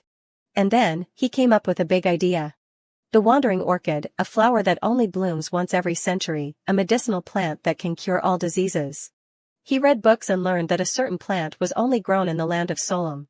Solom was a name too new that he had never heard before. He approached the map to search. Maximilian Le Falliers began to research. He was even more shocked when he read the next piece of information in the book. He panicked when he learned that it accounted for 30% of the food supply, and this land was tiny. Maximilian wondered, why hasn't anyone known about this land for the past 300 years? The homeland of the land goddesses, if we make Solom ours, Yurfanan will become even stronger. However, there was something that greatly troubled Maximilian. I can regain my health, but how do I get here? If we ambush that kingdom, there's a risk that the gods will be angered. As for allies, they've been fine without us for the past 300 years, so why would they need an ally? Maximilian thought that he had to think carefully before telling His Majesty, but he couldn't think for too long. Suddenly, one evening when he was sleeping, he suddenly woke up. He discovered that someone had broken into his room. The intruder had taken away the thick manuscript that Maximilian had painstakingly written. He immediately shouted, "No! That paper has information related to Solom." Only then did the guards rush in. But the thief had successfully escaped through the window. Maximilian stood blankly, unable to speak out of disappointment. The next day, he went to report to the emperor, "I have lost all the information." Maximilian could only bow his head in shame and guilt, saying, "I'm sorry, your majesty, I didn't think the intruder would be like that, those damn mages, I don't know what reckless things they'll do." His majesty heard the name Solom. Then he also became very interested, exclaiming, "A truly fascinating country." Then His Majesty Saratica asked Maximilian, "You said the things they grow are extraordinary? Even have healing powers? If that's the case, we can't just sit here."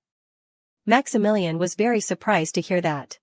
Saratica also said, "Let the nobles marry their royalty." His Majesty was extremely excited. Maximilian, prepare to conquer Solom. Maximilian still couldn't believe this was true, he stood there stunned.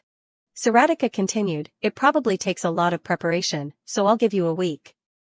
Maximilian couldn't believe what he was hearing, he shouted, "Wait." But His Majesty calmly and happily said, "We can't let those mages outsmart us. And maybe they already have. I'm counting on you." So Maximilian and the emperor set off for Solom and encountered an unexpected situation. Princess Schweina had flatly refused, "We can't be interested in your ridiculous proposal." Saratica found it quite interesting. He politely said, "There is a very potential bride here." Schweina was as shocked as if struck by lightning when she heard that. Maximilian was also speechless with his mouth wide open, unable to understand why His Majesty would make a girl he had just met the Empress. Maximilian was hit by an unexpected bomb. He came to blame His Majesty, "This is nothing like you, Saratica. Such an impulsive decision." But Saratica had a very confident smile as if he had planned it in advance. Maximilian looked into his eyes and remained silent, no longer asking questions. Truthfully, he was still very curious, why does he make that face? Does he really like her? What about the documents in Yerfanen? Are you kidding me? Of course, I have to handle everything. Maximilian cried a river because there was too much work. He was even more surprised when the general came to report, all the best-selling novels in Yerfanen are all romance novels. When asked, he found out that it was His Majesty's request. Maximilian was as shocked as if struck by lightning, "What the hell is His Majesty doing?" The general said, "It's all because of love, everything is love." Maximilian was very surprised because the man without a heart suddenly knew how to love. The general continued, "A person in love is like an unstoppable carriage, get ready, Maximilian. It's not just ordinary unrequited love, His Majesty seems very serious. You have a lot to prepare for the wedding." Maximilian collapsed when he held the thick document in his hand, a list of things to prepare. In the present, Maximilian is working very hard. He had to flip through each wedding-themed magazine, choosing the most perfect wedding dresses for the future bride. He cried silently, lamenting, "Why am I here? I'm the royal accountant. But as a capable person, what is planning a wedding?" Just as he regained his fiery spirit, Maximilian fell into despair a few seconds later, causing the maids to giggle, "Oh my, he's crying again. The palace chef must have tortured him again. I'm afraid he'll faint this time." The whole empire erupted with information about the royal wedding, as well as information about the extremely tearful Maximilian. Before Beatrice was a peaceful forest. And her past self was practicing swordsmanship there alone. This was exactly her from 5 years ago. After practicing swordsmanship, Beatrice sat down, leaning against a tree to rest. It seemed she was exhausted. Just as she closed her eyes, the image of her tyrannical father appeared in her mind, warning her never to reveal her weaknesses. Because she was the leading candidate to become the leader of the Marcian ducal family. The more she remembered him, the more Beatrice's mind rippled. She couldn't help but clench her sword tightly. Seeing the sword suddenly move, Beatrice realized that it was scared, so she could only stroke and comfort it. "It's okay, Rosa, now just redo the movements." Then Beatrice went to a certain part of the forest. It turned out to be to a white kitten. Seeing the kitten come and rub against her, Beatrice softly asked it, "Were you abandoned?" Her hand gently stroked the kitten, thinking, "If Dad saw this scene, I would be in big trouble, but no one knows about this place except me, so I probably don't have to worry." Right at this moment, a voice interrupted her train of thought, I didn't know you had this side to you. Saratica didn't know when he had been sitting in the tree, silently observing Beatrice. Beatrice exclaimed in surprise, "How long have you been up there taking a nap?" She asked suspiciously, "Don't tell me you're stalking me?" Saratica found Beatrice ridiculous. "Listen here, I was here first. You didn't bother to observe and blame me?" Beatrice was still suspicious. "It's still very strange, why do you have to come all the way here to take a nap?" Saratica retorted, "Can't a crown prince come here? I can go wherever I want." He also didn't forget to mock her, "As a respectable knight of the empire, you haven't been able to detect someone next to you for the past few days. I have to review your skills." Beatrice was about to retort but suddenly stopped as if she had discovered something. "The past few days?" Saratica quickly explained, "Don't get me wrong, I was here first. You were the one who broke my peace." Beatrice blurted out an insult, "Pervert," thinking to herself, "So he saw me taking care of the kitten for the past few days?" Even though Beatrice knew Saratica came first, she still felt that something was not like him at all. His clear blue eyes were directed towards her. And this peaceful forest too. Beatrice suddenly felt so peaceful, as if the two of them were running away together. She thought maybe Sierra Tice also had some reason to come to this place. The next day, the two of them met again in the forest. Beatrice wanted Sierra Tice to sleep somewhere else, but he insisted that he found this place first, so he had the right to be here. If someone had to leave, that person was Beatrice. Even if she wanted to, she still had a kitten to take care of, so she couldn't leave. From then on, Beatrice met Saratica a few more times. They didn't say much. But for some reason, it was strangely comfortable. One day, the cat that Beatrice was taking care of was suddenly killed by someone for unknown reasons. She observed the dagger on the cat's body, discovering that there was an inscription of the academy on it. Beatrice wasn't sure, she only guessed that it was done by a trainee, but she couldn't change anything, only helplessly watch the cat leave. Right at this moment, Saratica also came, offering to bury the kitten for her. After burying the kitten, Beatrice promised to meet it on the other side of the rainbow. Saratica also knew to turn away to leave private space for Beatrice. But he didn't leave but just stood there waiting for her. After a long time, Saratica called Beatrice's name. He reminded her, "It's been too long." Beatrice looked at the back of that boy, that strange warmth made her always wonder what it would be like if they met in a different way. Returning to reality, Beatrice finally woke up in Siratus's call. He woke her up because they had arrived. Nowhere else but Yerfanin. Looking at Saratica before her, Beatrice remembered him in her dream just now. She told Saratica, "I dreamed about the past and you were in it too." Saratica asked with a smile, "Did I bother you in your dreams?" Beatrice leaned against him, "I don't know, let's just say you did." The warmth she felt from Saratica must have been his true self for a long time. The two of them then began to enter Yerfanin Palace, greeted by the servants. Beatrice felt like they were back where they started, and Saratica asked her if she was nervous. Beatrice replied as a matter of course, "No, you know me." Suddenly, someone approached them. The person bowed and introduced himself, "Welcome back, Your Majesty, welcome Princess Schweina. I am Maximilian Le Falliers, the royal treasurer, just call me Sir Falliers." Beatrice also greeted him politely. After saying that, she looked at the group of people who had been staring at her. Although she had anticipated it, the nobles didn't even bother to hide their hostility towards her. The title of Empress is not trivial, everyone covets this throne, so of course they must be annoyed that a princess from nowhere snatched it away.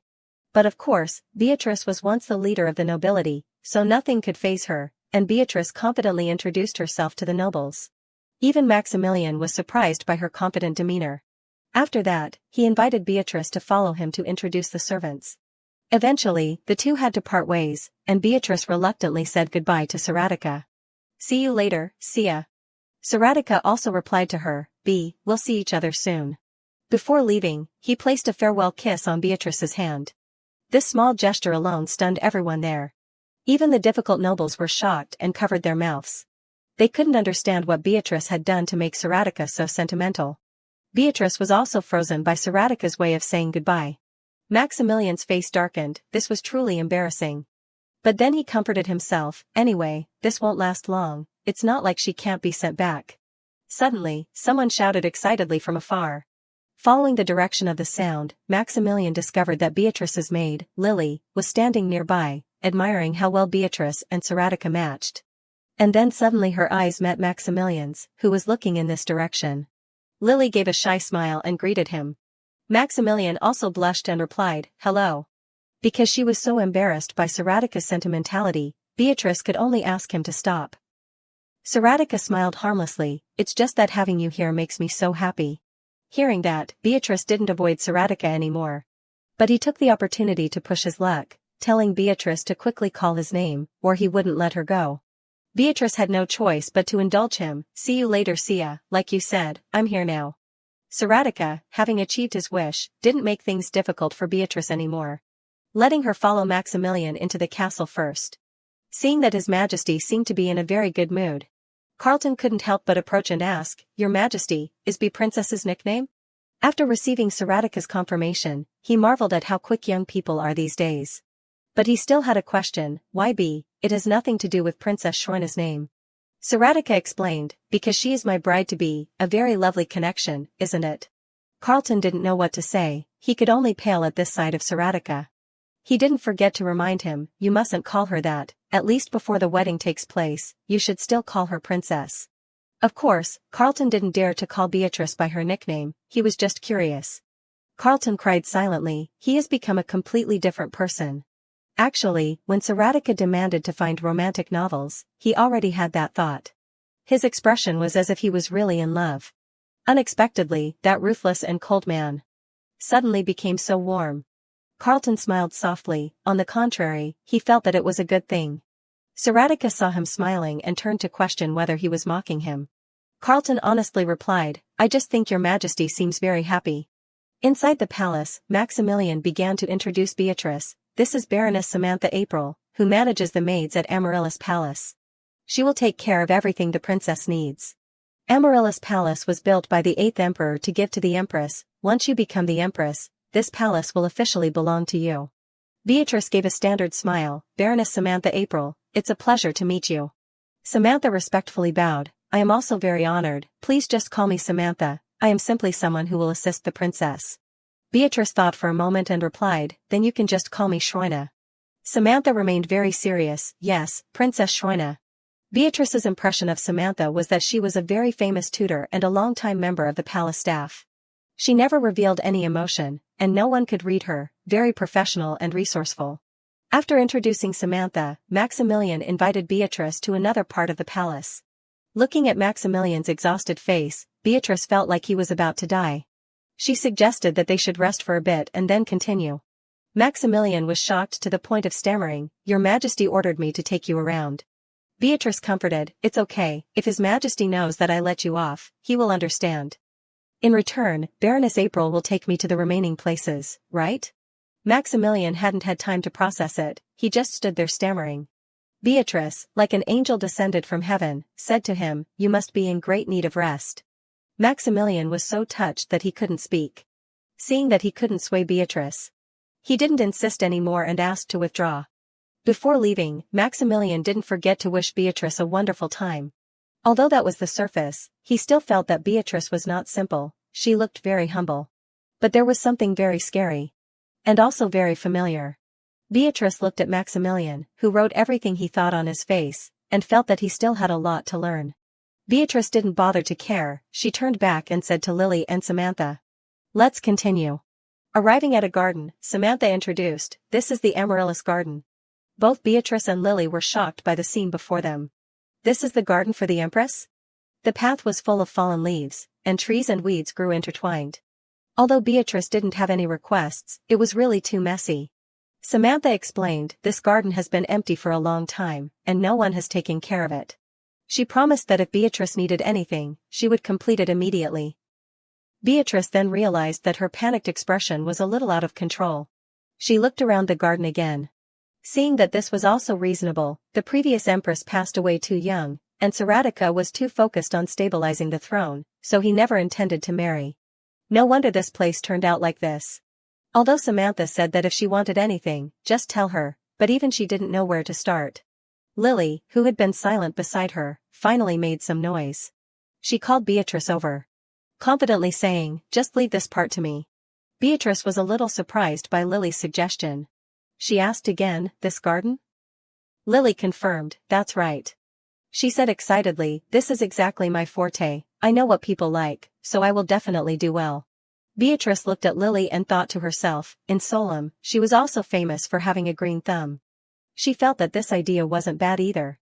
At this time, Samantha suddenly interrupted the conversation. Excuse me, but this place is too big, this young lady alone can't handle it. I suggest you should hand this over to the gardeners in Yerfanin. Beatrice guessed that most of the maids in the palace were young ladies from the noble class, so perhaps Samantha thought Lily was the same. Here, they probably haven't heard of a noble young lady doing gardening. Beatrice couldn't blame Samantha because no one knew about Solem, but she didn't want Lily to be looked down upon. While Beatrice didn't know what to do, Lily quickly said, Baroness April, you don't need to worry about anything. Although I have been serving the princess for a long time, I am not a noble young lady. Lily also said that back in Solem, she often did this. Beatrice looked at Lily's determination and felt that she had been worrying for nothing. But the truth was that she also wanted Lily to take charge of this garden, so she chose her words to say to Samantha. I've decided, I want this girl to be the one to take care of the garden. I guarantee her skills are more than suitable. One more thing.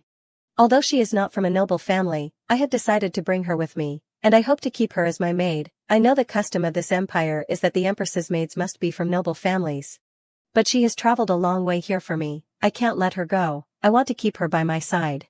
Samantha was silent for a moment and then replied, I understand, you don't need to worry about that anymore. Beatrice finally felt relieved, thanking her for understanding. Samantha simply replied calmly, there's nothing to understand, the head maid is just one of the empress's attendants. I am always here to support and await your orders. Her voice suddenly lowered. Princess Shroina, please forgive me. Samantha honestly said, I have taken care of His Majesty since he was very young, I cherish him and treat him like my own son. When I found out that he was suddenly getting married like this, I was quite worried. And I doubted your motives. Samantha sincerely bowed her head, please forgive me. Also, thank you very much. It's been a long time since I saw His Majesty smile again. Yerfanin has an empress like you, truly no one is more suitable. I am very honored to serve you. Through those words, Beatrice felt Samantha's sincerity. Perhaps because she is a good person. That's why Saratica let her stay by her side, as if to let her know, this is someone you can trust. Beatrice called Samantha back and said. He is also extremely important to me, that's why I'm here. Beatrice took Samantha's hand, I still don't know what love is, but when I look at him, all my worries disappear. I can only think of him. Thank you for taking care of him during his loneliest months, Samantha, it's a pleasure to have you by my side. After hearing that, Samantha's view of Beatrice also changed. When she saw Beatrice's radiant smile, she thought. She really is a woman. As strong as the sun. Samantha hoped that the two of them would have a bright future. After touring the entire palace, Beatrice finally got to rest. Now she was finally alone to sort out her thoughts. The room was large, very different from her small room in Solem. Lily was ecstatic about the vast palace and the garden entrusted to her. Remembering Lily's radiant smile when she said she would plant a peach tree like her and a lily bush next to it. Beatrice suddenly felt strangely relieved, no matter where she was, Lily would always smile brightly. Yet she was worried that Lily would lose a part of herself in this Yerfanin. Clumsy Sir Falliers. Experienced head maid. And Saratica too. Being with them, Beatrice felt that everything would be alright. She had faith that everything in the past would change and get better and better. In contrast to a Beatrice full of hope. A duke was plotting something, a plot that could challenge Beatrice's happiness. In the past, Yerfanin had 3 dukes. First was the former emperor's right-hand man, and also Saratica's tutor, Sultan. Next was Yefer, a very wealthy and powerful merchant, who was promoted to the rank of duke. Finally, Nitra's father, the leader of the nobility, Marcian. Sultan was the sword, Yefer was the scale, and Marcian was the blade. The 3 dukes maintained the balance of power in the empire, until Marcian betrayed. In just one night, blood was shed everywhere, making everything meaningless, and the new emperor Saratica destroyed the Marcian mansion in just one night. And to uproot the seedlings, he executed all the members of the Marcian family. It seemed that the balance had been re-established, but that empty seat caused concern about the stability of the empire. The new emperor appointed Marquis Lenore, who had spent his life hiding in Marcian's shadow, as duke to replace Marcian's position. Although Lenore played an active role in foreign relations and was important in reshaping the unstable regime, there was only one problem, which was that his greed for power was extremely great. At this time, the 3 dukes were sitting down to discuss. Lenore spoke first. You mean the emperor brought back an unknown princess as his fiancée? I have never even heard of the name Solem. Yeffer sarcastically said, "You always brag about how smart you are and how wide your relationships are, but you've never heard of that place." Sultian was the last to know, and he had never heard of the name Solom either. Yeffer immediately criticized Sultian for being slow, telling him to at least show some interest. Lenore couldn't help but slam the table. Now is not the time to joke around, Yeffer. He harshly criticized Saratica for unilaterally bringing Beatrice back to be the Empress without asking anyone's opinion. But contrary to him, the other two seemed calmer. "We have been discussing this issue all along." Yeffer's impression of Beatrice was that she was a princess of an agricultural country, and she was very beautiful. Sultian leisurely took a sip of tea. "Finally he has changed his views on marriage, it's about time. We should be congratulating him." "Why are you angry, Lenore?" Yeffer reminded. "Don't tell me you don't know anything about Lenore's ambitions, Sultian. He has been raising his youngest daughter to become the future empress for a long time, but in the end the plan fell apart. Lenore was unwilling no matter what. His daughter loved Saratica very much. So he began to object. "How can you be so calm? The empress must be both graceful and intelligent, and more importantly, she must exude a dignified demeanor like my daughter. Yet that country princess dares to unilaterally choose the empress without letting anyone in the court know. We don't even know anything about that girl." Lenore seemed determined not to let Beatrice become the empress. Yeffer sighed. "No one cares about your intentions." He said bluntly that he wasn't angry about Saratica's unilateral decision, but the fact that his daughter had no prospects anymore. As a close friend, Yeffer advised Lenore. "Don't provoke His Majesty. You know best how the Marcian family collapsed. The river near the Marcian family's estate still smells of blood. All the nobles who sided with them were executed. If you don't want that ending, you should stop here."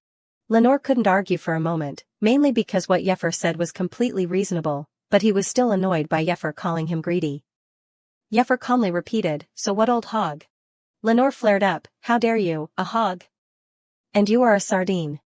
Yeffer also began to get annoyed when he said he was a sardine. The two started arguing. "Being skinny like me is better than being fat like you. Let's see if you dare to say that after eating this fist." Sultian was exhausted listening. He could only call both of them back.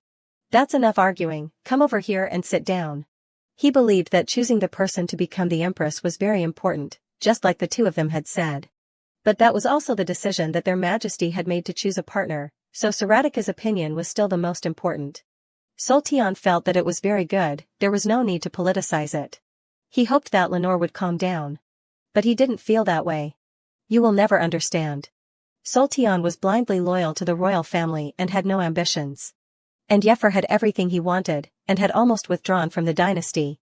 So no one could understand Lenore's feelings. The feeling of having what he craved swept away with insight. He had vowed not to let his daughter go through the same thing. A person who spent almost all his time on the battlefield like Saratica suddenly brought a girl back. Lenore didn't understand what Beatrice had that attracted him to do that.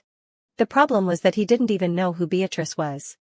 Lenore had never interfered with Saratica's decisions, but this time would be different. He would definitely not let it go easily, no matter what. He would win Saratica back for his daughter. In the blink of an eye, the sky had turned to night. Maximilian came to report on the finances while Saratica was not in the empire.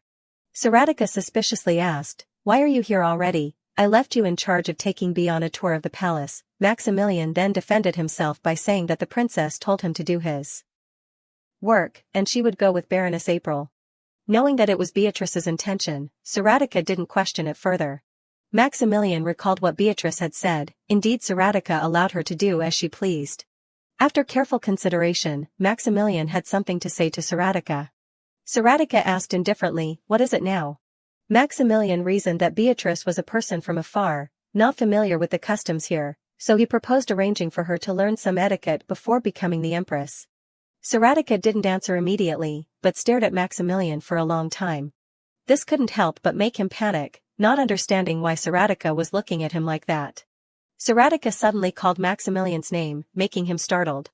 Thinking that Beatrice would have to endure harsh and unreasonable teachings. Saratica said loudly, "Bee is already perfect." Maximilian was so surprised that he couldn't process it. Saratica continued, "Bee doesn't need to attend any classes, she will be the most suitable queen." Maximilian remained firm in his opinion. "Sire, this society operates extremely rigidly. If the princess embarrasses everyone because she is unfamiliar with royal etiquette, then it will." Before he could finish speaking, Saratica interrupted, "Who dares to embarrass the queen?" Seeing him making such a scary face, Maximilian was also scared. Saratica believed that no one was wise enough to teach his bee, so Maximilian suggested Lord Yeffer. Saratica retorted, Yeffer is a man. Maximilian cried, although he is a man, he has plenty of life experience, and he also has a granddaughter. Saratica coldly said to Maximilian, I will pretend I never heard what you said. Don't bother with those unnecessary things anymore and go rest. As soon as Maximilian heard the word rest, his heart ached again. He resentfully blurted out a long string of words, but finding an etiquette teacher for the princess is extremely important. Your Majesty knows how many things I have to worry about. Yet you tell me to rest? Does your Majesty no longer need me? I can still handle it, your Majesty. Saratica felt a headache and tried to persuade him, the problem is that you keep wanting to do everything yourself. You also have subordinates, don't let me ask me if you are eating properly. It turned out that Beatrice had mentioned this to Saratica on the way here. After saying that, he immediately ordered Carlton to take Maximilian away to begin the report on the Magic Kingdom. They were right, they were making moves as they had predicted. The mages are rapidly expanding their power. Fortunately, they arrived in Solem in time after realizing Maximilian's information had been stolen. If they had hesitated, Beatrice and the royal family would have been in trouble by now. Carlton finished reading the long report. He turned to ask Saratica, how do you want to proceed? Saratica ordered, increase palace security to the highest level. Especially protect Bee very carefully, understand? We can't let our guard down. Contact Sultan, tell him to increase the defense forces around Solem, they are likely to be the first target. As for Maximilian, go rest, continue gathering information about them tomorrow. If Bee or anyone in the Solem royal family is harmed in any way, I will make them pay with their lives, is that clear? The atmosphere suddenly fell silent after that statement. In the evening, a lavish and delicious meal was prepared. Beatrice knew that meals for the emperor were lavish, but she didn't expect it to be this extravagant. At this time, the servant announced, His Majesty the Emperor has arrived.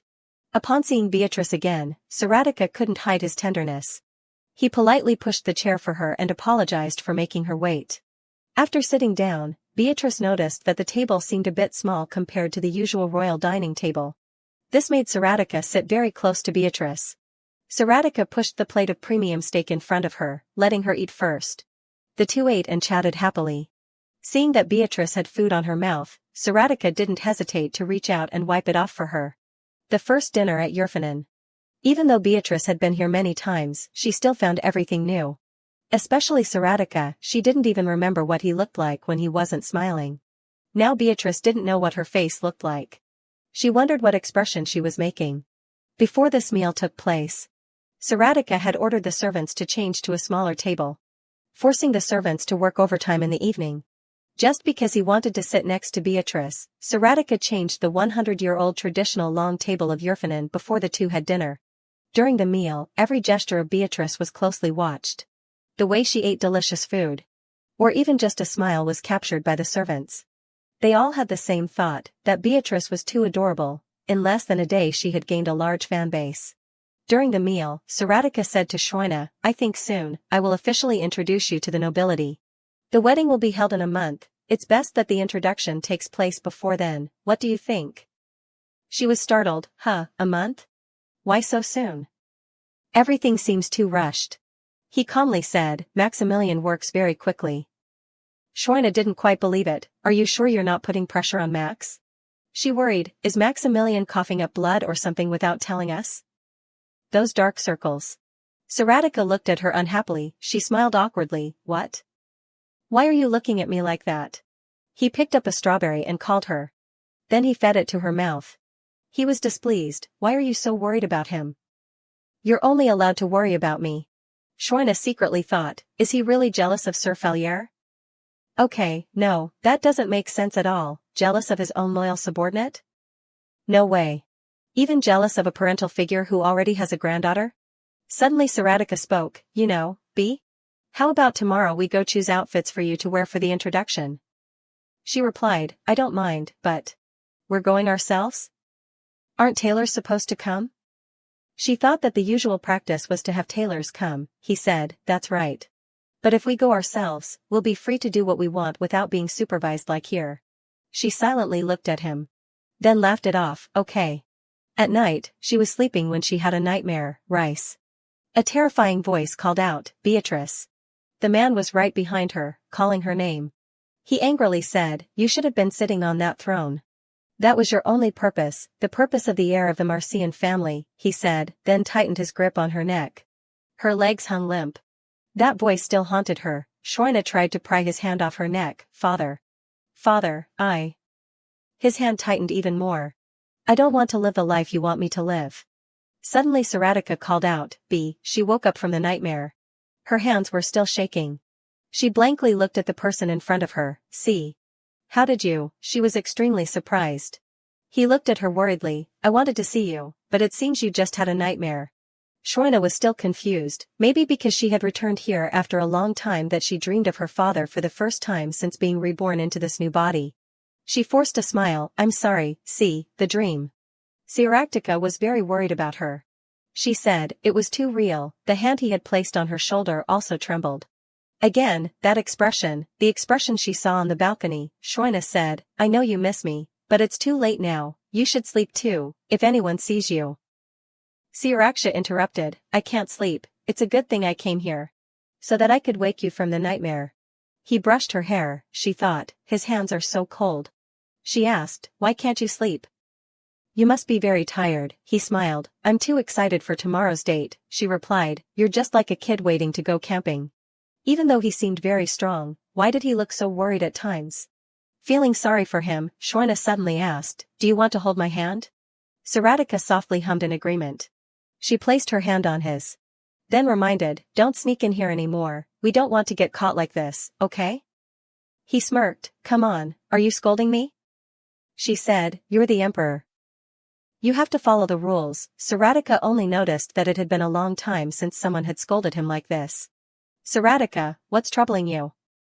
Shoina wanted to ask again, but he asked her, you seem to have some worries, are you okay? She affirmed, I'm okay now. I'm right here next to you. Why are you still worried? Saratika held her hand tightly. B. Your hand is so warm, he suddenly picked it up. Shoina rubbed his head, oh my, you're too childish. He smiled, at night you're even sweeter, she teased back, and you turn into a child. She softly called his name. You know I'm always here, right? He smiled, yes. The two lay down, she patted him, so everything will be alright, you and me. Outside the moon was full. The two had fallen asleep, everything will be fine. In the blink of an eye, the next day arrived. They pushed the dream from the previous night aside. Shoina went to try on evening gowns. She became a victim in a dress-up game.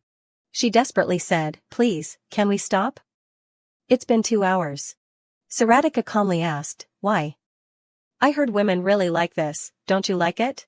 She replied, these dresses are beautiful, but this isn't something that interests me, I'd rather you send me to the battlefield. He laughed, I didn't know this would make you so tired. She was annoyed, are you happy to see me like this? Suddenly the tailor grabbed her hand.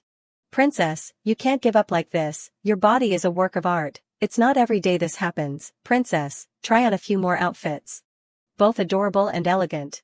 A very youthful, soft, and inspiring face. There are so many dresses I want you to try on, Shoina helplessly cried, please, stop. She persuaded, princess, just the last one. Saratika picked up another dress. B, I like this one. She was too tired, the two kept calling her. She shouted, please, no more trying on. They finally arrived. Saratika teased her, you were only there for 3 hours and you're already exhausted, what's wrong? She frowned, do you know how tiring it is to keep changing in and out? While everyone is around, I have to wear armor every day. He replied, really? Anyway, we've arrived at the most famous dessert cafe, Maximilian recommended it to me, order whatever you want. Shoina was satisfied, then I'll order a lot, you should be prepared, Saratika laughed, okay. She picked up the menu, her face changed, he saw and asked, what's wrong, B? What are these names? They have nothing to do with the ingredients, the menu read lost in the lips of someone, angel wings, forever remembering the pink kiss on the wings of Amanda. Music box stepping to heaven, party of passion. Saratika calmly pointed, it seems this one is the most famous, forever remembering the pink kiss on the wings of Amanda, she frowned, what, so I'll have that. In the past 5 years, Yurfanen has changed too much already. A little later, the food was placed on the table. Shroina felt relieved. It's brownie topped with strawberry cream. Thank goodness at least the food isn't unusual, he replied. Yeah, there's a cherry on top too. She looked outside, suddenly becoming embarrassed. It seems like more and more people are coming. He smiled. Everyone is probably curious to see what the future queen is like. That's why they came here to see. It's a shocking piece of news, don't you think? She smiled awkwardly. Maybe, but it's too much pressure. Saratica wanted to say something. He called her name, B. It's unavoidable that people will gossip about you. Or let's just give them what they want. He leaned closer to her. She jumped. Don't tell me you spread the rumor that we were coming here today, did you? No wonder you chose an open space like this. I can't stand it. She came up with an idea. Then forced a smile. Okay, His Majesty the Emperor and his fiancée are dating. Shroina skewered the cherry and held it up. Come on, see. You like cherries, right? Hurry up. Say ah. She looked at him mischievously. Is it difficult? Is it very embarrassing? But you have no choice but to follow. Unexpectedly, before eating he licked it once. Then bit into it. Shroina was annoyed. Hey, you didn't have to do that. Why did you lick it? He was extremely calm. You told me to eat it, so I ate it. She scolded. You sly thing. He still acted like nothing happened. B, why are you angry? She pouted even more. Don't call my name like that. They had attracted everyone's attention. In the late afternoon, the two ended their date. Shroina said, see, I had a lot of fun today, really. She secretly thought, the most prominent thing is still how much Yerfine has changed. In contrast to the coldness before, now everyone is smiling and talking happily. It feels like this is what life really is. He must have put in so much effort. Suddenly he pulled her hand. B. Actually, there's a place I want to take you before we return to the palace. It's a place I often visit after you left. Shroina suddenly went silent. After the collapse of the Marcians, the door to the mansion also slammed shut forever. However, the mansion still stood for whatever reason. The servants helped keep it intact. People say that the mansion will forever be in a bloody state on the night the whole family rebelled. Why did Siaractica leave the mansion in this state? Shroina and he stepped inside. She felt uncomfortable. It was still exactly like that night. Why did C preserve this place? And why did he bring her here? Suddenly she stopped for a moment. She silently looked at the man in the picture. It was Shroina's father. Saratica said, Lord Marcian was an extraordinary figure and very intelligent, of course, also very ambitious. She laughed bitterly, and also violent. He listened to her in silence. It was also because of that ambition that he forced his only daughter to go to war. And also because of that ambition that he wanted to kill you. See, I'm his daughter. He smiled, but if it wasn't for him, we wouldn't have met. Shroina was very curious. Why did you forgive me? He said, I realized one thing, since you left. I've never hated you for a moment. This place has never changed because I felt the emptiness when you left. I don't want to experience that feeling of helplessness again. Or the fear of losing you again. She was stunned. He was scared? Suddenly Saratica reached out. B. Everything will be alright, so let's. You and I leave all the past behind to move on. Shroina understood.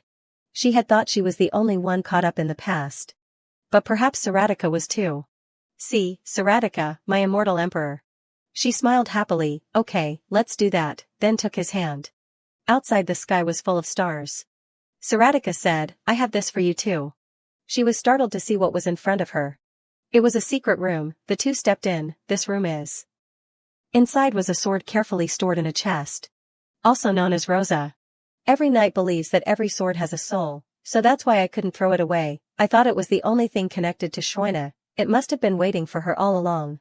She trembled, but I used it to end my life. Will Rosa forgive me? She slowly touched the sword. Suddenly a magical light emitted, this vibration. Shroina was extremely touched. Rosa. Do you accept me? Thank you. Seeing her happy, Saratica also smiled. Everything has been returned to its place. B. The starry sky shone on the mansion. Inside the garden there was a noise. The girl standing there was Lily. She was in the process of pruning the princess's garden, forgetting all about the time, but still, she really loved this gardening job. What a peaceful night. The soil isn't as fertile as in Solem, but I'll probably finish before the princess's wedding, or at least I thought that night was really peaceful. Right at this moment a voice rang out, ridiculous. You're overthinking it. Who was that? Maximilian retorted to the other person, overthinking? Don't you know how easily that princess from a tiny country will become a target? The man was helpless. His Majesty will surely have a way, he said. I'm sure the princess is a very wonderful person.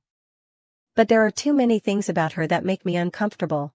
She could be His Majesty's fatal weakness, Lily thought. A tiny country? Isn't he bad-mouthing Princess Shoina? Our precious princess. She secretly looked at him with dagger eyes. Sir Falliers. I will never let this go. Suddenly he got goosebumps all over. He looked speechlessly at the threatening letter. Shut up, Lily held a grudge. He dares to speak ill of our precious princess? He slipped on a banana peel. Who left this here? Lily will make him regret it. Next he suddenly fell into a hole that appeared out of nowhere. You just wait and see, Falliers, he screamed desperately. Why does this always happen to me? Lily secretly cursed him from behind. The silent atmosphere enveloped the entire room. 4 men looked at each other. At this moment Sia chuckled. All 3 of you, in my office. I am eager to hear why. One person spoke. You look well, Your Majesty. He was Duke Lenore. Sia replied, it's all thanks to your hard work and kindness. So what brought the 3 of you here? The person sitting next to Lenore, Duke Yeffer, spoke. Your Majesty, this old man absolutely does not intend to impose his decisions on you. But as a duke serving this empire, our duty is to support and advise Your Majesty. I have no intention of being disloyal, but I must ask. Why didn't you mention the topic of the future queen to your advisors? Being away from your seat for too long, and then suddenly, a princess comes from a small country, I fear this decision may be too hasty. Sia said in a low voice, you fear, I understand, but what you fear is the future of this country, or, the daughter of Lord Lenore. The other 2 startled, turned pale. Your Majesty. Sia continued, I know how much your youngest sister loves you, Lord Lenore, you have introduced her to me many times. And I know that every time you want to say more than that. Lenore at this moment did not expect him to answer so frankly. He snapped, if you knew, then why? Sia smirked, although I respect your abilities, but Lenore, I do not appreciate your surging emotions. Lenore asked back, so, is this decision of yours not due to surging emotions? Please tell us why you chose this woman. Sia called him, Lenore, she is the future queen, she is not just a woman. Lenore shook his hand and replied, but, she comes from a small country, you know how important such things are to the public. Sia spoke, you just asked me why I didn't communicate this to you. The reason for that is this. She is perfect, in fact, her level exceeds all standard levels. The weight of the crown is very great, not everyone can manage it. But she can. Both she and her family. I assure you they have enough strength to do it. You know better than anyone about my discerning eye for people. I am the one who put you in that seat. Or do you want to tell me now, that I am wrong? Lenore was speechless, thinking to himself, he continues to push me around. Thinking, he spoke, I support you, Your Majesty, and always will. I will give my judgment on the princess. Until after I see her with my own eyes at the party tomorrow, Sia smirked and asked, judgment. So, what will you do if the princess does not please you? Lenore silently felt the tense atmosphere enveloping him. At this moment another person spoke, if she fails, we will advise her, and if she passes, we should acknowledge. I trust in your decision as I trust you, however, Your Majesty. The queen is the head of a country. I hope she is as exemplary as you say. Sia spoke, we will soon know tomorrow. It was nice talking to all of you. Everything was quite tense. On the way back, Duke Yeffer spoke, Lenore, you are too emotional, it was simply an objection. If it weren't for Yeffer, things could have gotten worse. Anyway, it seems that His Majesty's feelings for the princess are greater than we thought. Yeffer laughed and replied, I think it's great to see him stand his ground. I can't wait until tomorrow. Back inside, Maximilian asked worriedly, Your Majesty, will we be okay tomorrow? I can't help but worry that something might happen. Sia laughed and replied, my girl. Stronger than any woman I have ever met or known, don't worry. Very quickly, Shoina's debut day arrived. Sia couldn't stop saying, you look really beautiful today, my love. No one will be able to take their eyes off you, Shoina replied, thank you, Sia, you look amazing too. Sia chuckled and asked, are you worried? Shoina replied, I want to say no, but I am, a little. Sia reassured her, everything will be fine. Shoina also nodded, it will be. You know me, so the 2 of them went inside hand in hand. The Great Hall currently has many people. They are gossiping, have you heard, of course. The woman, of His Majesty, I wonder how beautiful she is, to melt His Majesty's cold heart. You know, he is not affected by looks, and I just want to see her face. How could she charm His Majesty? I heard she is some rustic princess, Why does His Majesty have to bring such a low-level person? Maximilian stood listening and rejoiced secretly. Just as I expected.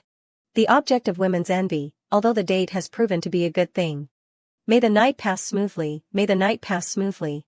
At this moment, a person said loudly, Our eternal glory.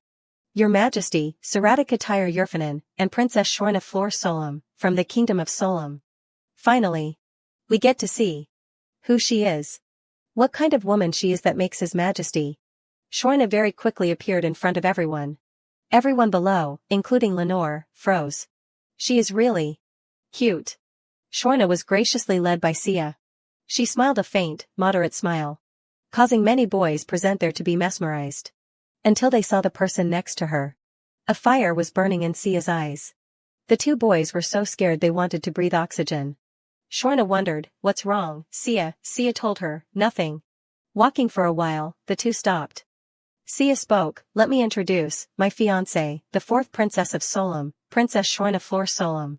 She is the only one in my heart, considered the Queen of Yerfanen. Your objections will not be allowed. I expect nothing but compliments for her. I will be here to listen to the compliments you give her. That's it, have a good evening. Shorna beside her sighed inwardly, no one will be able to enjoy their evening when you say that, Sia. At this moment Duke Yefer spoke, it seems it's time for this old man to step up. Hello, sir. I am Ladakh Pan Yefer, Minister of Justice of the Empire. I am simply filled with admiration to finally meet you, we have heard so much about you.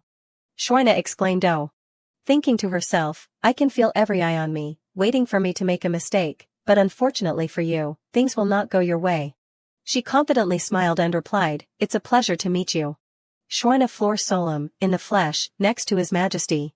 Her answer impressed Duke Yefer greatly. He said, she is unfazed, completely calm, with no signs of anxiety or worry. I would be disappointed if this steadfastness was just luck under the moonlight. Shorna chuckled and replied, surely you don't think that I am standing here entirely by luck, sir. If that were the case, I fear that the disappointment would be mine. Because that is not only doubting me but also doubting His Majesty's dignity. Duke Yefer spoke, I understand. I am very happy to return to my seat tonight. I don't think there will be anything that will cause us to disappoint each other. You are exactly like His Majesty. It's a pleasure to get to know you, Shorna smiled and replied, me too, with your grace. Maximilian in the back thought to herself, I don't know what they are saying, but it seems like this is a good time. When Lord Yefer accepts the princess, no other nobleman can make his move, thank God. Lord Lenore doesn't seem very happy about that, but he won't be disrespectful. Maybe he has given up already, or he is waiting for the right moment. Very quickly Lenore came to greet and said, congratulations to the light of the empire. Shorna looked at the person next to him, realizing she was staring at her, she looks familiar. Sabrina sarcastically said, when I don't know, where is this Solon located? I know being a queen is not an easy task or burden, I'm just worried about you, you are so small and weak. Shorna smiled faintly, thinking to herself, now I remember. The daughter of the Viscount when I was still a duchess, her advances towards His Majesty were rejected.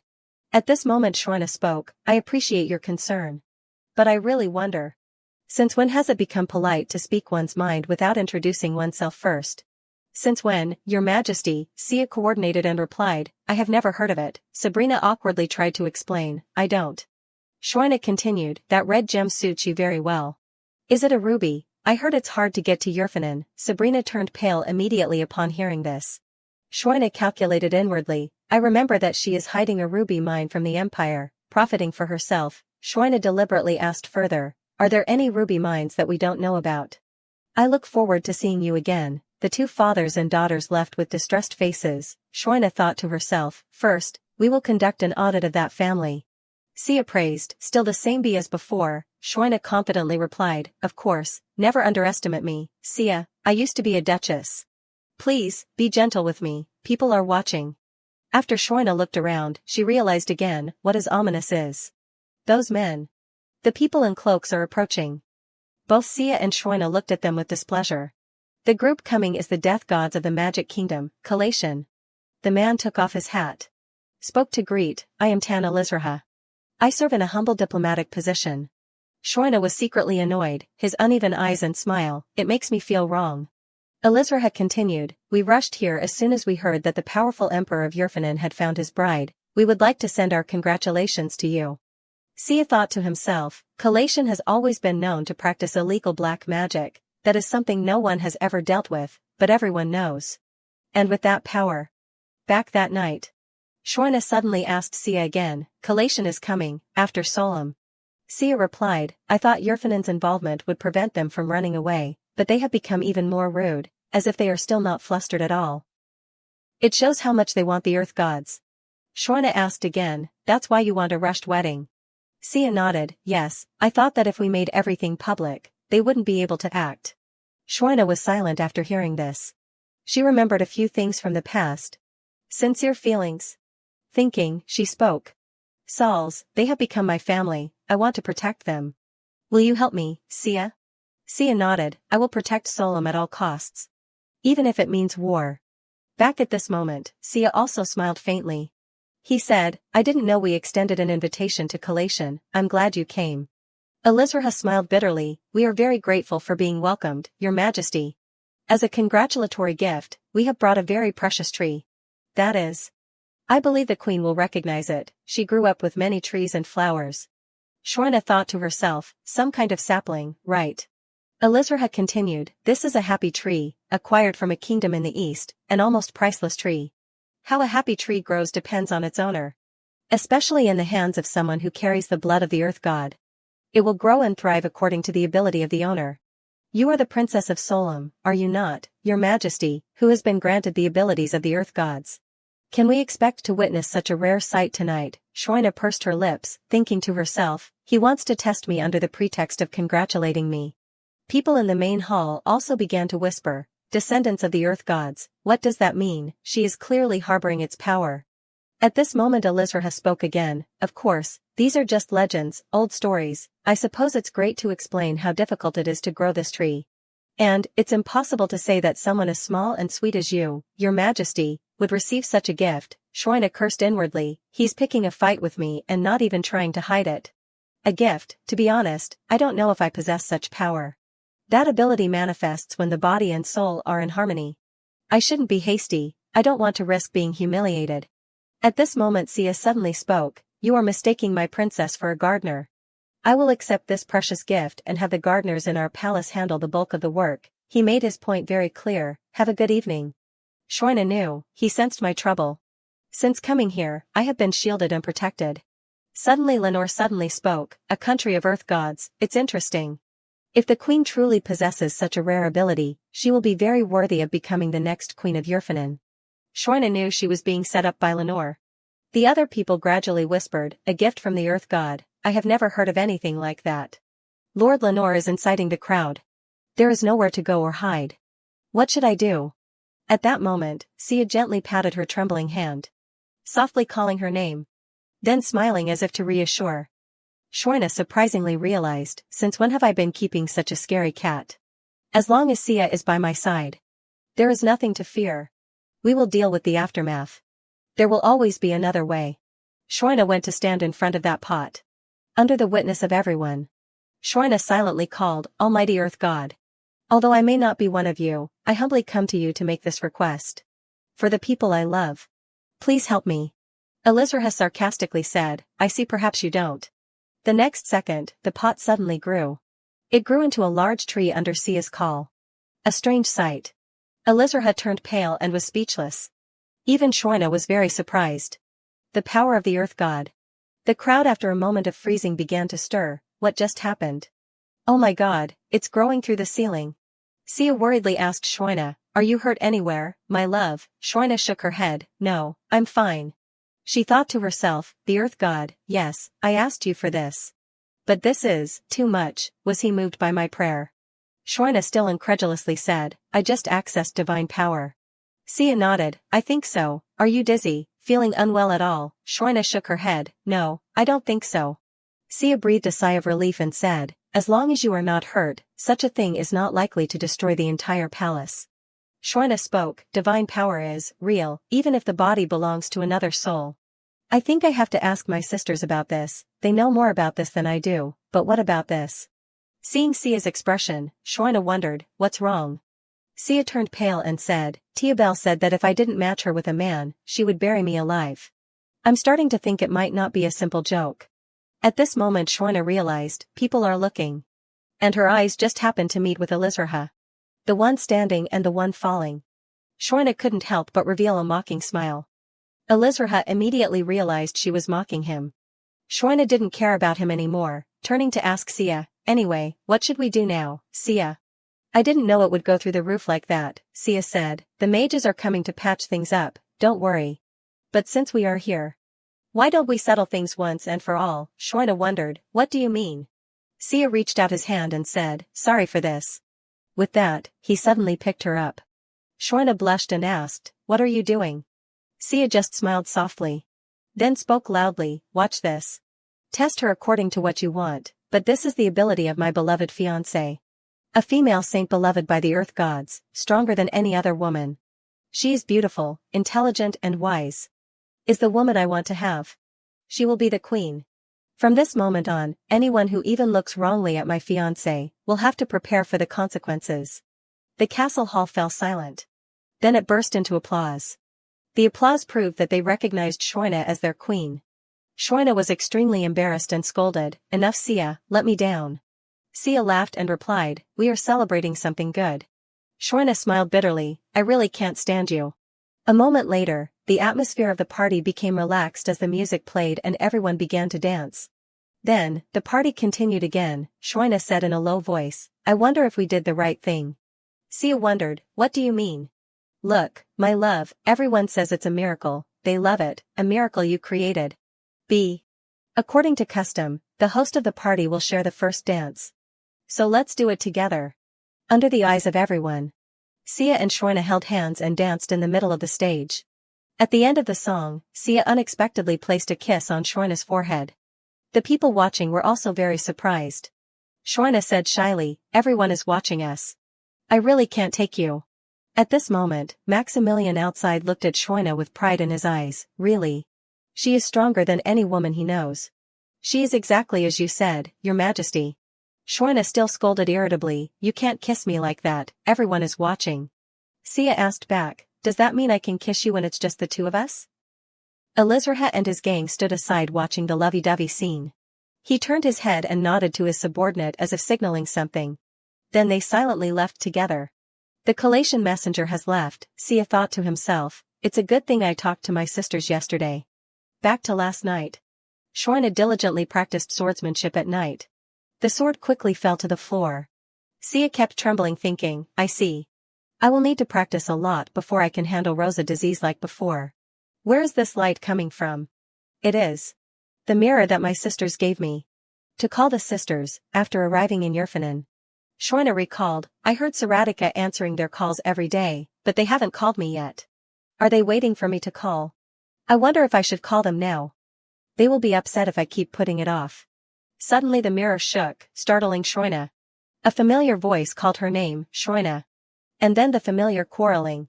They asked Shorna, do you know that plants will die when you don't water them? Why haven't you called? We almost died. How have you been lately? Is everything okay? We talk to Seratica almost every day. Sia smiled to himself, they are still the same as always. She spoke up, I'm sorry I'm late. One sister asked in surprise, Shorna, what's wrong with your face? Who is torturing you? Don't tell me, it's His Majesty, in bed, every night. The other two immediately covered her mouth, you need to watch your mouth, please don't go around saying that we are related, understood? Shorna sighed inwardly, they are even more fierce than I remember.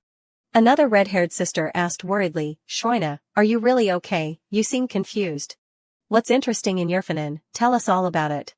Shorna silently thought, actually. I said I would protect all my sisters, but I'm a little scared. Afraid that I might lose them. Should I tell them the truth?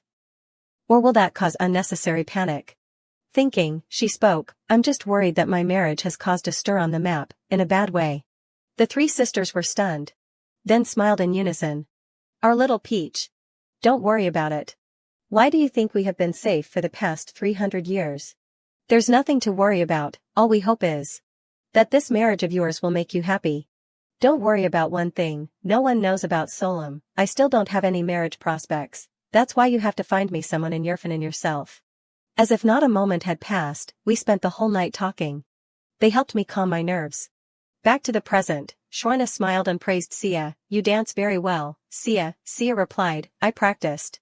Shorna nodded. Now you have to go around and socialize with the guests, they are waiting to meet you. Just then, someone came over. Shorna thought to herself, that woman. The other person quickly came over and introduced herself. I am Sabrina Pon Lenore, daughter of Lord Lenore. On this side, Maximilian looked at the brown-haired woman. He was a little suspicious of that woman. So he called her back. Lily looked away with a fake smile. What did the queen ask me to do? I almost forgot. Then she hurriedly made an excuse to leave. Maximilian stood still, not knowing what to do. Lily worriedly wondered, did he recognize me? Phew. Should I make it clear to her? What should I do? A few days ago. Lily stood outside the hallway thinking to herself, he will drink tea at this time. As her final revenge.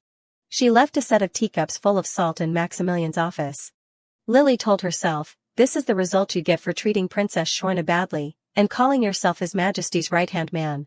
Just then Shorna saw her and greeted, Lily, you seem to be in a good mood. Lily then asked, would you like a cup of tea to help you sleep tonight? Shorna refused, no, I think I'm fine. Lily looked at Shorna for a while. She found it strange and spoke up, is something the matter? You seem troubled. Shorna nodded and asked, do you remember Lord Falliers? He fainted. I know he's always been in bad shape, maybe it's all because of the work he's doing. Maximilian always pushes himself to work, even when he's sick, but it seems like this time it's so bad that he can't get out of bed. I mean, looking back, I guess he looked really haggard. It seems like he hasn't slept at all. Lily panicked, no, it's definitely because of me. Shorna continued. And that's why I'm so worried, Lily, what's wrong? Lily turned away and replied, I'll be right back, Your Majesty. Shorna wondered confusedly, what was that about? Night fell over the palace. Lily ran breathlessly in the hallway. She blamed herself, I wanted to take revenge on him, but I didn't want to hurt him so badly. It's all my fault. I can't believe I made someone faint, oh, please forgive me, mighty earth god. Then, Lily silently entered Maximilian's room.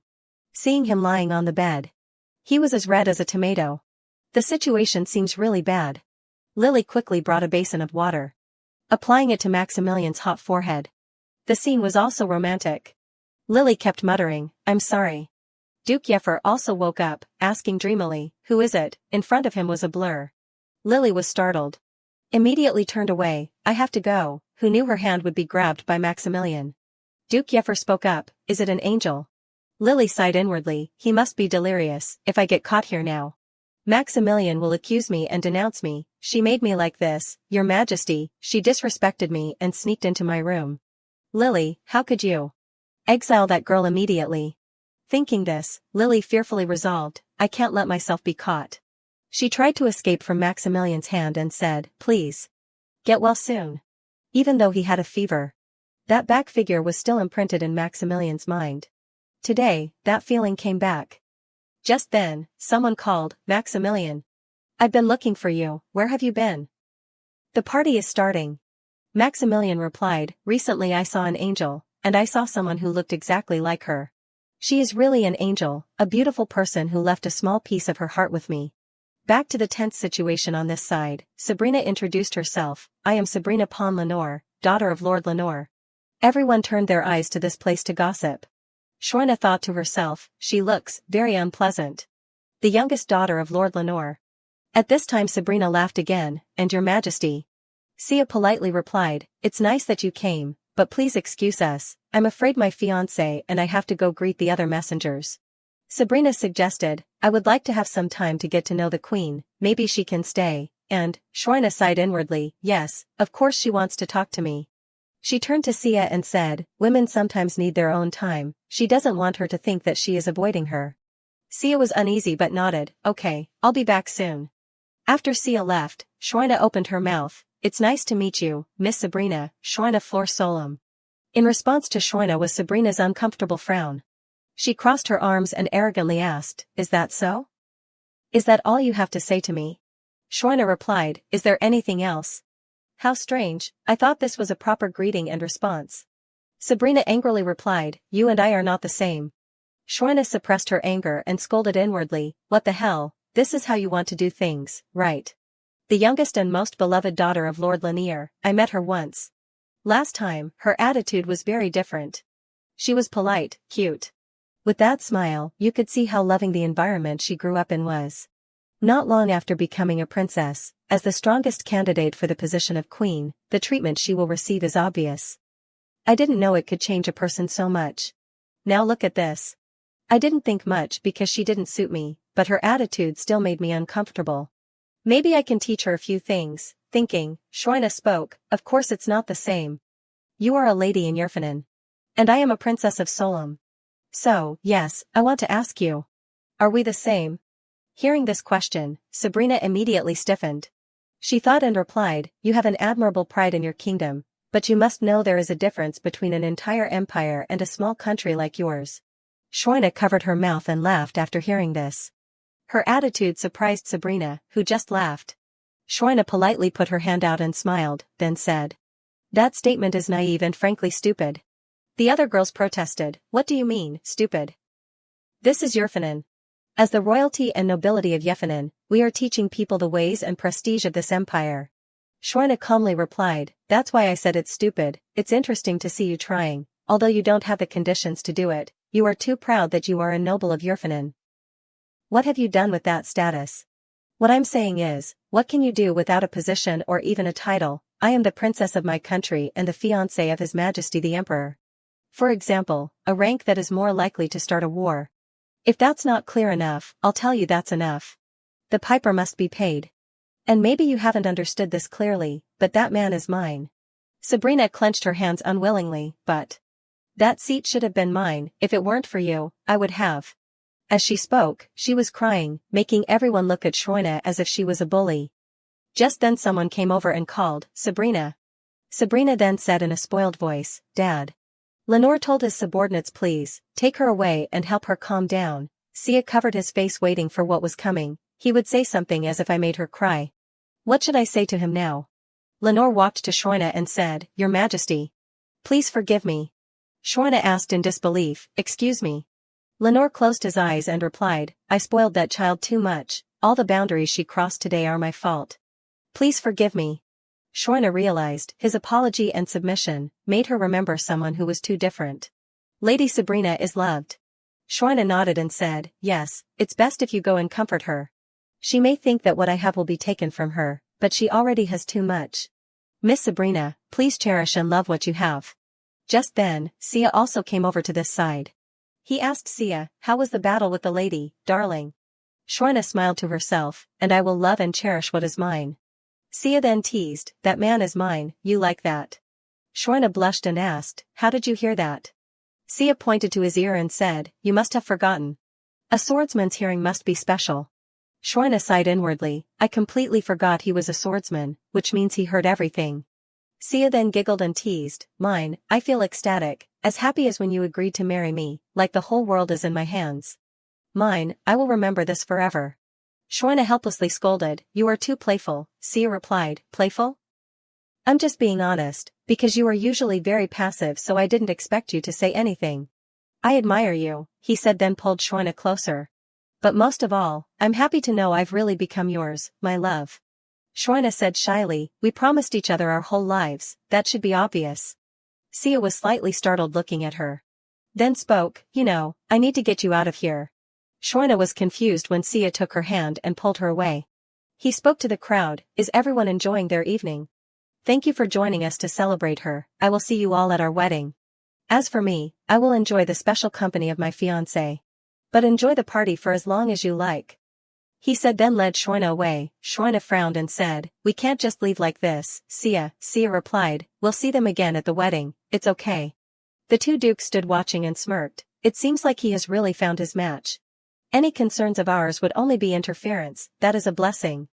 The politics of an emperor who has learned warmth. I am happy to see the future of Yerfanin. At this time in the palace garden, Amaryllis, Shroina spoke, all this change only happened in a few days. She is really something, isn't she? Lily must be truly loved by the earth god. Shroina thought to herself, there's something Lily told me not long after arriving in Yerfanin for the first time.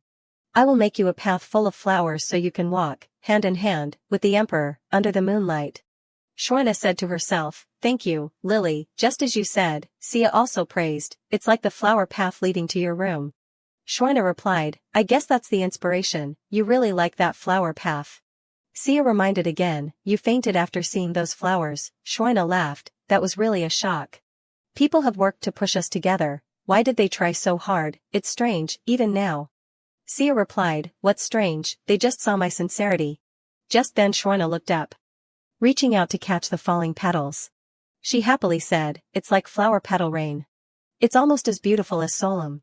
This place is filled with Lily's wishes for your happiness, no wonder it's so beautiful. Shrina nodded, Lily really cares about me, almost too much. But darling, you forgot that I stole you from the party, right? You told me not to embarrass you in public, but there's no one else here, can I do embarrassing things now? So, my love, can I have your first kiss now? Shrina blushed and scolded, you don't have to ask things like that. As soon as she finished speaking, the two exchanged a passionate kiss. Only releasing after a while. Sia comfortably grinned and said, I love you. Shrina thought to herself, I haven't been stable since I met you. You are the waves crashing, and I am the small boat, being pushed by every movement. We continued to kiss, under the falling petals on our eyelids. It was a peaceful night.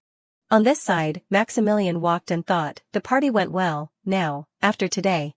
Suddenly someone used a cloth to cover his nose from behind. Maximilian realized his body was softening. His hands also gradually drooped down. Her Highness is in trouble. Back to that night. Maximilian slowly walked in the hallway. He sighed inwardly, I know he likes her very much, but this time it was quite unprofessional for him. We spent a lot of time appeasing the remaining guests. When I went to look for them before the party was about to end, they had already said goodbye. Oh, okay. But at least the party achieved its purpose, it was a great success. Collision appeared more hostile and daring than we expected. Although thanks to Sia, we were able to stabilize the situation. Solem, land of the earth god. It's stronger than I imagined, huh? How could such a powerful force emanate from such a small person? I know she has resilience, but somehow, every time I see her, I remember that girl. Marcian. With those quiet eyes. The woman who seemed to read my every thought, Beatrice Marcian. That's ridiculous, it can't be. There is nothing similar in the two of them. Anyway, if we're not careful, we might have a war before the wedding. We should prepare. Just when he was thinking, a strange noise just happened. Maximilian blocked the knife with his hand, breathing heavily, speculating, damn it, are they Collision's henchmen? There are so many of them, how did they get in here? I let my guard down. No, we just barely managed it. To make His Majesty smile. His body, Maximilian couldn't hold on any longer. The servant raised his knife, wanting to slash down at Maximilian. But suddenly, something hit his head. The rest hadn't understood what was happening. Thanks to that, Maximilian regained consciousness. He looked in surprise at the black-clad man next to him. Did he fall? It was a fly swatter. Who, on earth? Before he could finish thinking, a figure rushed down from above. That person was none other than Lily. She stood alone in front of that group of black-clad men, saying, my father always said, fight fire with fire. Maximilian realized from behind, that woman looks familiar. An image intertwined in his mind. It was the angel that day. Lily reached out to pick up the knife, then quickly swung it. The sound made Maximilian, who was watching, panic. Only to see her single-handedly take care of that group of black-clad men. After dealing with the group, Lily turned her head to look. That look immediately scared Maximilian out of his wits. Lily asked, are you okay? You're bleeding. Maximilian was stunned, immersed in her voice. It seems. It's that woman, the one who took care of me that day. I didn't know she was the queen's maid. He opened his mouth to ask, are you? Just then someone called out, Lord Falliers. What's going on? Are you injured? Maximilian recognized it was the captain. They don't have time to waste. It's an ambush. Their target will be His Majesty and the Queen. He stood up and said, Captain, we send our men to His Majesty and the Queen immediately. Lily was startled to hear the news. His Majesty and the Emperor are in danger. Over here, Shrina was thinking, even after Sierra and I let go, the heat hasn't diminished at all. I kissed him. It all feels like a dream. I wonder what he's thinking now. Sigh, it's late, I should go to sleep. Just then, the sword Rosa beside her trembled. Shrina picked it up and wondered, why? A strange noise appeared, making her alert. Who's there? The group of black-clad men quickly entered. Shroina sighed inwardly, could it be, collation has already acted? She calmly said, I knew you'd be here. I suppose patience isn't something your king has. I haven't been trained to use this sword properly yet, but that doesn't mean I should give up.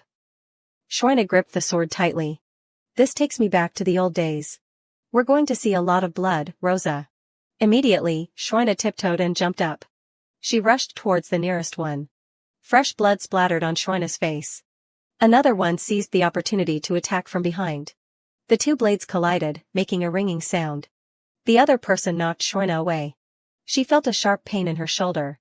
And the sword also lost momentum, slipping from her hand. The black-clad man ordered, capture her. Someone reached out their hand. Shroina fell to the floor in fear, closing her eyes and waiting. Just then, someone called her, Princess. Are you okay? I'm sorry for being late. Lily appeared here in a fluster. Only to see that the group of black-clad men had already been dealt with by her at some point. Shroina's eyes widened, how could? What happened? Did Lily handle all those men by herself? Lily, still not appeased, shouted, those fools. How dare they threaten people? I should have killed them more painfully. I won't leave your side again. She emotionally hugged Shroina. Shroina called out Lily's name in a low voice. Who are you? Lily didn't hide anything and declared, Lily Lurent, a third-generation priest who has been granted the gift of combat by the Earth God. I am your sword and shield. Shroina realized in surprise, all this time, Lily has been standing alone as both a maid and a knight. It seems like I'm forever indebted to her. At this moment, Sia appeared and said, are you two safe? The two girls looked at each other. Smiling, replied, yes, that's right.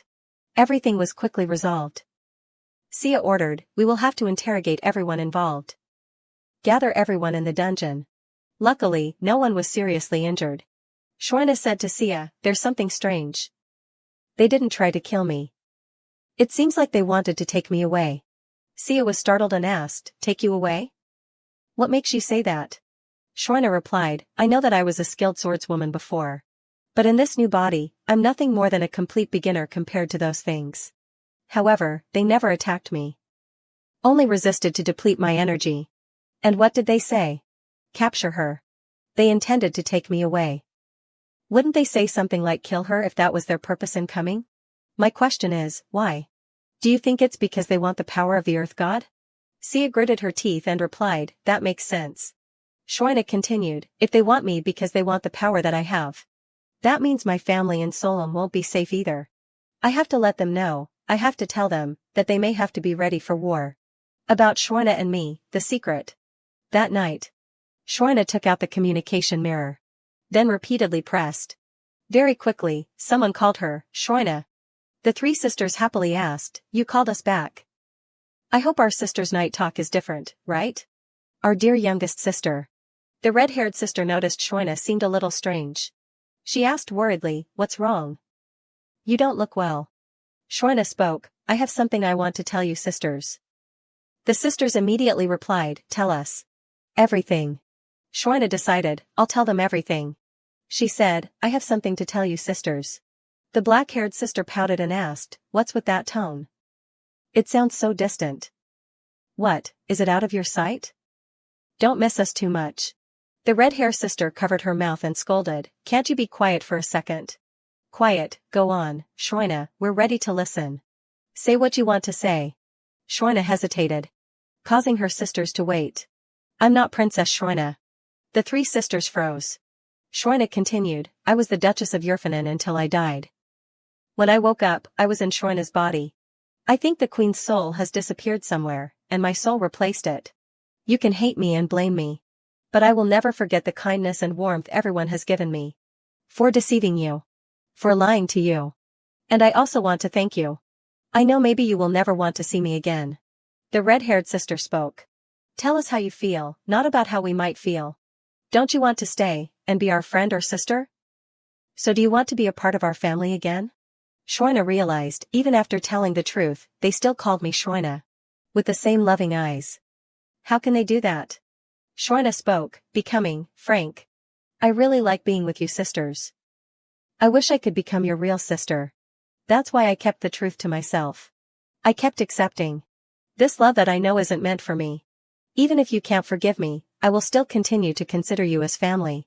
The three sisters burst into tears. Finally, the child told us. Alas, she told us that she likes us. Shorna was confused by their reaction. The three sisters continued, do you know how long we've waited for this moment? For you to let us know what you're really thinking, and for us to let you know everything is okay. Shorna asked in surprise, you already knew? How? The red-haired sister replied, we knew everything from the beginning, and we love you, Shorna. Will you let us know your real name? Shorna replied, my real name is Beatrice Shelmarcian, I'm Beatrice. Redhead smiled appreciatively, Beatrice, such a beautiful name. Thank you for telling us. Mom and Dad will be overjoyed. Shorna was surprised, what? Mom and Dad know? Red-haired sister replied, they know. Shorna already took her own life. She always said this, that it was necessary to die to do the right thing before the earth god. And Shorna gave her body to you. Everyone came so suddenly, just in one day. We were eating breakfast. When Shorna said, I will die soon. We were speechless. For a person talking about her death, she seemed very happy. We all thought she was joking. But we soon knew that wasn't the case. She fell into a deep sleep. And a few days later, she woke up, like nothing had happened. And we knew immediately that we had a new sister. And when you came, we were rid of sadness, and laughed again. Shorna had always wished there was some way she could see you. She said that there was a girl who would keep appearing in her dreams. She said she looked so lonely, her heart was breaking. She was very determined about one thing. She asked us to make you smile again. Beatrice, from the moment you woke up, we have accepted you as our own. Thank you for coming to us, and thank you for telling us the truth. Shorna was moved to tears, sisters. I think the reason I decided to tell you, is because I was afraid I might not see you again. They want Solemn. You may have to prepare for war. I will do whatever it takes to. The black-haired sister shouted, great, let them try, I, Teobel Solemn, will tear them to pieces. You don't need to worry about us, Shorna. Do you remember when His Majesty stormed in? We weren't calmly useless about that. Anyway, after a raid, are you okay? Shorna replied with a smile, Lily protected me. The sisters were satisfied, Lily is really something. She is the greatest priest of this generation. Shorna realized, so they already knew all that too. The sisters called out Sia's name. Forget the complicated things, smile. Have sweet dreams tonight. You know we love you. Good night, our Shorna. Shorna listened and quickly fell asleep. A dazzling meadow scene appeared before her eyes. The familiar field, the blue sky, Sia realized she had been here before. Someone called her real name, Beatrice. Beatrice turned her head, seeing the real Sia. She smiled and said, you look happy. I'm glad. Beatrice wondered, why is it you? You have so many things you want to ask me. The real Sia replied, it's just that it's just me. I want to see you happy. Beatrice, this will be the last time we meet. Live for yourself. Good luck. Birds chirped. Shorna woke up from her dream, sitting up from bed. She said to herself, thank you, Shorna. A few hours later, what we feared happened. Collation announced a declaration of war. Maximilian reported, they have a demand for their provocation. He saw him hesitate, Sia urged, what is it? Just say it straight out. Maximilian spoke, their king wants Princess Shorna as his wife. Shorna shouted, what? Sia gritted her teeth in annoyance, he will need to prepare to explain the absurdity of that absurd condition. Birds chirped outside the castle. Maximilian inside hesitantly reported, as far as I know. A reflection stone recorded the moment during the party with His Majesty. And the image of the princess was given to King Collation. And from then on, he was infatuated with Princess Shorna and wants her as his queen. Shorna realized, so it's not because of my power, but because of me. Sia was furious, that crazy bastard. I'm going to kill him. How dare he? Maximilian thought fearfully, oh no, those eyes. It's like 4 years ago when he went crazy in battle. At this moment, Shorna stepped forward and called Sia, calm down. Everything is okay, I'm right here. Maximilian breathed a sigh of relief, she was able to soothe his rage with just a few words. Shorna turned to call Maximilian. You know very well that war doesn't just happen in one night. We must be quick and prepare for what is to come. We will hold a meeting with the army and command the offensive. Maximilian nodded to receive the order. Yes, your majesty. As for Solom and the border around the magic kingdom, we have dispersed the masses. Good. Who will lead them? Sia spoke. I was going to send Maximilian to the border, and Solom. You will come. Shrina spoke. I will go with you. And to ensure Maximilian's safety, I want to send Lily along with you. Lily is a special warrior among the priests of the Earth God. She will be able to protect you, and she will be willing to join you. The energy between the Earth God's divine power and Calation's magic couldn't be more different. It will be much safer to have Lily supporting you. Maximilian worriedly wanted to refuse, but what if something happens to you? Shrina analyzed, I have become a desirable asset of this war. I doubt they will want to harm or hurt me. However, you, Maximilian, you are the enemy's right-hand man. They will chase after you. And I have him. We will be together, Sia, and your mission is to protect me, right? Sia nodded affirmatively, I will protect you, my love. Sia thought to himself, moved, recalling His Majesty's face as he crossed the battlefield to end the war. The face of a bloodied man swinging his sword, but now, after just hearing a few words from the princess, he had completely melted. It's good that he has her. Night fell very quickly. Sia went to ask Shrina. How is everything? Shrina said, Solom is preparing for battle. Have you spoken to his council? Sia replied, Sultan is saying he wants to fight in the battle. Shrina was extremely surprised, what? Sultan himself? Sia held her head and replied, he knows what fighting means to his name, but he's too old now, he should be retired by now. Shrina realized, I know he's worried. She consoled, just accept his loyalty to you, everything will be fine. Shrina nodded, yes, everything will be fine, because you have me. Have you told Lily about everything yet? About being sent with Maximilian? Shrina nodded, she's very eager, as expected, although her reasoning is interesting. The weak man, Maximilian, he can't go out there on his own. Shrina smiled inwardly, that's how he is in Lily's eyes. The day of war has come, do you understand? You must not be injured. Never let your guard down. Shrina held Lily's hand and told her. Lily nodded, yes, ma'am, have faith. Shrina smiled gently. Then called Maximilian, Sir Falliers. I know it's a big ask, but please, ensure everyone returns safely. That includes you. I wish you victory. Maximilian nodded, yes, ma'am, I wish you safety. Shrina smiled. Looking at Maximilian. Sia also flashed a confident smile. Let's begin. The army including the infantry was ready. So were the knights. The trumpet sounded. A moment later, Sia and Shrina stood at the rest camp. Shrina wondered, how could they be so reckless? How can a king of a country be so reckless? Sia replied, whatever the reason, one thing is for sure, you and I will be the winners in this battle. You have received the divinity of heaven. And I have you, which means I am the luckiest man in this world. Shrina laughed, how silly, but I hope it's true. Shrina raised her sword. Shouting, everyone, move forward. The knight raised his sword. Both sides rushed into battle. It's a big battle, we don't need to fight yet. Sia frowned wondering, it's strange. It's too easy. Sia nodded, it's suspicious. It's as if they're letting us have our way.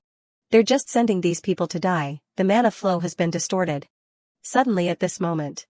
Strange black smoke appeared, Sia worriedly called Shrina, come over here.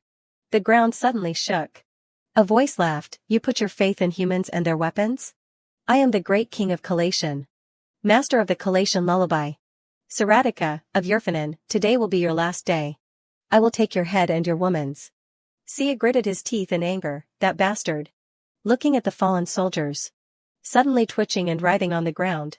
Convulsing and suddenly standing up.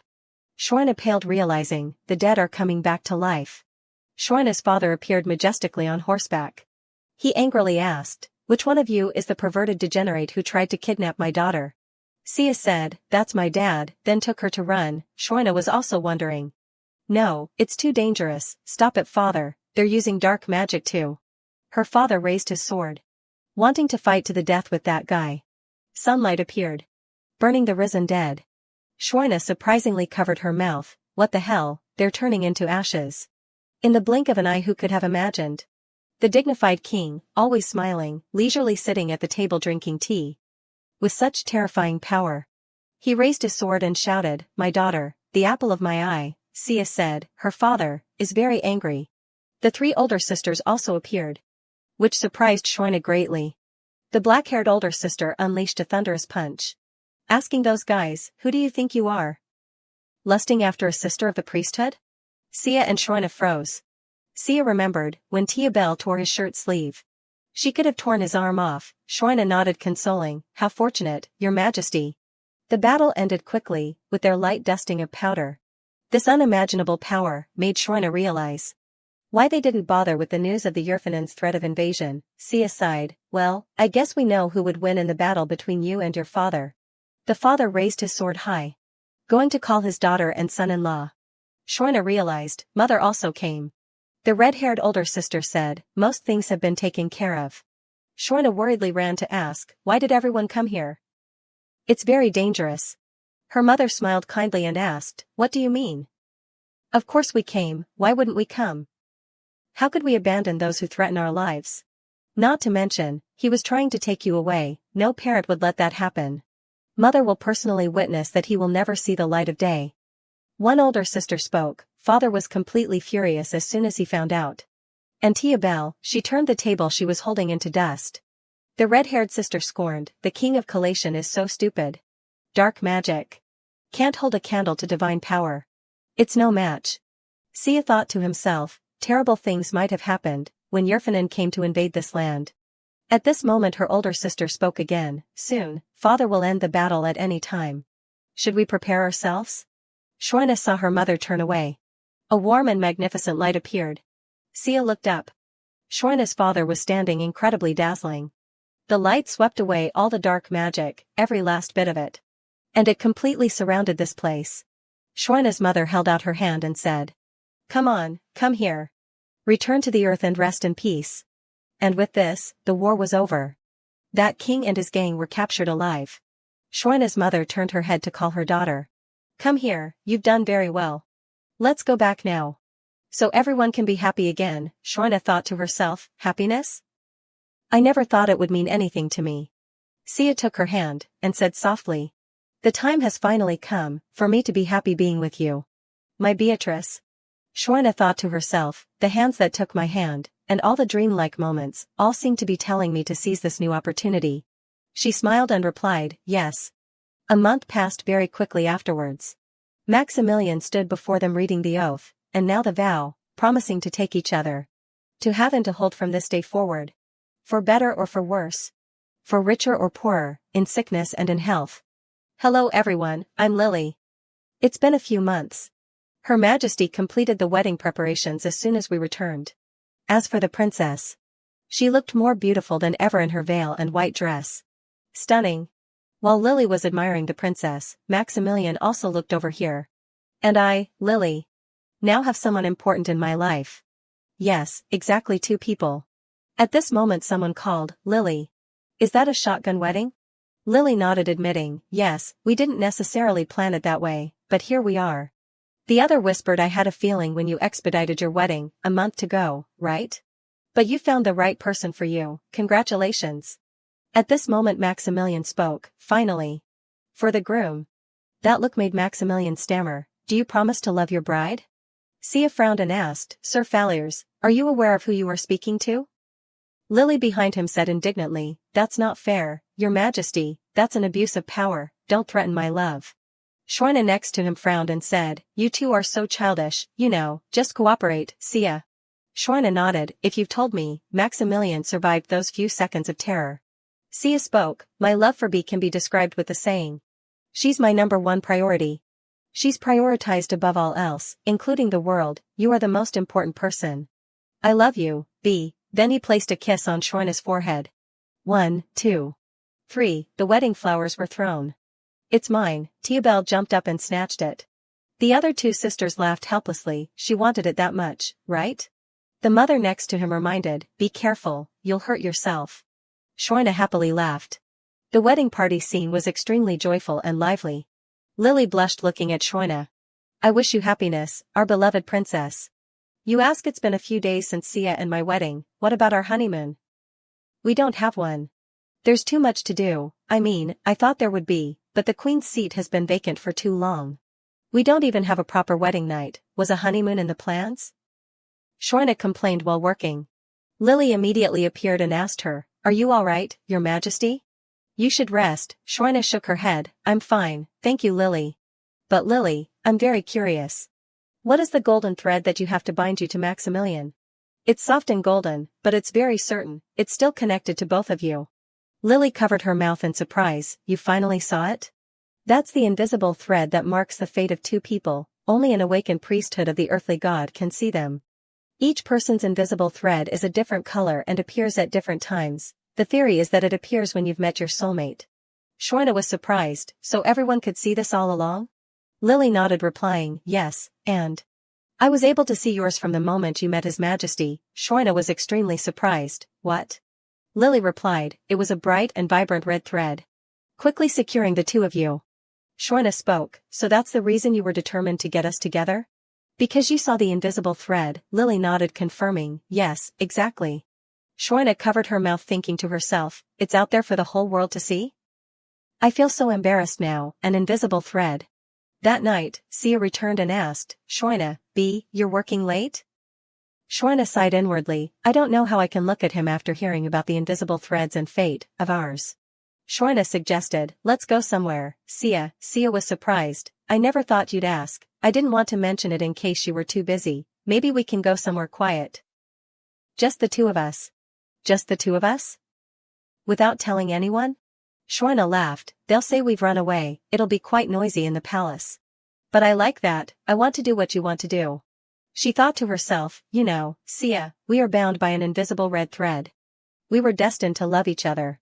And the next day, Lily entered with a smile and called, "Oh, Your Majesty, wake up!" And where did she go? Only seeing the empty room left Lily extremely confused. Then she saw a letter with the words, "Lily, we're going on our honeymoon, see you in a month, P.S. Don't look for us." At the same time, the two spouses were happily together. The emperor and his wife left the palace to go on their honeymoon.